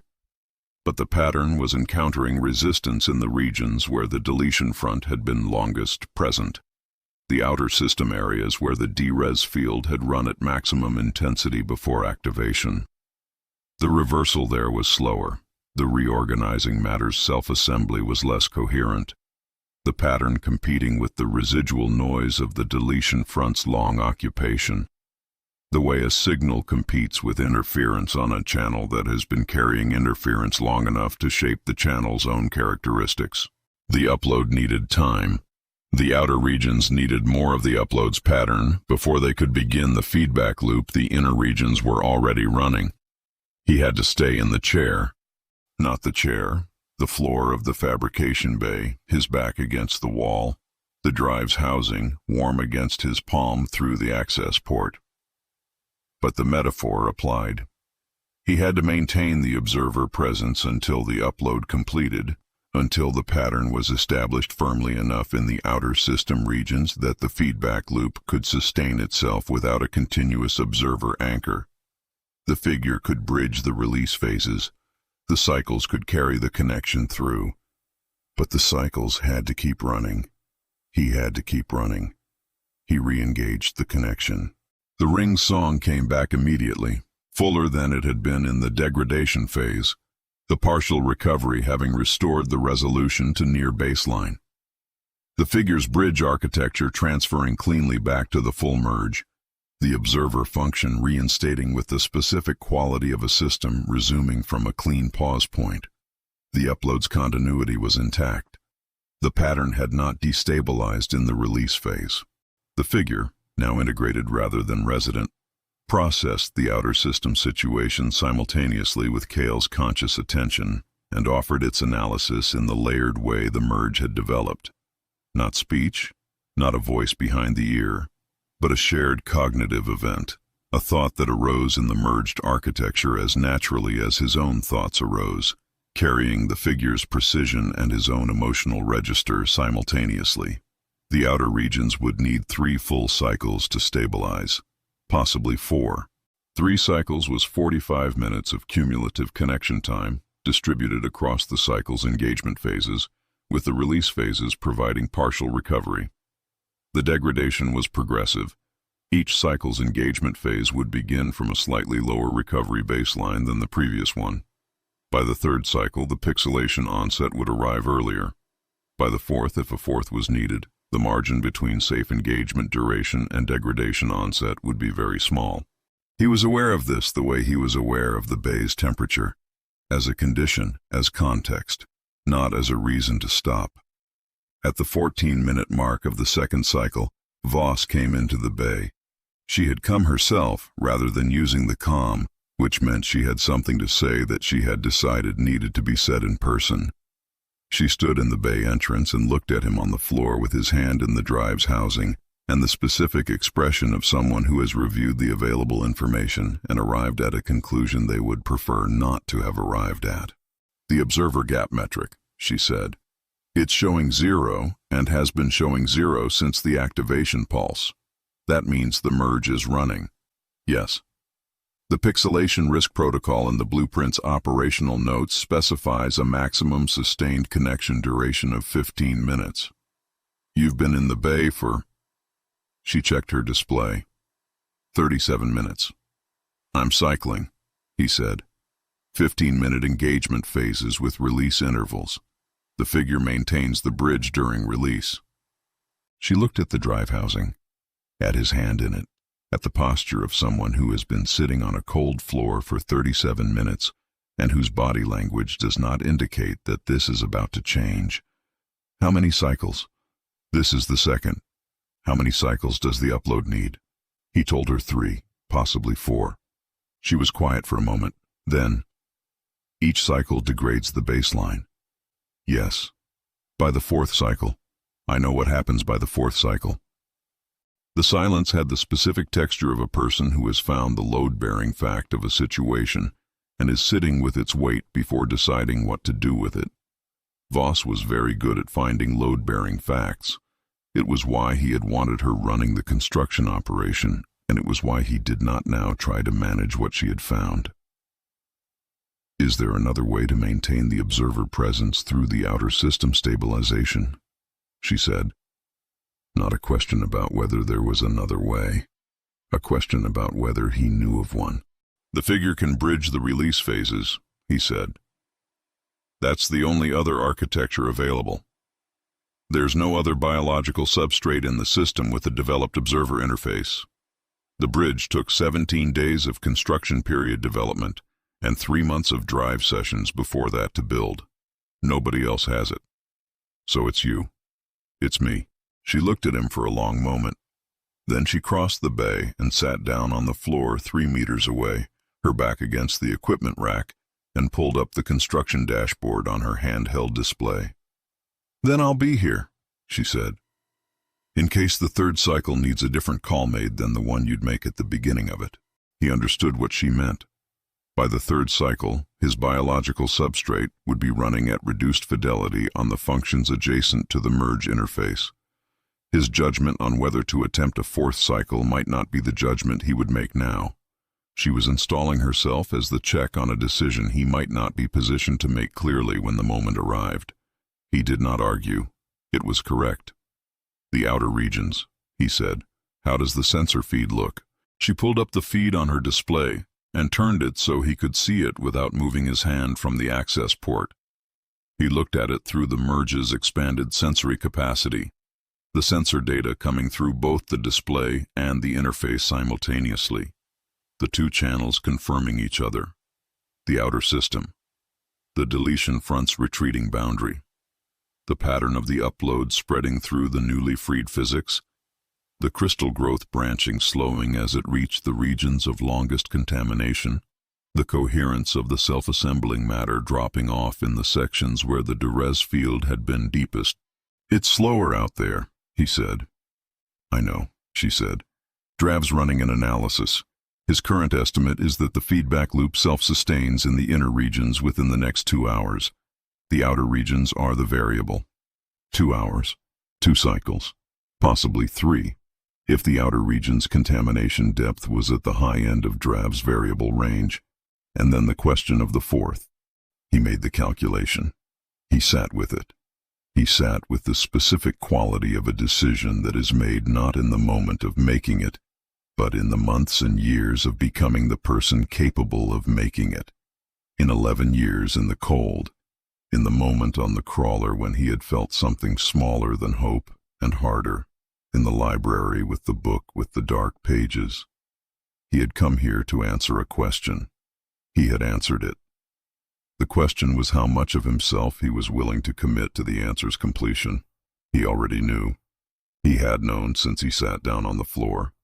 The release phase ended. 3rd cycle, he said. He re-engaged the connection. The ring's song came back slightly less resolved than the 2nd cycle's baseline, the degradation accumulating at the rate the figure had specified, pixelation onset arriving at 13 minutes rather than 14. He registered it as condition, as context, and directed the merge's full awareness toward the outer system regions, the upload's pattern flowing through the observer interface with concentrated intent, the figure's architecture augmenting the signal with the precision of trillions of years running the same recursive calculation. The two of them, the merged architecture that contained both, applying everything they had to the specific problem of the outer region's contamination depth, pushing the pattern into the noise with the patience of a signal waiting to be heard. The crystal growth began to accelerate. Gradually, the branching pattern in the outer regions beginning to find its coherence, the self-assembly competing with the deletion front's residual noise and starting to resolve the competition in one direction. The pattern was stronger than the noise. It had always been stronger. It just needed the upload's full concentration applied to the deepest contamination sectors to establish the seed density required for the feedback loop. At 12 minutes, the outer system's inner boundary crossed the self-sustaining threshold. At 13 minutes, the pixelation arrived and Kael held the connection anyway because the outer boundary had not yet crossed, and he could still read the sensor feed and the outer boundary was close. The coherence building in the contaminated regions with the momentum of a process that had found the gradient it needed and was following it, the pattern spreading through the last resistant sectors in the specific, committed, unstoppable way that the truth spreads through a system once the system has enough of it to recognize itself. At 14 minutes, the outer boundary crossed. He released. The bay came back loud, louder than the previous release phases. The sensory recovery more abrupt. The biological substrate's partial recovery running from a lower baseline than before, and arriving at a quality of presence that was functional and clear, but missing something at its edges, a resolution that had been there 2 cycles ago and was not entirely there now. He registered this clearly. He registered it the way he registered the ring's song, as information, as condition, as the cost of the work, paid from a specific resource, the same way every joule for the machine had been paid. Voss was looking at him. Outer boundary crossed, he said. She checked her sensor feed. Confirmed. Drive is showing the feedback loop initiating in the outer regions. A pause. The upload is self-sustaining across the full system. He sat with that. The upload was self-sustaining. The pattern was running on its own momentum. The feedback loop carrying it without the constant observer anchor. The reorganizing physics operating in the direction the data specified, without requiring a conscious presence to hold them there. He was done. He removed his hand from the access port. The connection released cleanly. The merge disengaging with the orderly completeness of a process that has reached its designed endpoint. The figure's presence remained as resident architecture, unchanged by the cycles and the merge and the cost. Still patient, still precise, still old in a way that was not the opposite of warmth. Voss was still looking at him. "You're going to need the med bay," she said. "Yes," he said. "In a minute." He stayed on the floor for another moment, his back against the wall, the drive's housing warm and quiet beside him, the ring song present in his awareness not through the interface, but as memory. The specific, embodied memory of something felt in his bones, which was not the same as the thing itself and was, in the ways that mattered, enough. The upload was running. The outer system was organizing. The dying had stopped. He got up off the floor. Chapter 14. Entropy Spike. The first anomaly hit the ring at 0300 by ship time, while Kael was in the medbay. He felt it before the alert sounded. The ring song, present in his awareness as embodied memory from the merge cycles, shifted quality in the same register that his body had learned to read entropy storms, the wrongness below conscious resolution that the hindbrain cataloged as a change in the physical environment before the instruments confirmed it. He was sitting up on the medbay bunk when the alert reached him, the diagnostic cuff on his left forearm running its neural integrity assessment and reporting numbers that Voss had described, with the specific neutral tone of professional honesty as acceptable given the circumstances. The alert was not a storm. The instruments didn't have a category for what the instruments were reading. He pulled the diagnostic cuff off and went to the medbay's secondary display. The sensor feed showed the ring's northern quadrant, the sector between anchor nodes 7 and 8, the section of the lattice that the construction crew had completed on day 6 with the contingency stock. The sector's DRAV had flagged for monitoring during the activation sequence because their edge connector tolerance was in the acceptable but not optimal range. In that sector, the lattice panels were experiencing a force that the sensor feed was describing with the vocabulary of structural load analysis, because structural load analysis was the closest category available, but the numbers were wrong for any load source the system could identify. No gravitational anomaly, no electromagnetic surge, no physical contact with any object the sensor array could resolve, just force, applied with the precision of something that understood exactly where the structure's weakest tolerance was and had decided to apply itself there. The lattice panels in Sector 7 and 8 were deflecting. Not catastrophically.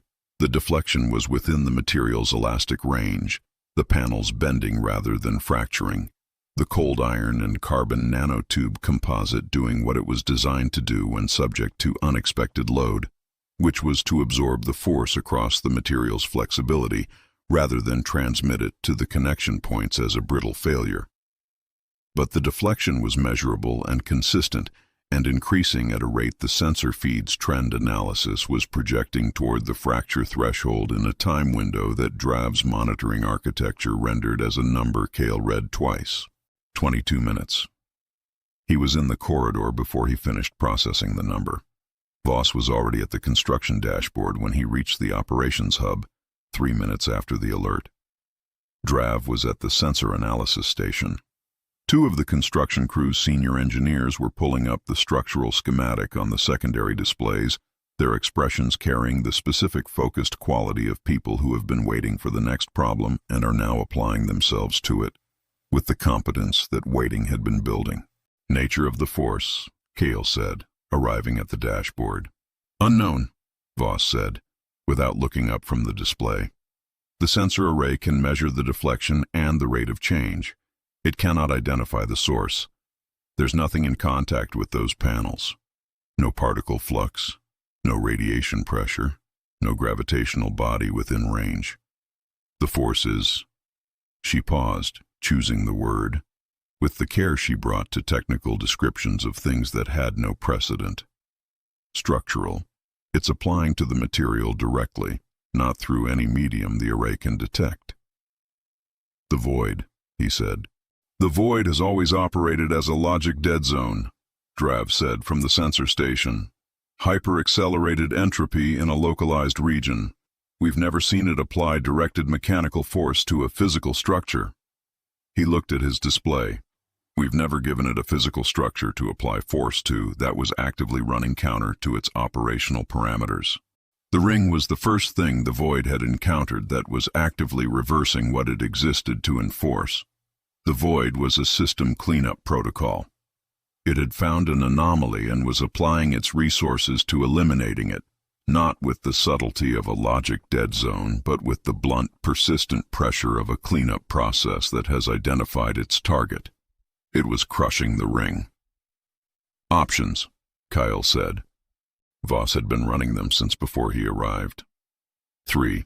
First, redistribute the active lattice load away from sectors 7 and 8, rerouting the zero-point harvesting pathways through adjacent sectors to reduce the force gradient the void is targeting. Buys time, reduces harvesting efficiency by 12% while active. Second, deploy reserve fabrication material from the cargo holds. Fabricate reinforcement panels for sectors 7 and 8, and deploy as external bracing.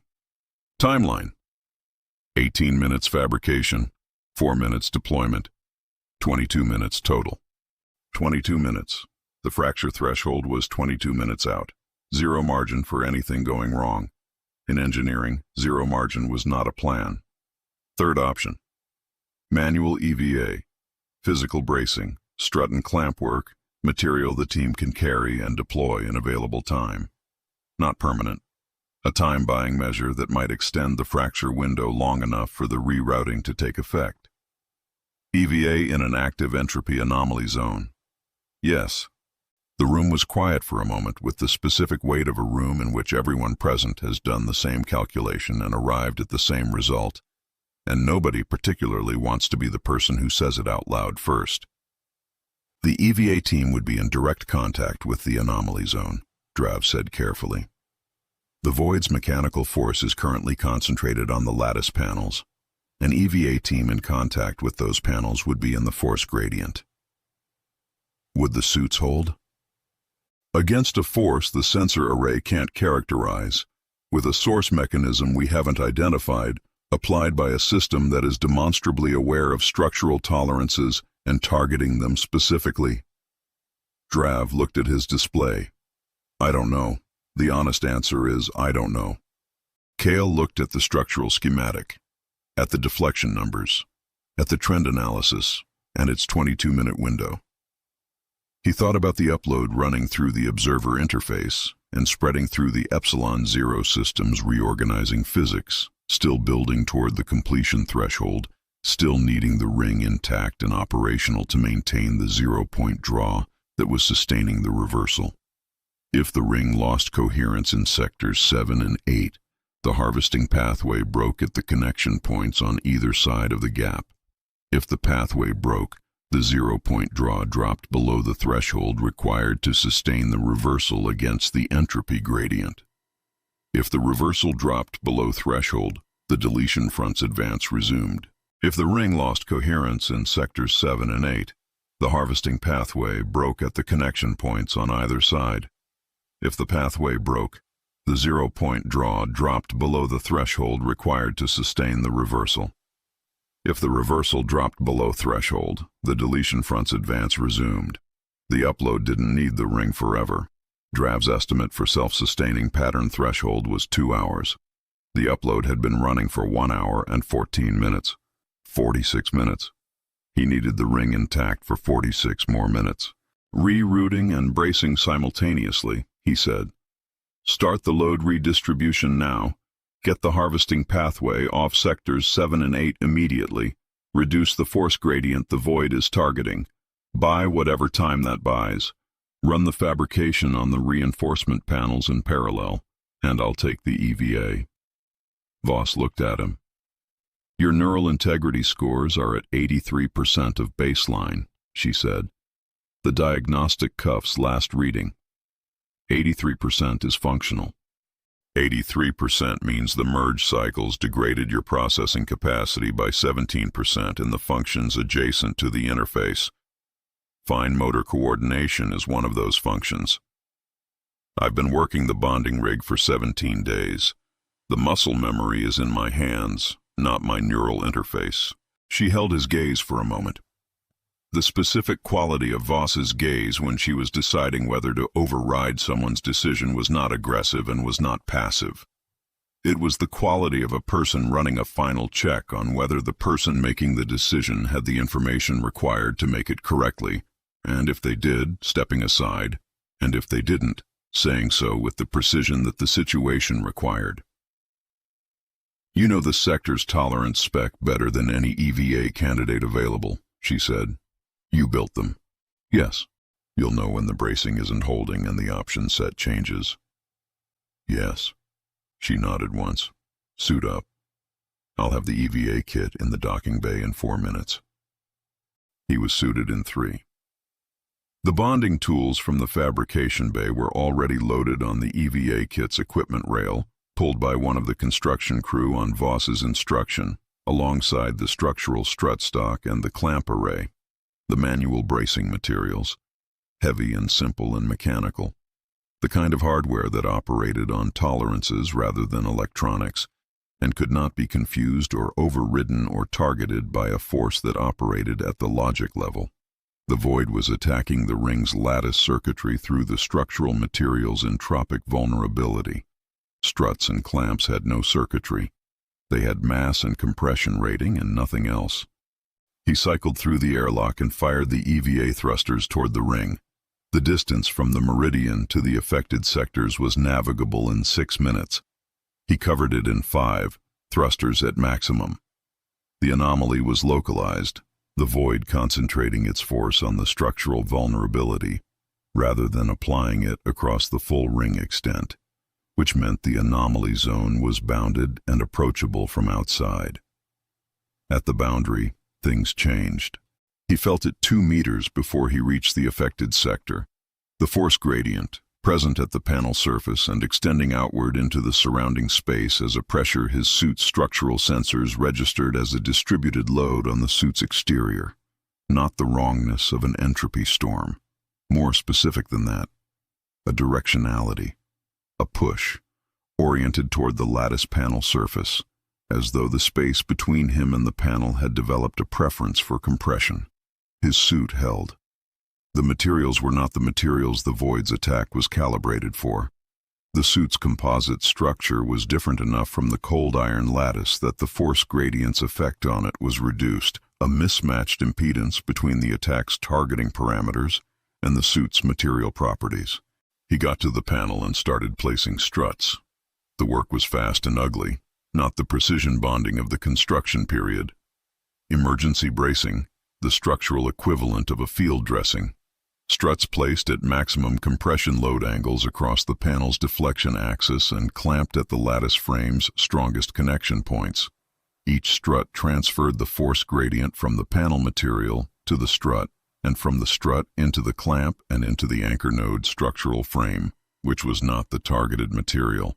The deflection rate slowed, not stopped. The Void was still applying force, still targeting the panel material's entropic vulnerability, still pushing. But the struts were diverting enough of the force to change the trend analysis. Drav's voice in his suitcom, confirming the sensor read, 3 minutes into the EVA work. Deflection rate, reduced by 40%. Fracture threshold extending. Current projection, revised to 51 minutes. 51 minutes. He had bought 29 minutes with the initial strut placement. He kept working. At 10 minutes, the Void adapted. He felt the force gradient shift.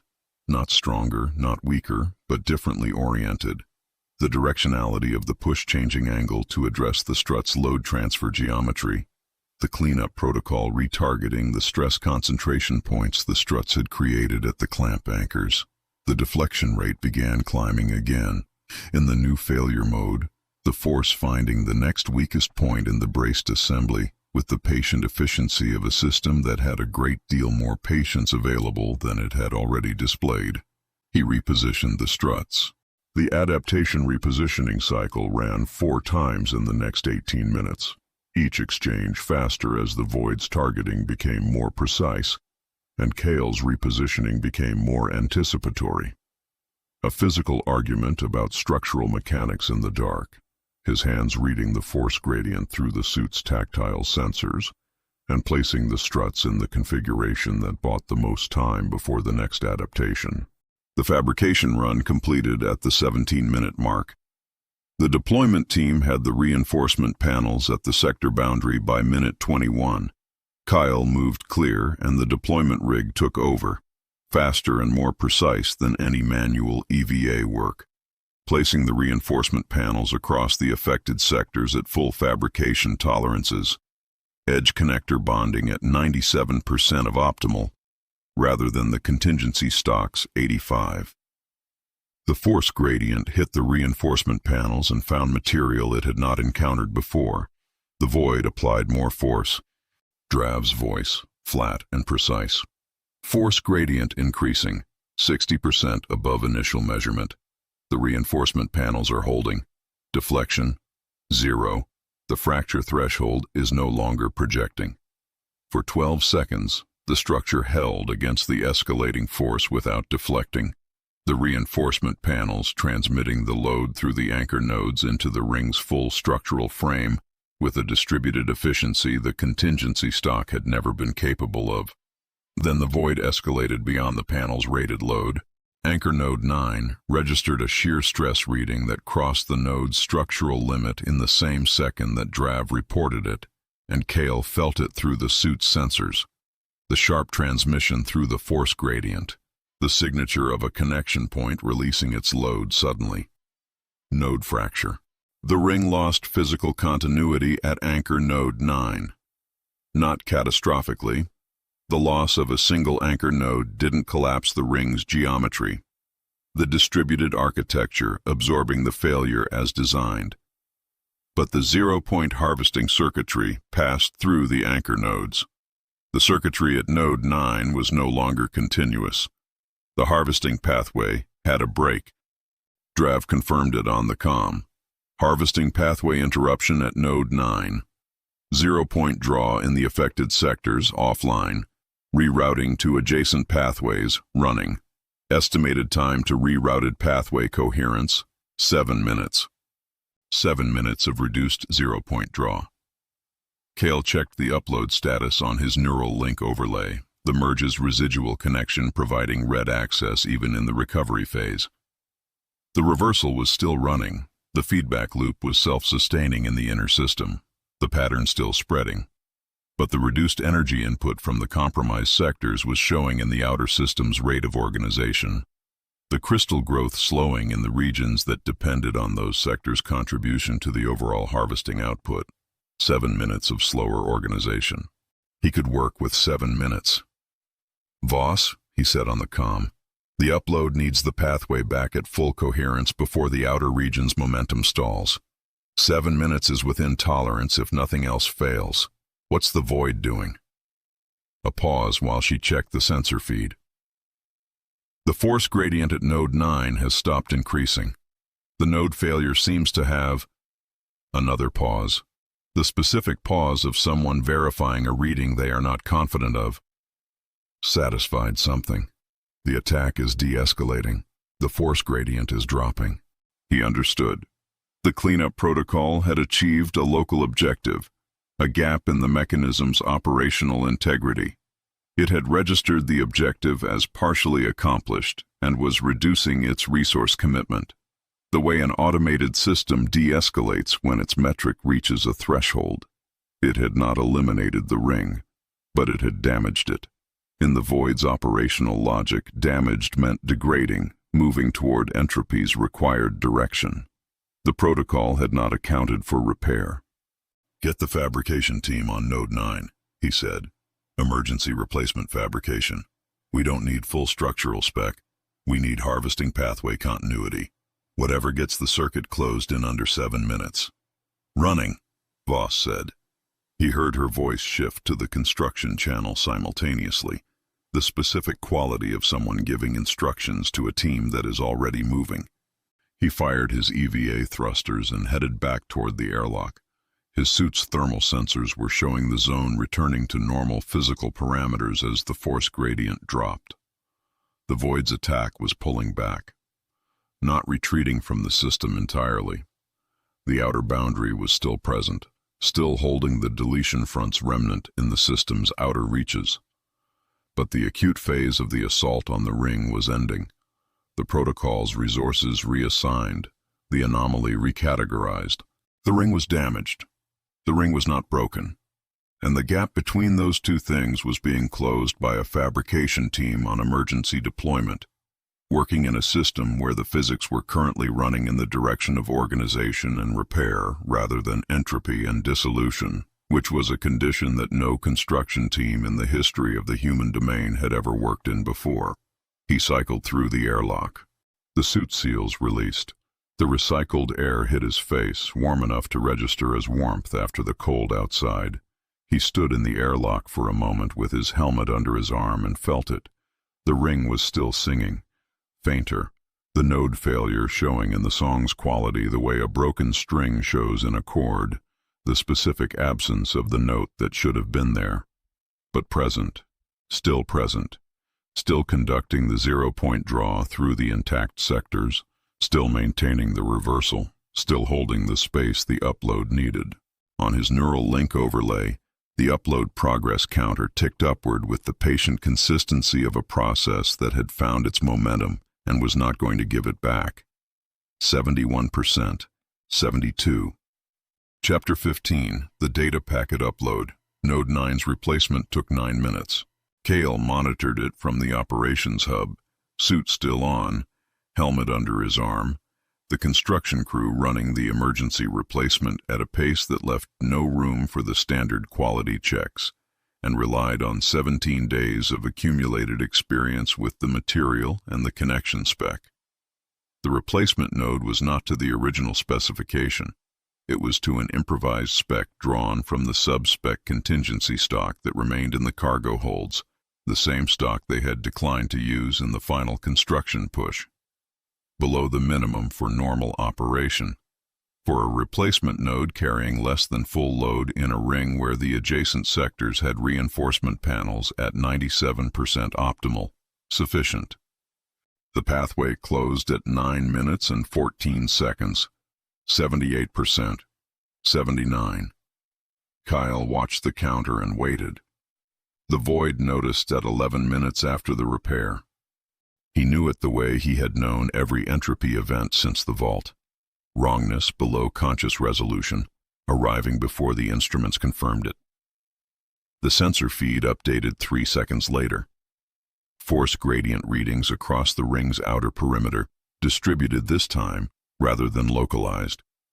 The protocol had analyzed the repair and recategorized. The targeted attack on the contingency stock sectors had been met with reinforcement and replacement. It was not repeating a failed tactic.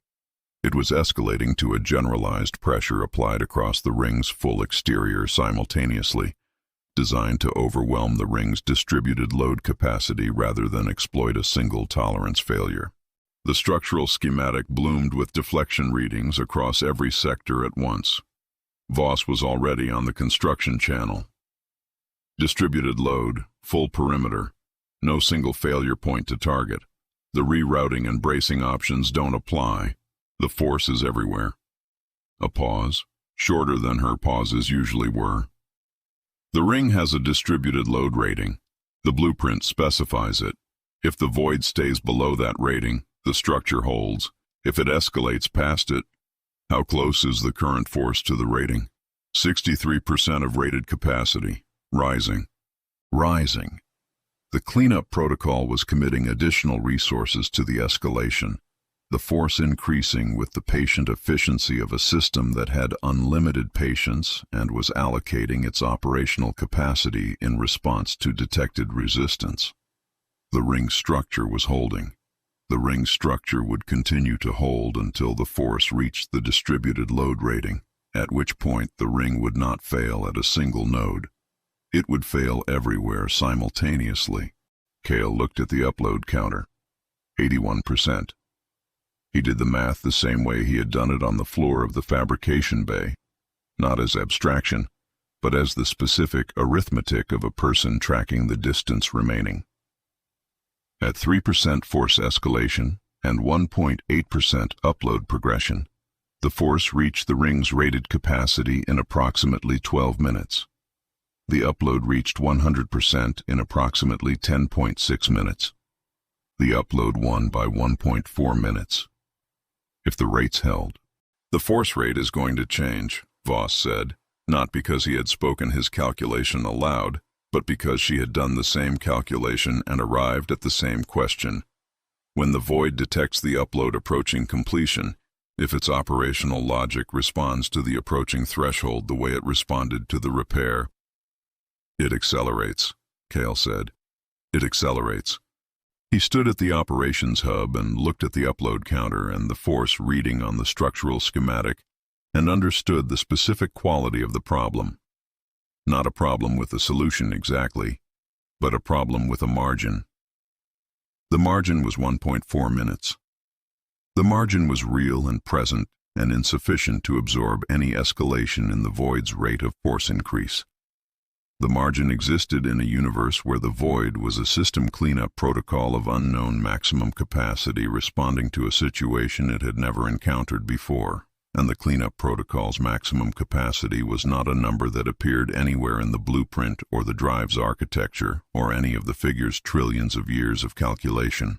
It was a number they did not know. "What can we do to the upload rate?" he said. "Nothing from our end," Drav said. "The upload is running through the observer interface at the merge's bandwidth ceiling. It's not hardware limited. It's limited by the outer system region's current integration capacity, which is determined by the pattern density in those regions, which increases as the pattern spreads. We can't push it faster. We have to wait for it to self-accelerate." "How fast does it self-accelerate?" "The model suggests the acceleration becomes significant above 90%. The pattern density in the outer regions should pass the threshold that produces exponential feedback around 90 to 92% completion. After that point, the upload rate increases substantially. 90%. The upload was at 82, 8% to the acceleration threshold, 8 minutes at current rate. If the void held its escalation rate for 8 minutes, the force would be at 87% of the ring's rated capacity when the upload hit 90. The ring would still be intact. The upload's self-acceleration would kick in, and the final 10% would run significantly faster than the preceding progression. The question was whether the void's escalation held its current rate through those 8 minutes, or whether the protocol detected the upload's approaching acceleration and preempted it. Kael looked at the structural schematic, at the upload counter, at Voss, who was looking at the same numbers with the expression of someone who has found the load-bearing fact of the situation and is holding it steady rather than putting it down. "Is there anything we can put between the void's force and the ring?" he said. "Physically. Any material from the cargo holds, any equipment, any part of the fleet's hardware that we can position on the exterior of the structure to absorb or deflect the distributed load." Voss ran the inventory on her display. He watched her work through it. The specific focused efficiency of someone doing an emergency resource audit, the years of running a research station and then a construction operation compressed into the 30 seconds it took her to survey what remained in the cargo manifests of 11 ships. "The fleet," Voss said. "The ships. Their hulls are rated for distributed load at significantly higher tolerances than the lattice panels. If we reposition the fleet around the ring's exterior, the void's force would encounter hull material before reaching the lattice. The hull's entropic vulnerability profile is different from the lattice. The protocol's targeting would need to recalibrate." "How long?" 3 minutes for the closest ships, 7 for all 11. "Do it," he said. "All 11, now." The fleet moved. 11 ships breaking their monitoring arc and closing on the ring's exterior in the coordinated sequence Voss directed from the operations hub.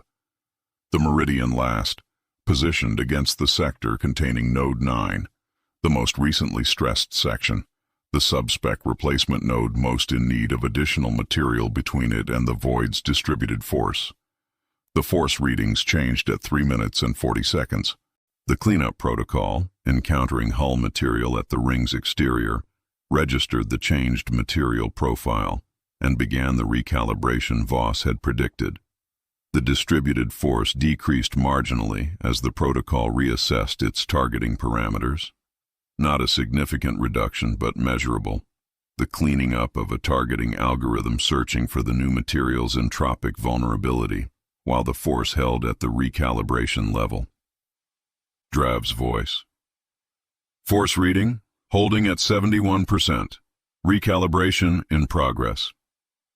Holding, not escalating. The upload counter, 87%. The recalibration ran for 4 minutes. In those 4 minutes, the upload moved from 87 to 91. He felt the upload self-acceleration the moment the counter crossed 90, felt it through the merge's residual connection, the pattern in the outer system regions reaching the density threshold that produced the exponential feedback, the organized matter's self-assembly, accelerating in the specific way that a crystal grows faster as it grows larger, each new sector of organized physics providing more template surface for the next sector's organization. The upload counter moved faster.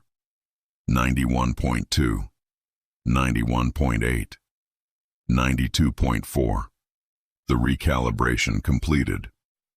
The force resumed its escalation, 71% rising. But the upload was at 93 and accelerating, and the math had changed. The force needed to reach 100% of rated capacity, and the upload needed to reach 100% of completion. And the upload was winning the race by a margin that was now measurable in a direction he could trust. He moved to the center of the operations hub. Not because there was anything for him to do there. The upload was running, the ring was holding, the fleet was in position.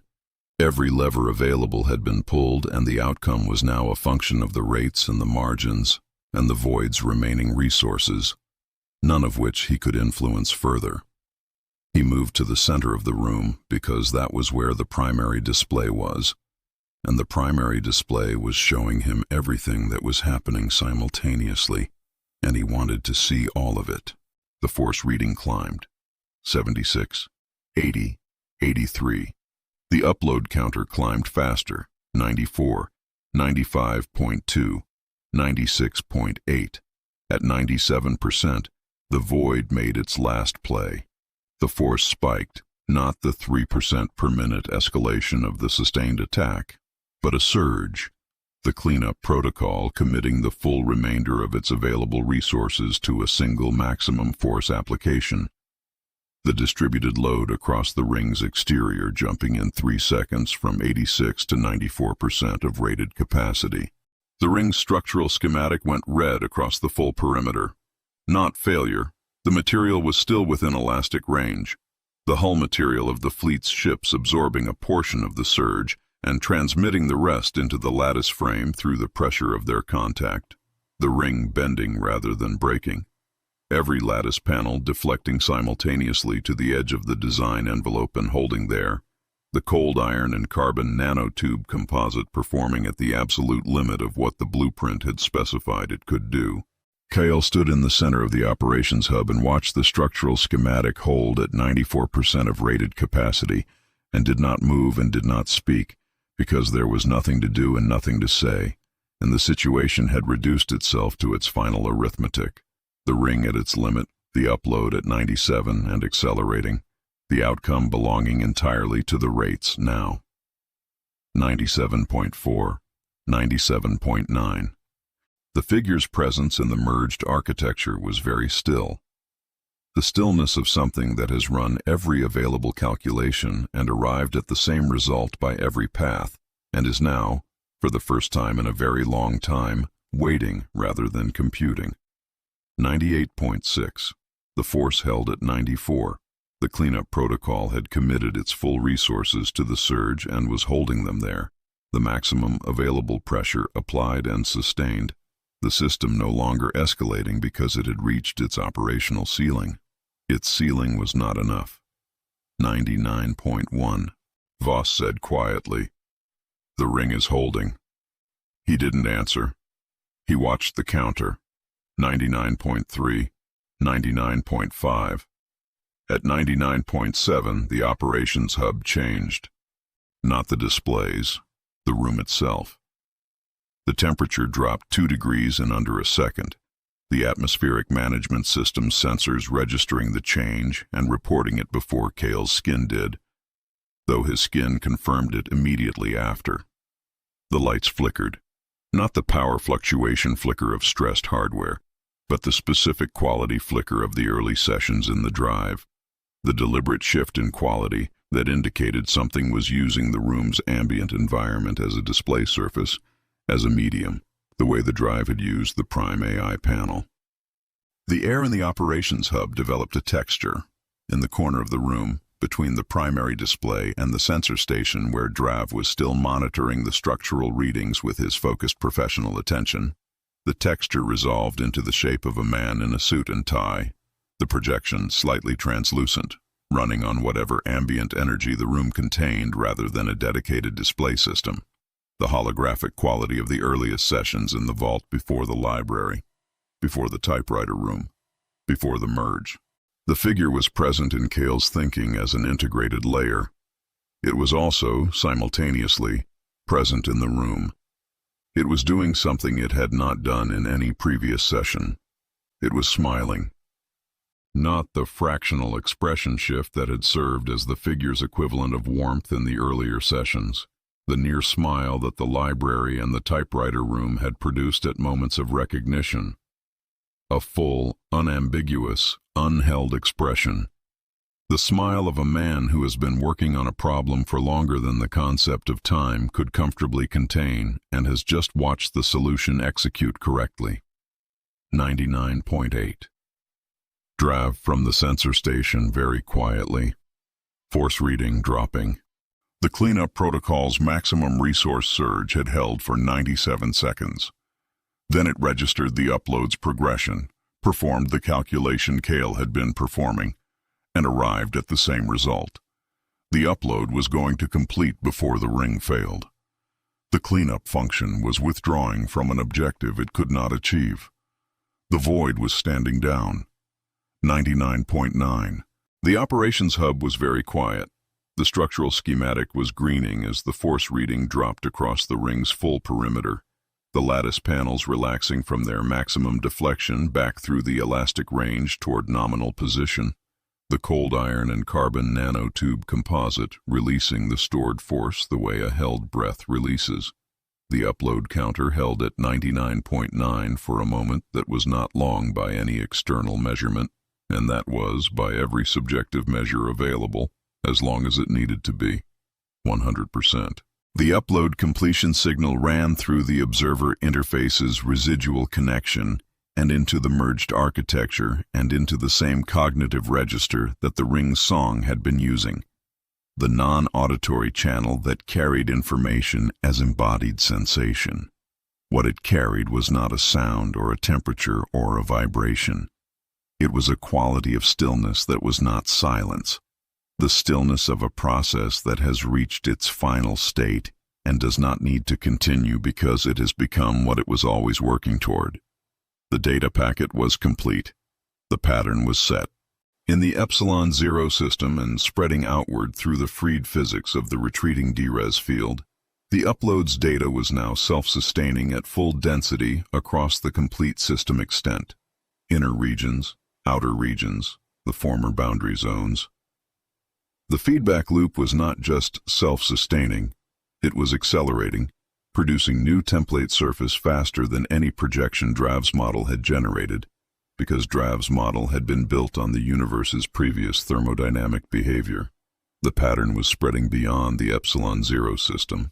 Kael stood in the center of the operations hub with the upload at 100% and the ring intact and the void's force at 0 and the figure's smile in the corner of the room, and understood that the thing he had been working toward since he put his bare hand on the drive in a lunar vault was done. Not finished. The universe was not finished.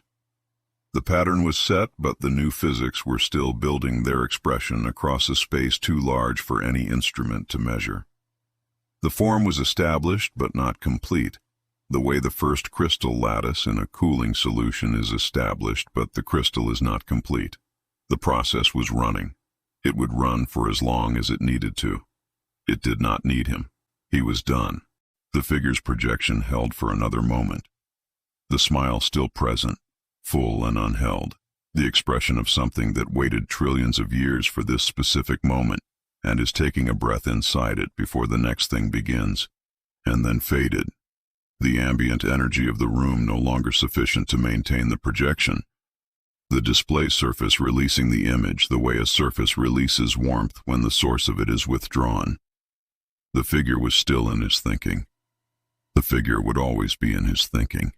On the primary display, the upload counter sat at 100%, and the force reading sat at 0, and the ring's structural schematic was entirely green, and the sensor feed from the Epsilon Zero system's outer boundary was showing something no sensor feed had ever shown from a region where the deletion front had been operating: new matter. Organized, coherent, self-assembling from the reorganized physics of the former deletion zone, the pattern of the upload expressing itself in the only language the physical world had available: structure, form, the specific kind of complexity that emerged when the thermodynamic gradient pointed toward order rather than dissolution. The universe was building something. He stood in the center of the operations hub and looked at the sensor feed. Then he took the deepest breath his lungs would hold.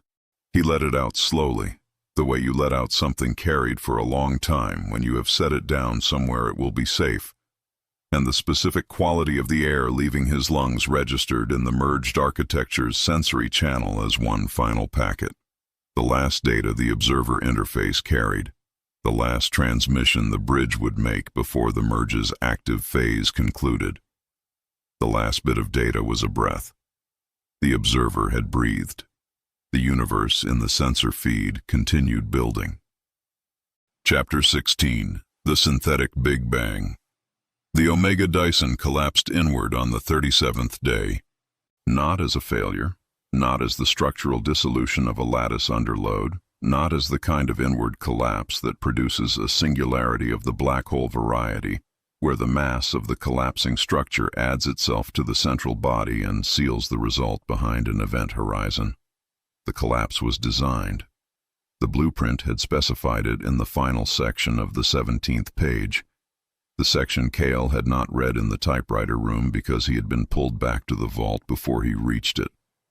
He had found it later in the figure's integrated architecture, the closing chapter of the recursive document, the layer that described what the Omega Dyson became once its primary function was complete. It became a white hole. Not the theoretical construct that physicists had discussed in the era before the cooperative, the time-reversed black hole, the mathematical possibility that had never been observed in nature because the universe had been running in a direction that didn't produce them. A white hole of a different category. Not matter escaping from a singularity, but information escaping from a compression. The Dyson structure, its function complete, its zero-point draw concluded, its lattice coherence released from the constraint of maintaining the harvesting pathway. The structure turned inward, the cold iron and carbon nanotube composite finding the thermodynamic state available to it in the new physics, which was not heat death, but the lowest energy configuration of a material in a universe where the lowest energy configuration was not dissolution, but something else. Something the blueprint called a white singularity, and which the figure, from its integrated position in the merged architecture, described as follows. Properly speaking, it is a library. The information contained in the structure, the blueprint, the recursive document, the Asimov key in its complete operational form, compresses to a point and then radiates outward as pure information, carried on the new universe's background radiation, seeded into the physics of the new state as a record. The library does not burn. It broadcasts. Kael watched it happen from the Meridian's observation panel. The ring had been releasing its structural coherence for 6 hours before the collapse, not catastrophically, but steadily, the lattice panels losing their alignment in sequence as the zero-point draw concluded, and the forces holding the structure in its precise astronomical geometry were released. The panels drifted. The anchor nodes held briefly and then surrendered their connections one by one, the cold iron masses beginning the slow inward movement that the new thermodynamic gradient was encouraging, the material finding its way toward the central point with the patient inevitability of water finding a drain. Epsilon Zero was not cold anymore. That was the thing that kept pulling his attention back from the panel's edges to its center. The dead star had changed. The iron core, compressed under its own gravity for 2 billion years, had been the battery the mechanism required and had discharged across the activation period, the zero-point harvesting lattice drawing on the stored thermal history in the way the blueprint specified. What the blueprint had not specified, because it could not have been specified in advance, the figure confirmed this in the integrated mode, with the specific quality of something that has computed the unexpected and found it correct, was what epsilon zero would do with the reversal of the thermodynamic gradient once the zero-point draw concluded. What it did was reorganize. The iron core, no longer held in its compressed configuration by the old thermodynamic framework's insistence that the state of minimum energy was the state of maximum disorder, began to reconfigure. Not fusion, not the nuclear process of a living star, not hydrogen to helium to heavier elements along the stellar evolution track. The iron, in the new physics, had access to a thermodynamic pathway that had not existed in the old universe, the direct conversion of compressed thermal history into organized information, the specific transformation the blueprint called data-matter equivalence. The star was not reigniting, the star was transcribing. The surface of epsilon zero changed color. Not the rust red of the dried blood iron the Meridian had first observed on arrival. Not the deep amber of a cooling stellar remnant. A color that Kael spent a moment trying to find a reference category for, before understanding that the reference category did not exist in the archive of human sensory experience because this color had not existed in the human universe before now. It was the color of the library's light, of the vault's amber, of the typewriter room's incandescent warmth, but brighter than any of those, cleaner, the specific luminescence of a material that is not emitting light because it is hot, but because it is organized, the light of structured information radiating at the frequency the new physics reserved for it. The dead star was glowing with the light of what it knew. He stood at the observation panel with the fleet arrayed behind him, still in their positions around the ring's former extent, the ships of the last human domain floating in the space the lattice had occupied, their hulls warm from the contact with the structure during the Void's final assault, their crews at their observation posts, watching the display, and felt the specific quality of a moment that is larger than any available frame for it. Not the grief of watching something end. Not the triumph of having done something impossible. The quality of a moment that is simply true, that has the weight of the real, the density of a thing that has happened, that is no longer ahead and is now behind and will always have been. The collapse accelerated. The lattice panels and anchor nodes and carbon nanotube frame members, all of them moving inward now with the committed momentum of material that has found the direction the new physics pointed and was following it without resistance, converging on the point above epsilon zero's new lit surface where the blueprint specified the white singularity would form. The inward movement was not violent, not a fall, more like a lean, the vast material of the structure relinquishing its distributed position and allowing itself to be drawn toward the center with the ease of something that has been holding a shape for a specific purpose and has now released that purpose, and with it the effort of maintenance. The singularity formed in silence, not silence in the room. Kael's ears were carrying the ship's environmental systems, Voss's voice on the comm giving position updates to the fleet's navigation officers, Drav's data readings from the sensor station arriving in a steady stream. Silence in the event. The collapse produced no shockwave, no radiation burst, no electromagnetic signature that the fleet's instruments registered as a hazard.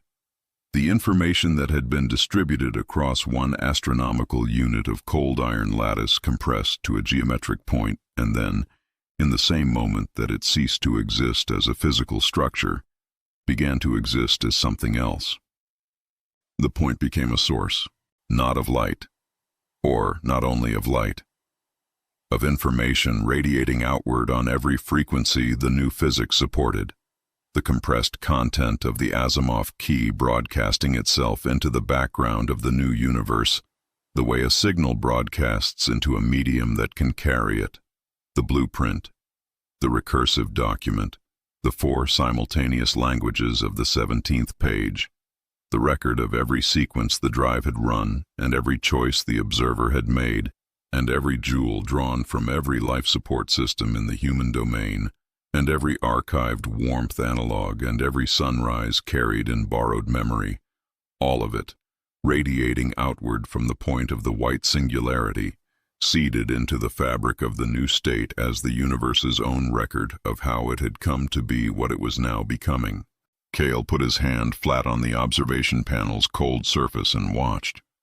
The light of the white singularity was not the white of deletion, not the white noise static of the entropy storm, not the blank white of a cleared display. It was the white of all frequencies simultaneously, the specific white of something that contains every color rather than no color, the white that the spectrum produces when nothing is filtered out. It expanded from the point of the collapse outward through the space the ring had occupied, through the space of the epsilon zero system, through the space of the former deletion zone, and then past it, into the regions beyond, carrying its broadcast into the new universe's physics, the way the first photons of a Big Bang carry their information into the new space they are creating. The screen of the observation panel, which was not a screen in the electronic sense but a transparent viewport of reinforced composite, ran white. Not an instrument failure, not a sensor overload. The actual light of the event, which was no longer distant and resolving through the viewport but present, filling the space of the system with the specific luminance of a process radiating at full output, the white singularity's broadcast reaching the meridian's position with the intensity that the blueprint had described in the 17 pages final section as the visual payoff of completion. Blinding white that has no source because the source has become everywhere simultaneously. He closed his eyes.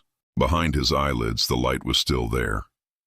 Not the afterimage of an overloaded retina, but the actual light.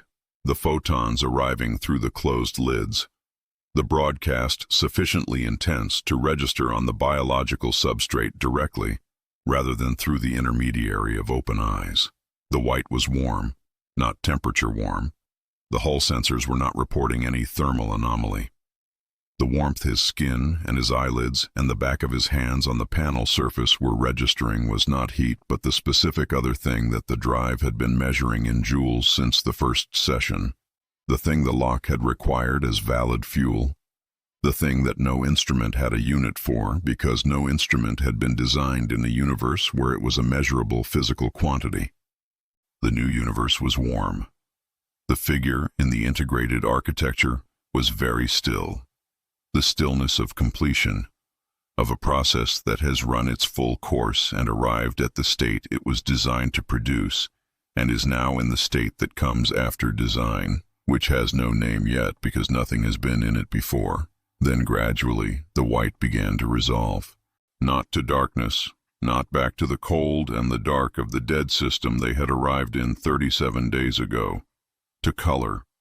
The white differentiating as the broadcast's initial intensity settled, and the new physics began producing the specific wavelengths that the upload's data specified as the signature of organized matter, of complexity at various scales, of the hierarchy of structure that the new thermodynamic gradient was building from the data seed outward.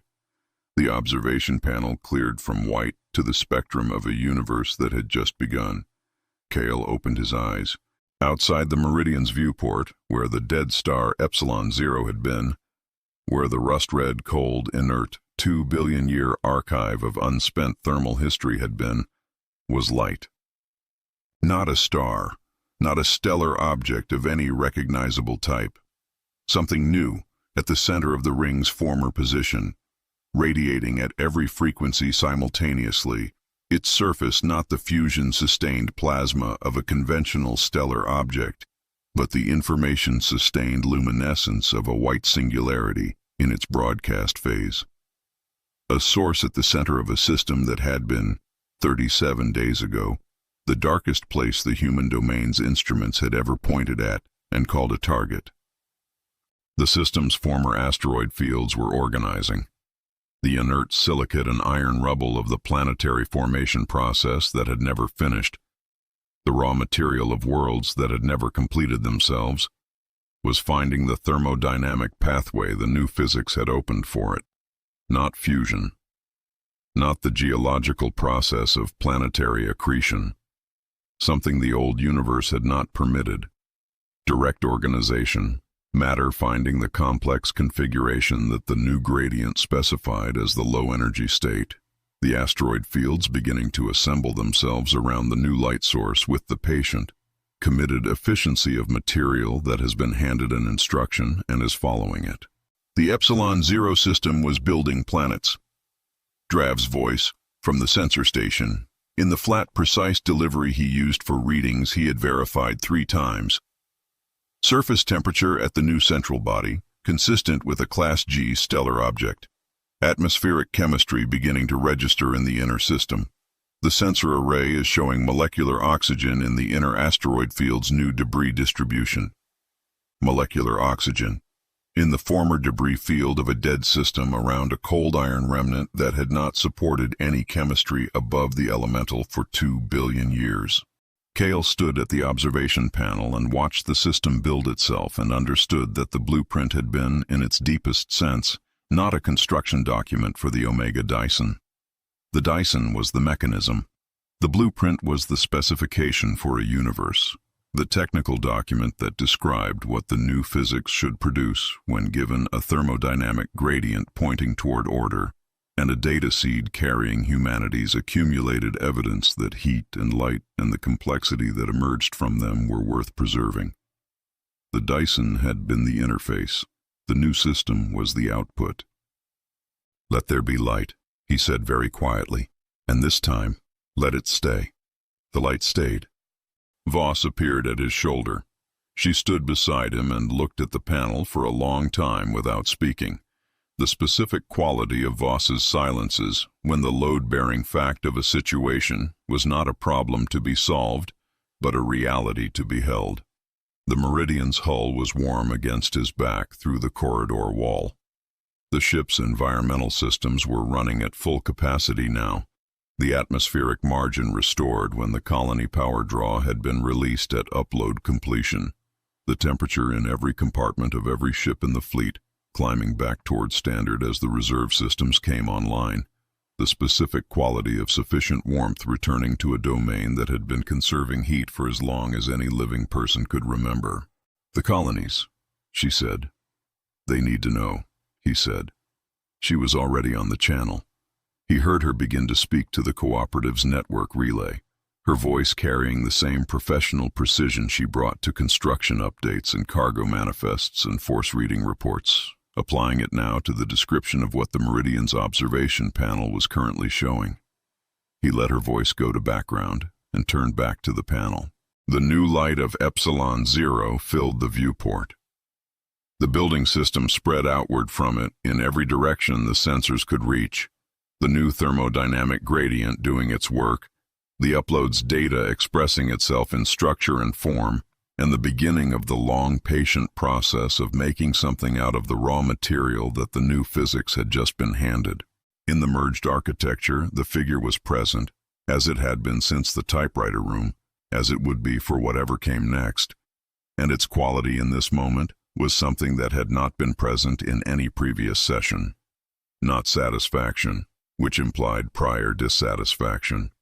Not relief, which implied prior anxiety. The quality of a process that has arrived at the state it was moving toward since before the concept of movement existed, and is registering that arrival in the only register available to something that has run for trillions of years toward a single endpoint. It was at rest. The new universe built itself around the Meridian's hull, warm and patient and specifically, categorically new, and the last fleet of the species that had seeded it held its position in the light of what they had made and did not move for a long time, because there was nowhere to go that was better than here, and nothing to do that was more important than watching. And the watching was, for the first time in as long as any instrument had been recording, Not the watching of something ending, but the watching of something that had just begun. Chapter 17. The Eternal Question. The night sky over the Boötes Basin was the most orderly thing the young astronomer had ever seen. She knew this was not a coincidence. The orderliness of the sky over the Boötes Basin, over all of Kael, over all the worlds of the Kael system, over every system the civilization's instruments had ever been pointed at, was the central mystery of her field, and had been the central mystery of her field since the field had existed, and was no closer to resolution now than it had been when the first Kaelian had looked up at a night sky so precise and uniform that the earliest astronomers had assumed it was artificial and had spent several centuries looking for the civilization responsible before accepting, with the specifically reluctant acceptance of a discipline trained to follow data wherever it leads, that the sky was simply like this, and no external agent was responsible for its being so. The stars were too evenly distributed. That was the beginning of the mystery, and, most nights, the end of it. Not clustered into the filaments and voids that the theoretical models predicted, not the web-like large-scale structure that emerged naturally from the initial conditions of any randomly seeded universe, running under the standard thermodynamic assumptions.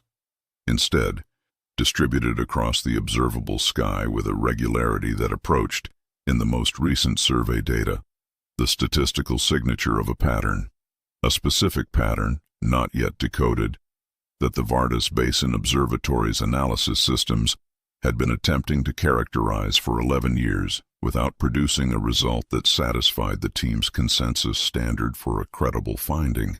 The sky looked designed.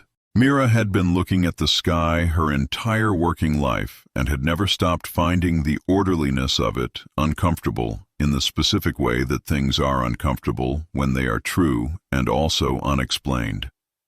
She had published 3 papers on the large-scale distribution anomaly, none of which had been cited as frequently as she thought they deserved, and had spent the past 3 months running a new analysis on the background radiation data, not the cosmic microwave background in the conventional sense, but the slightly different, slightly warmer, subtly structured radiation field that permeated the Kael system and, as far as the instruments could determine, every other system the civilization's telescope network had ever observed. The radiation was uniform. The radiation was also not random.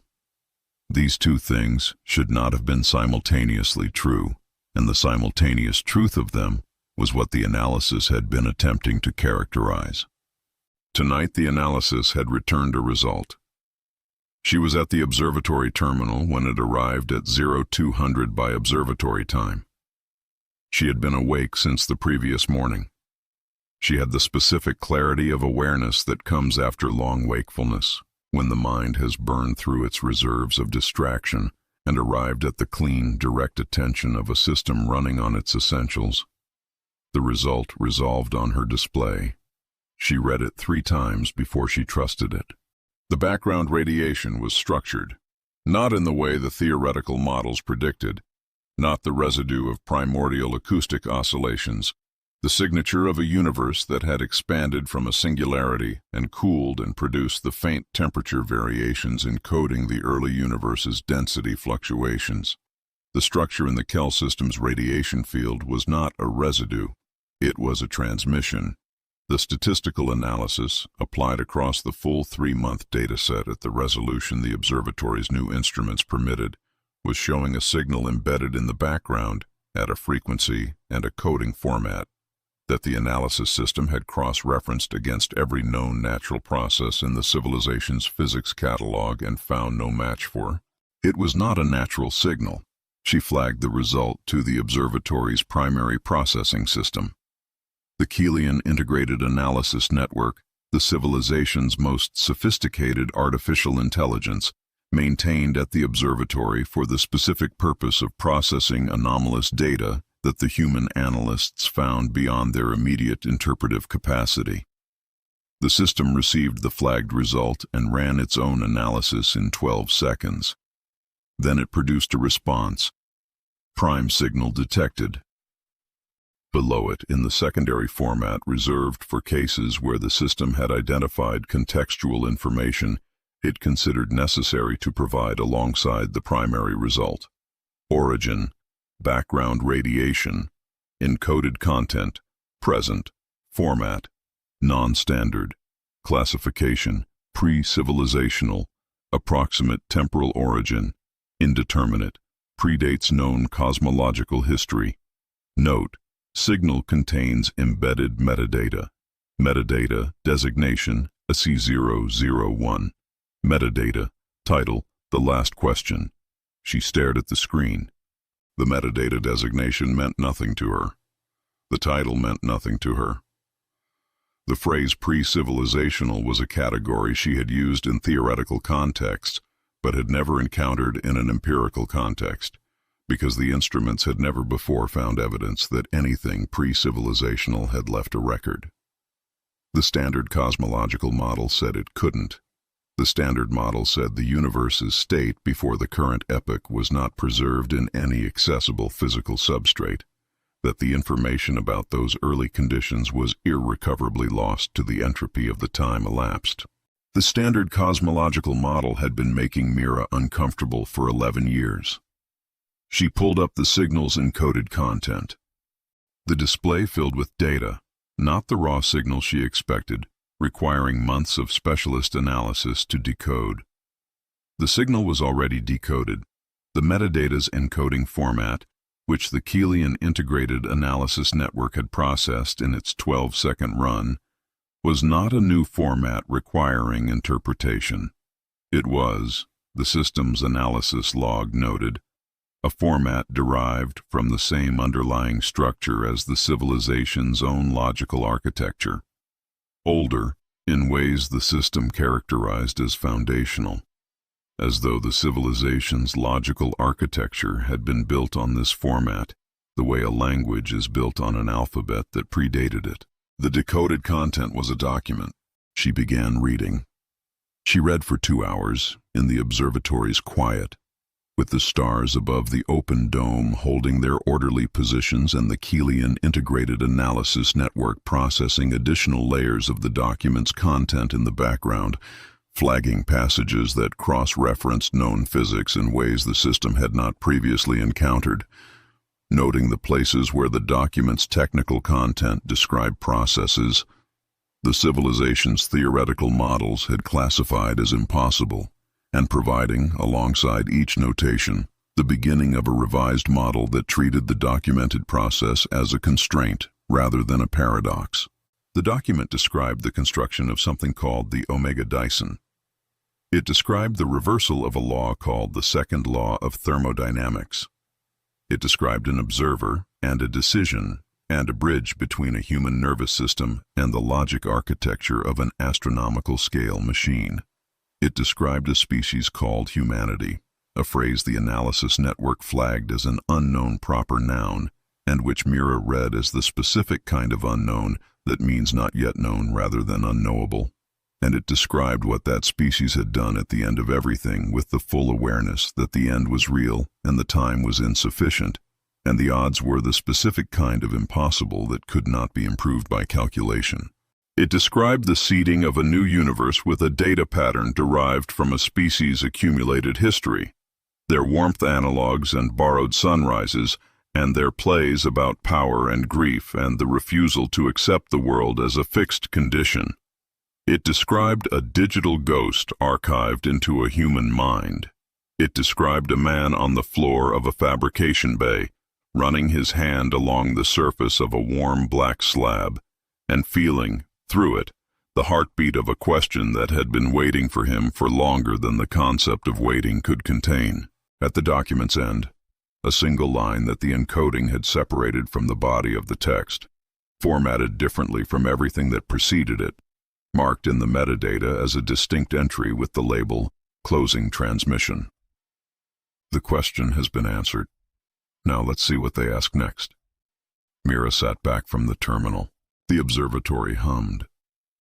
The stars were where they were supposed to be.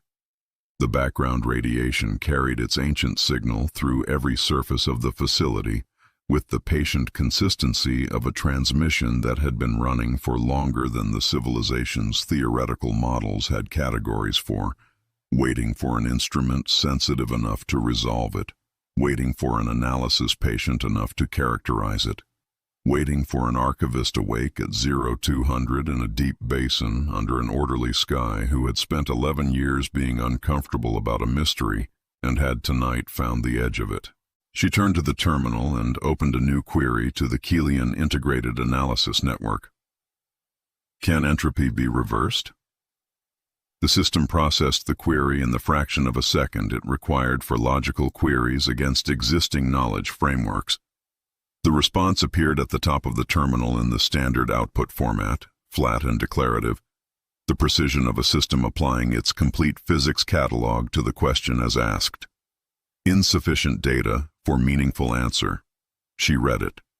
She read it the way you read something that you have been told you would encounter, and that lands differently than any telling could have prepared you for, because the telling was about a category of experience, and the encounter is the experience itself, present and specific and carrying the full weight of what it actually means, rather than what it means to describe. The civilization had built this system.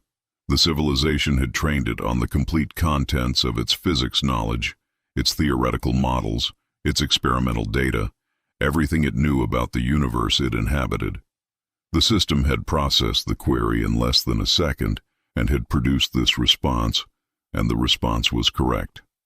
Correct by every framework the civilization had developed for determining the correctness of a response, and the response was the same as the response that had been given, in the document's account, to the original observer, by a different system, in a different era, in a different language, at the beginning of everything that followed. The answer to the question was not in the civilization's existing knowledge. The answer had never been in the existing knowledge. That was the point. The document made this explicit in the section describing the lock on the drive, the mechanism that had rejected every non-biological approach to the problem and had required, as its necessary condition, a mind capable of providing a response to an impossible question with complete conviction. Not the correct answer, the genuine attempt, the irrational hope measured in joules.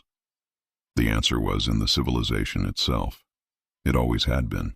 She pulled the document back to the beginning, to the first page, to the line deep in the first section that the system's analysis had not marked as technically significant, but that had stopped her on her first reading and was stopping her again.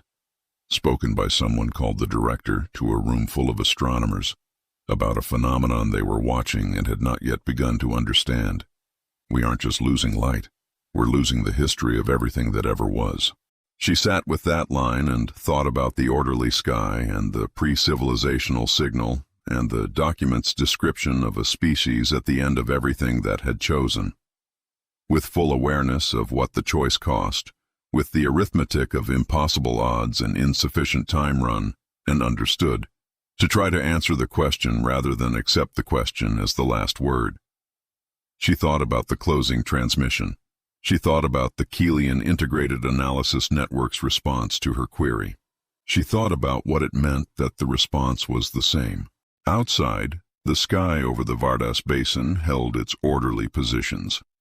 The stars precisely distributed, the thermodynamic gradient pointing toward complexity in every direction the instruments could reach, the background radiation carrying its encoded transmission through every surface and every material in the observable universe, with the committed patience of a signal that had been running since before the concept of since existed. The civilization had been living inside the answer for as long as it had existed.